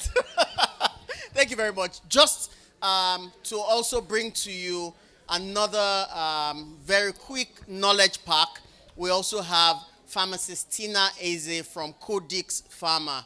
Please make her welcome. Thank you. Thank you. Good afternoon, everyone. Distinguished Board of Fellows and every pharmacist and everyone here present. My name is Tina Eze, and I will be presenting on behalf of Codex Pharma Limited as a product manager. All right, so my presentation is already something that has been covered here today, and it's about, first of all, I just want to introduce Codex Pharma to you and what we do, who we stand for, and then just tap into the presentation that was done earlier, the panel, right, and what they emphasized on was the need for collaboration. And that's where we are, or that's why we are here today, to collaborate with us pharmacists and then be able to improve the quality of health of people in Nigeria. All right, so Codex Pharma Limited is an ISO certified company. I don't know why this thing is not working, forgive me, please. All right, so we are an ISO certified company. We've been here for over 15 years. And our main goal in Nigeria is to be the leading health tech company by 2030. And I'm sure somehow you may have been seeing some things about Codex maybe last month and some months before now. And that's because we believe in Codex that healthcare is a continuous process, and as pharmacists in the house and everybody here, we know that we can contribute to the quality of health of people in Nigeria. And our mission in Codex is to make sure that we provide innovative solutions to improving the quality of life of people. And we know that patient's journey begins with either of these 5 stages, and that's, first of all, everybody wants to live healthy. We are all here. We know that we want to stay healthy. We don't even want to fall sick at all. And that's where we provide our wellness products that help to support the quality of life of the nation. And that started especially after COVID-19, where we realized the need for vitamins and supplements. So that's where our products fell in. And then we also know that prevention of lifestyle diseases is very important for everyone. So we also provide our blood glucose monitors and blood pressure monitors that helps to support the life of people. And then we know the one that is like our core or our backbone in Codex is in diagnosis. And that's where you may have seen some of our products in the market. We deal more on diagnostic equipment. And that's to provide first-time accurate diagnosis for different kinds of ailments. And then, of course, we have the treatment, which where we produce cardiometabolic drugs. And then we provide home care therapy. But Codex Pharma Limited we believe that producing these products in Nigeria is very important, especially with the last few years of Forex up and downs. So we want to cut down those problems and reduce the cost of these diagnostic kits for people. And that's why we started our backward integration process by doing some of our subsidiaries that will be focused on those kind of activities. We have Codex Wellness, which is involved in just the supplements and the blood, just the preventive therapy, supplements, basically. That's where our Codex Wellness is. Then we have Colexa Biosensor, which you may have seen is the first in Africa to come up with a factory that produces blood glucose monitors. The brand is called On Point. I will display it. I think it's in one of the slides. And then recently, just May, on the 9th of May, we launched another factory called Codex Bio. Now, Codex Bio is a factory that will support local manufacturing of RDTs, rapid diagnostic kits in Nigeria, especially for the diagnosis of malaria, HIV, hepatitis B, and all of those, neglected diseases that are found in Nigeria, and many more things to come from Codex. So this is not me just saying, especially when our speakers or our panelists spoke about collaboration. And we know that most of us, if you check around you, check everything you're wearing, we all like to buy things that are made in different parts of the world, China, England, wherever. But it's difficult to really embrace things that are made in Nigeria. So my admonition for all of us here as pharmacists, knowing that we are the first point of call for patients who come to pharmacy. They trust us. And so we want to help to reduce the burden of drug abuse and misuse. So we want to help them test before they treat. So in Codex, we preach about testing before treatment. That's why we provide those these kits to help you test. So there are some things that you can quickly do in your pharmacy. For the last 2 years, so this will be like a little testimony for me. For the last, growing up, I used to have malaria a lot, or at least so I thought. And then for the last 2 years, I decided to start testing before I treat. I don't want to just take anti-malaria. And it's been 2 years now, I've not treated malaria. And that's because every time I try to, or maybe I feel a bit, the way malaria symptoms come, I want to go and get medications. Obviously, I'm a pharmacist. It's easy for me to just pick up. But I realized that there is no malaria. So that means malaria is not as common as we make it seem, or as people around us make it seem. So we can help them reduce the burden of misuse of medications by helping them test for malaria before they treat. And we have the test kits that we help to provide that. So we have this, there are three. Okay, so this is our malaria PF. We call it standard Q malaria PF. It's very easy for everybody to use. It has all of the, it has the buffer inside and the kits. It's something that you can test this patient in 5 minutes, you get your result. And then you can also check their PCV. If maybe they are feeling dizzy, they are telling you some kind of symptoms, you can quickly check and, make prompt diagnosis for them. And then lastly, we can also check sickle cell diseases within 5 minutes in your pharmacy premises. These are things that you can reduce the hospital visit time for these patients and just help, improve the quality of life of your patient and make them trust you even better as pharmacists. So the summary of my presentation here today, just to let us know that, lastly, this is our on-point blood glucometer.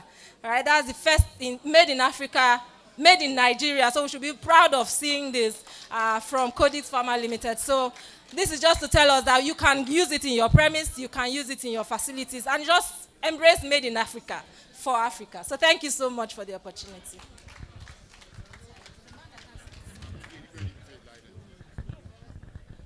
Thank you very much. We want to say a big thank you to Codex Pharma.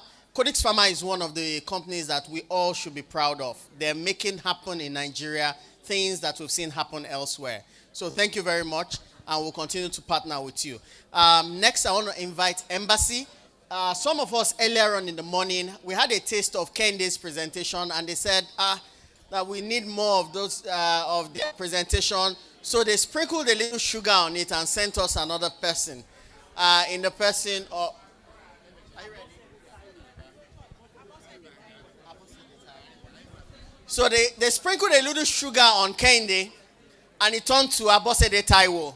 So now we're going to invite pharmacist Abosede Taiwo to quickly come up and give us another presentation.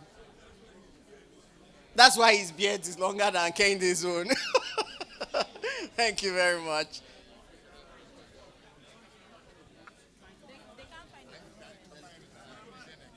Can you start some talk before it comes up so that they look?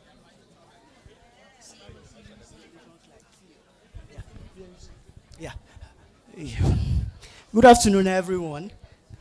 Good afternoon, everyone. My name is Pharmacist Abosede Taiwo, and please permit me to stand on the existing protocol. I'm the program manager for Embassy Pharmaceutical, the ethical portfolio. So earlier this morning, my colleague, Pharmacist Kende as well, he had a presentation on something of our patient. However, I know we've learned a lot today. Me too have learned a lot, very much today. And I believe what I'm going to tell you is going to just add up to what we've been learning so far from the start. And I promise not to take much of our time, please. And just, at Embassy Pharmaceutical, we have our nutraceutical portfolio, then we have the ethical portfolio, which comprises of different antihypertensive ranges and also some comorbid drugs as well. And over time, the mental health really, really poses a very, very great danger on the part of an human body. So then we have the hypertension. So as much as possible here, be having a brief talk about the hypertensive medication that we can use whenever we see a patient, or we can recommend, or we can prescribe to our patient when it comes to the management of hypertension.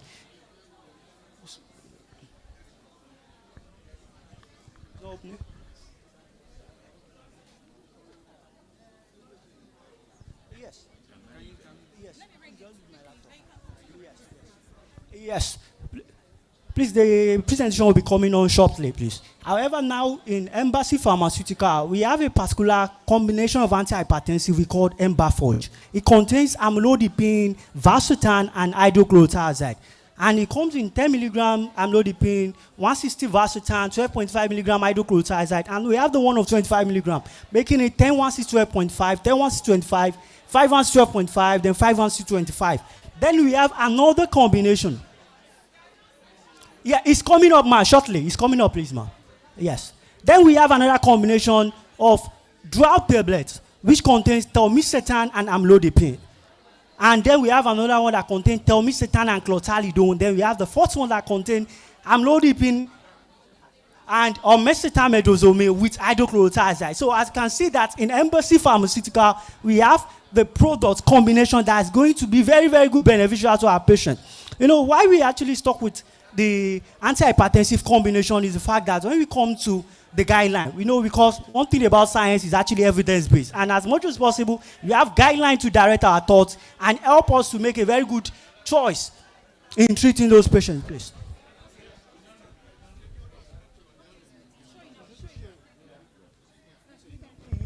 Thank you very much. Yeah. So these are the products. This Embaforge, the Embatitan CT, then the Embatitan A, then Zarex. That's our newer molecule of rivaroxaban from Embassy Pharmaceutical. Yes, like you all know, hypertension basically talks about an increased persistent blood pressure, and a blood pressure that is over 140 over 90. Next slide, please. You have it. Yeah. So this is the next, please. Yes. Yes. One thing about hypertension that is very, very much important is the prevalence of this, and it's what we are saying. And we can see that majority of our patients over time, next slide, please, is that increased blood pressure becomes a very, very great program mobility. Mortality compared to every other thing that we commonly see and we commonly feel. So as much as possible, this is saying that whenever we see a patient that has a persistent rise in blood pressure, we should really, really be aggressive and really, really in treating those particular patients. That's what he's saying. Next slide, please. And this is a particular trials that shows that here in this year that we are in, which is 2025, there's going to be an exponential increase in the blood pressure. Patient coming up with hypertension. In those days, we have hypertension oftentimes in adult patients, maybe adolescents. But now we can now see that majority of the younger generations are now coming out with hypertension, which is as a result of majority of a lot of things that we are in now. The drug use that we just talked about, the excessive use of drugs, the excessive use of any form of thing, which is also a contributing factor to hypertension in the population. Next slide, please. So this is the prevalence as well. Next slide. Next slide. Next slide. Yes. One thing about hypertension as much as possible is that we need to follow the guideline. And this is what our Nigerian guideline is all about. Stage 1 talks about from 160 to 169. That's what this systolic blood pressure that we are looking at whenever we see a patient. That's what we start with. The next slide, please. Yeah. Another one is the American Cardiology Association. As of 2019, they are saying their own startup, their own stage 1 hypertension starts with 130 over 80, 130 to 139 over 80. But you can see that as much as possible, there's always that people are looking at trying to catch this thing as much as possible, because we know that hypertension is a very, very precursor to a lot of complications around. So, like I said earlier, the aggressive treatment is very, very much important when you see our patient with hypertension. Next slide, please. Yeah, that is why in 2018, there was this particular what's it called, algorithm that came out by the European Society of Cardiology. What is very, very much important is that I want us to take note of three things in this particular algorithm. I believe you know this particular algorithm so many well. One thing is the use of a single pill. We've moved from the use of an individual splitter pill, polypharmacy, to a single pill because of the variety of advantage that single pill poses on our patient. This 2018 is saying that whenever you see our patient, highly confirmed hypertensive, it has to be a dual therapy. That's another thing. And not only that, it also has to be a RAS foundation for those patients. Here he's saying that you either have an ARB, an ALCR, ASB, or an ACI, plus a calcium channel blocker or a diuretics. What is very, very much important is that as much as possible, when we want to recommend, when we want to prescribe, or we want to even give advice to hypertensive patients, then we always tell them that there must be a RAS background. You know why? Because when we give our patient basically only a vasodilator alone or something that reduces the extracellular fluid volume, like the hydrochlorothiazide, over time, there is going to be a reactivation of the renin-angiotensin system over time. So as much as possible, the body doesn't know that we are trying to prevent this increase in blood pressure. Body just see that the body is excreting too much fluid. The body is actually overdilated. So let me reactivate this. That's how good God is. So as much as possible, what this guideline is saying that number three thing that is very, very much important in an hypertensive medication is a RAS background, either an ACI or a RAS, or an ARB. Then we move to the next slide. This is the 2024 of the 2018 that I said. And it still complemented what has been said. It must be, number one, a single pill therapy. Number two, it must be a RAS background. And number three, it must be a dual therapy, no monotherapy. That's what the guideline is saying. And the guideline is even adding a caption that whenever we want to add a monotherapy, usually has to be maybe a frail patient over 85 years of age. That's it. Because of the complication of not catching or not fully regulating. Another challenge we often see is that when we see a patient, we say, oh, this blood pressure is coming up, is coming now. But what is very, very much important is that is the blood pressure reduction sustained? If that blood pressure reduction is not sustained, that's even more deadlier than even not being controlled. Because a zigzag over time end up having that patient coming up with an end organ damage. So as much as possible, when we want to evaluate, when we want to prescribe, when we want to recommend, when we even want to follow up our hypertensive patients, it must be a sustained blood pressure reduction, not a zigzag up and down. And another last thing is that we should also know the tolerability of hypertensive combination we have given our patient. Because over time, the patient will just be like, oh, it's when I want to go and see pharmaceutical, that's when I'll take my drug. Because he's going to scold me. Why? Because the drug is not tolerable for that patient. Because the patient is actually having some serious side effects, which sometimes just be like, he has told the doctor, they just blur it off. But as much as possible, that patient must have a drug that is highly tolerable for them. Next slide, please. So, another thing that is very, very much important in hypertensive management is the goal of hypertensive management. One thing there is that most times when we see our patient, the patient comes in with a blood pressure of over 200, over 110. And we just try to reduce it with the drug we give. It gets to 150, 170, or 130, or 150, 153. We just feel like, okay, at least from 220 to 153, I think I've tried for this man or this woman. However, what is very, very much important is that for that drug or for that human being to actually have a good quality of life, to avoid them from having an head organ damage or complication, they must meet the blood pressure goal. And according to this, the blood pressure goal is often it's usually between less than 130 over 80 milliliters per mercury. However, what guides it sometimes is the comorbidity of that particular patient. So it is very, very much important that not only are we looking out for that patient that the drug must be a single pill, the drug must be a RAS background, the drug must be a drug therapy. The drug must also be tolerable. The drug must also reduce that blood pressure of that patient to the acceptable blood pressure goal, which is very, very much important. That's where we are truly, truly saving and truly, truly giving the person a good quality of life.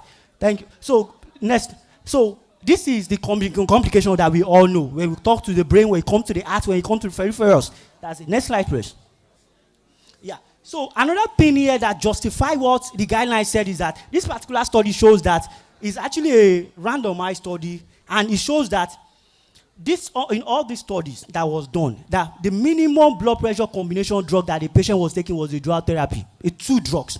And some were even taking up to 3, over 3 drugs for them.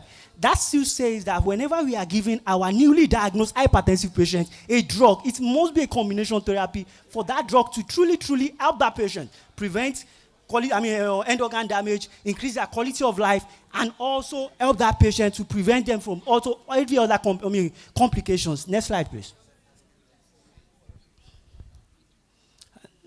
Yes, next slide. This is just the diagrammatical representation of it. Next slide.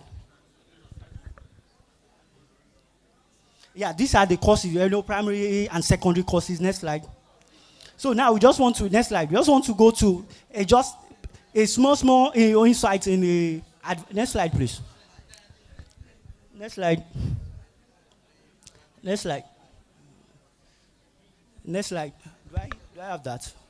Okay. This is the advantage of actually having, because in Embassy Pharmaceutical, we have 3 different ARB that we have. And the advantage of an ARB over an ACI, remember I said earlier, there must be a RAS background. And in Embassy Pharmaceutical, we have an ARB, 3 different ARB. And the advantage is the fact that, 1, they actually bind effectively to the AT1 receptor. We have the Vasartan, we have the telmisartan, we have the olmesartan. So when you're giving your patient either Embanox with olmesartan, either telmisartan that contain embatitan HA, embatitan A, embatitan CT, or Vasartan combination of the Embaforge, you are rest assured that there is total and full blockage of the AT1 receptor. That means the blood pressure is truly, truly going to be reduced. Next, please. Yeah, this is another advantage of giving an ARB over an ACR, because of the insurmountable antagonism of that effect. And the fact that the ACR, we have known a lot of side effects with them. Please, next slide.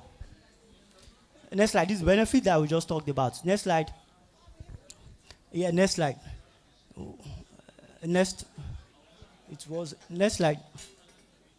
This is, let's talk about the efficacy of our molecule, please. Next slide.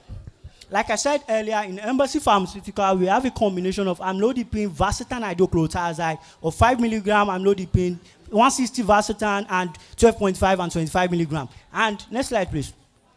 And it's often used when it sees patients, because one thing about the positioning of Embaforge is that when you see hypertensive patients not controlled on a dual therapy, they need a triple therapy according to guideline. However, when you see that patient having comorbidity of cardiovascular disease, Vasartan is going to be very, very beneficial according to trials. And that's why we have Embaforge from Embassy Pharmaceutical. And this particular study was actually done, was done in over 13 countries. And it was in over 9,000 patients and in multi-center. And this is what he's going to get. When you give any combination of Embaforge to your patient not at goal on a dual therapy, you are going to get a minimum of minus 36.6 milliliter per mercury reduction in that is solid blood pressure. That's what you're getting. That's the advantage of giving Embaforge to your patient that is not controlled on a dual therapy and with or without cardiovascular comorbidity for those patients. Next slide, please. Yeah, this is also saying the combination therapy always also highly tolerable compared to every other one. Next slide, please. Next slide. Up to Xarex. Yeah, let me just just talk about our new intake, which is Xarex. Name is Xarex. It comes in 15 milligram and 20 milligram. The API is rivaroxaban. The advantage of it is the fact that is not only that it is a oral therapy, however, when you give a patient a rivaroxaban, which is Xarex, is the fact that you need little or no monitoring of that patient. And it's a daily dosing medication for them. So that is the advantage of, and this is what Xarex looks like. It comes in 15 milligram and 20 milligram. Next slide, please. So next slide, this is how we act. It acts at the common pathway. And next slide. Yes, this is the dosing administration, and this is the FDA-approved indication for rivaroxaban. It comes in when it comes to the VTE, when it comes to the non-valvular, when it comes to the pulmonary prevention and the treatment as well. So this is the dosage of it. Next slide, please. So next slide. Finally, when it comes to Embassy Pharmaceutical and ethical part, next slide, please. We have some product that we believe will be a very, very good opportunity, a very, very useful for the patient, which we even have at our stand outside. Is the likes of Embaforge that I just talked about, the likes of Embatitan A, Embatitan HA, Embatitan C, and the newer one, Zarex. And we also have Letron, Toterodin Tartrate. We have Tamsulosin and Dutasteride as Dutasin. We have the Nexa, Meropenem. Then we have iron sucrose injection, Ferrolab. Thank you very, very much. Thank you very much. This brings to a conclusion our presentations from partners. I also want to recognize that Embassy has been a formidable partner at this mid-year meeting. Thank you very much for all that you did, and we look forward to continued partnership with Embassy. Without further ado, I want to call on Pharmacist Damian Izuka for Pharmacist Damian for the vote of thank you for the vote of thanks as we round up. I know it's my turn. That's why I sit very close to you. Thank you.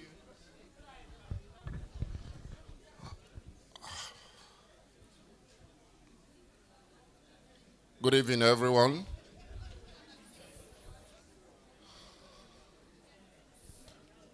I wish to give us this information before I go on with my vote of thanks, before I begin to be accused of having a variant of the mental health problem. In those days, Frank Olize, before he starts his program by 9 p.m., he will ask us, do you know where your children are? I think the earlier we begin to be more responsive with how we handle our children, these issues may not be as much as they are. I'm talking about the mental health challenges. On that note, I want to, on behalf of the National Executive of the Board of Fellows, the Planning Committee members, and the entire members of the Board of Fellows, thank all of you for honoring us during this 2025 mid-year public lecture. We are sincerely thankful to the chairman of the day, Right Honorable Mudashiru Robasa, the Honorable Speaker of Lagos State House of Assembly. We are also very thankful to our special guest of honor, General Marwa, a military gentleman.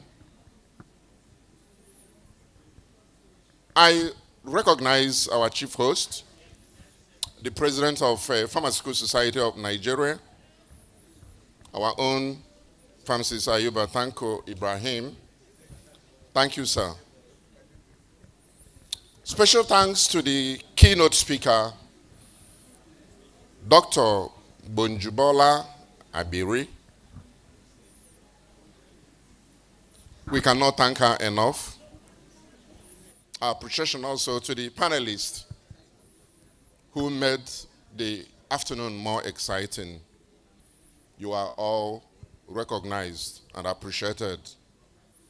On behalf of the chairman of the Board of Fellows, Pharmacist Ucha Bakama, I appreciate members of the Planning Committee who labored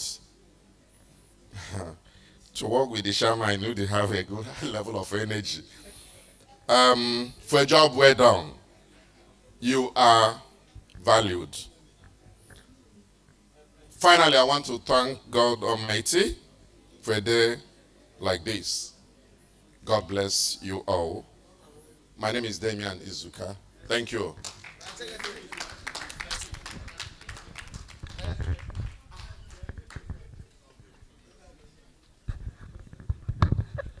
With this, we have come to the end of today's program. We will now close, since we had an opening prayer with the national anthem, we'll have the closing prayer with the national anthem as well.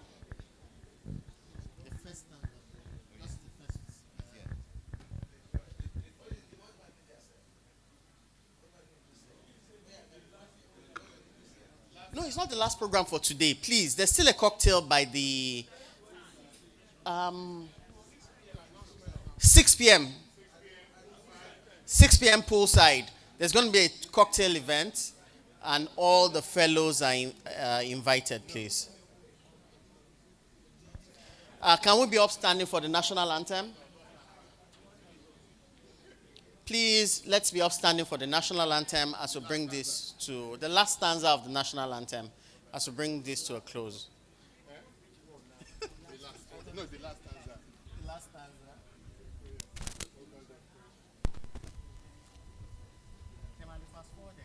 Yes.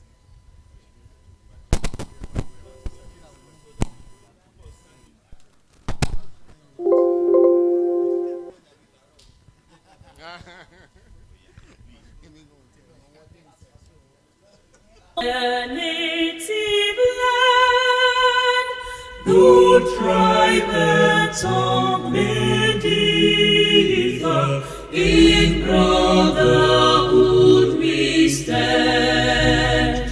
Nigerians old and proud to serve our sovereign motherland.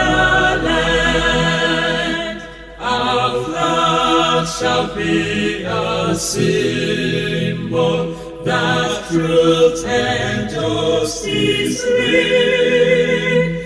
In peace all battle honored, and this we count as gain.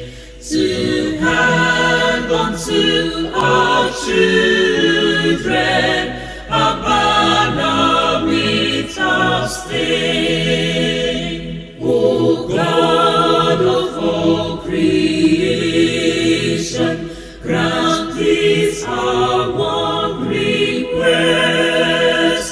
Help us to build a nation where no man is oppressed, and so with peace and plenty Nigeria may be blessed. Amen. Thanks very much. Thanks for being wonderful sports. Have a pleasant afternoon.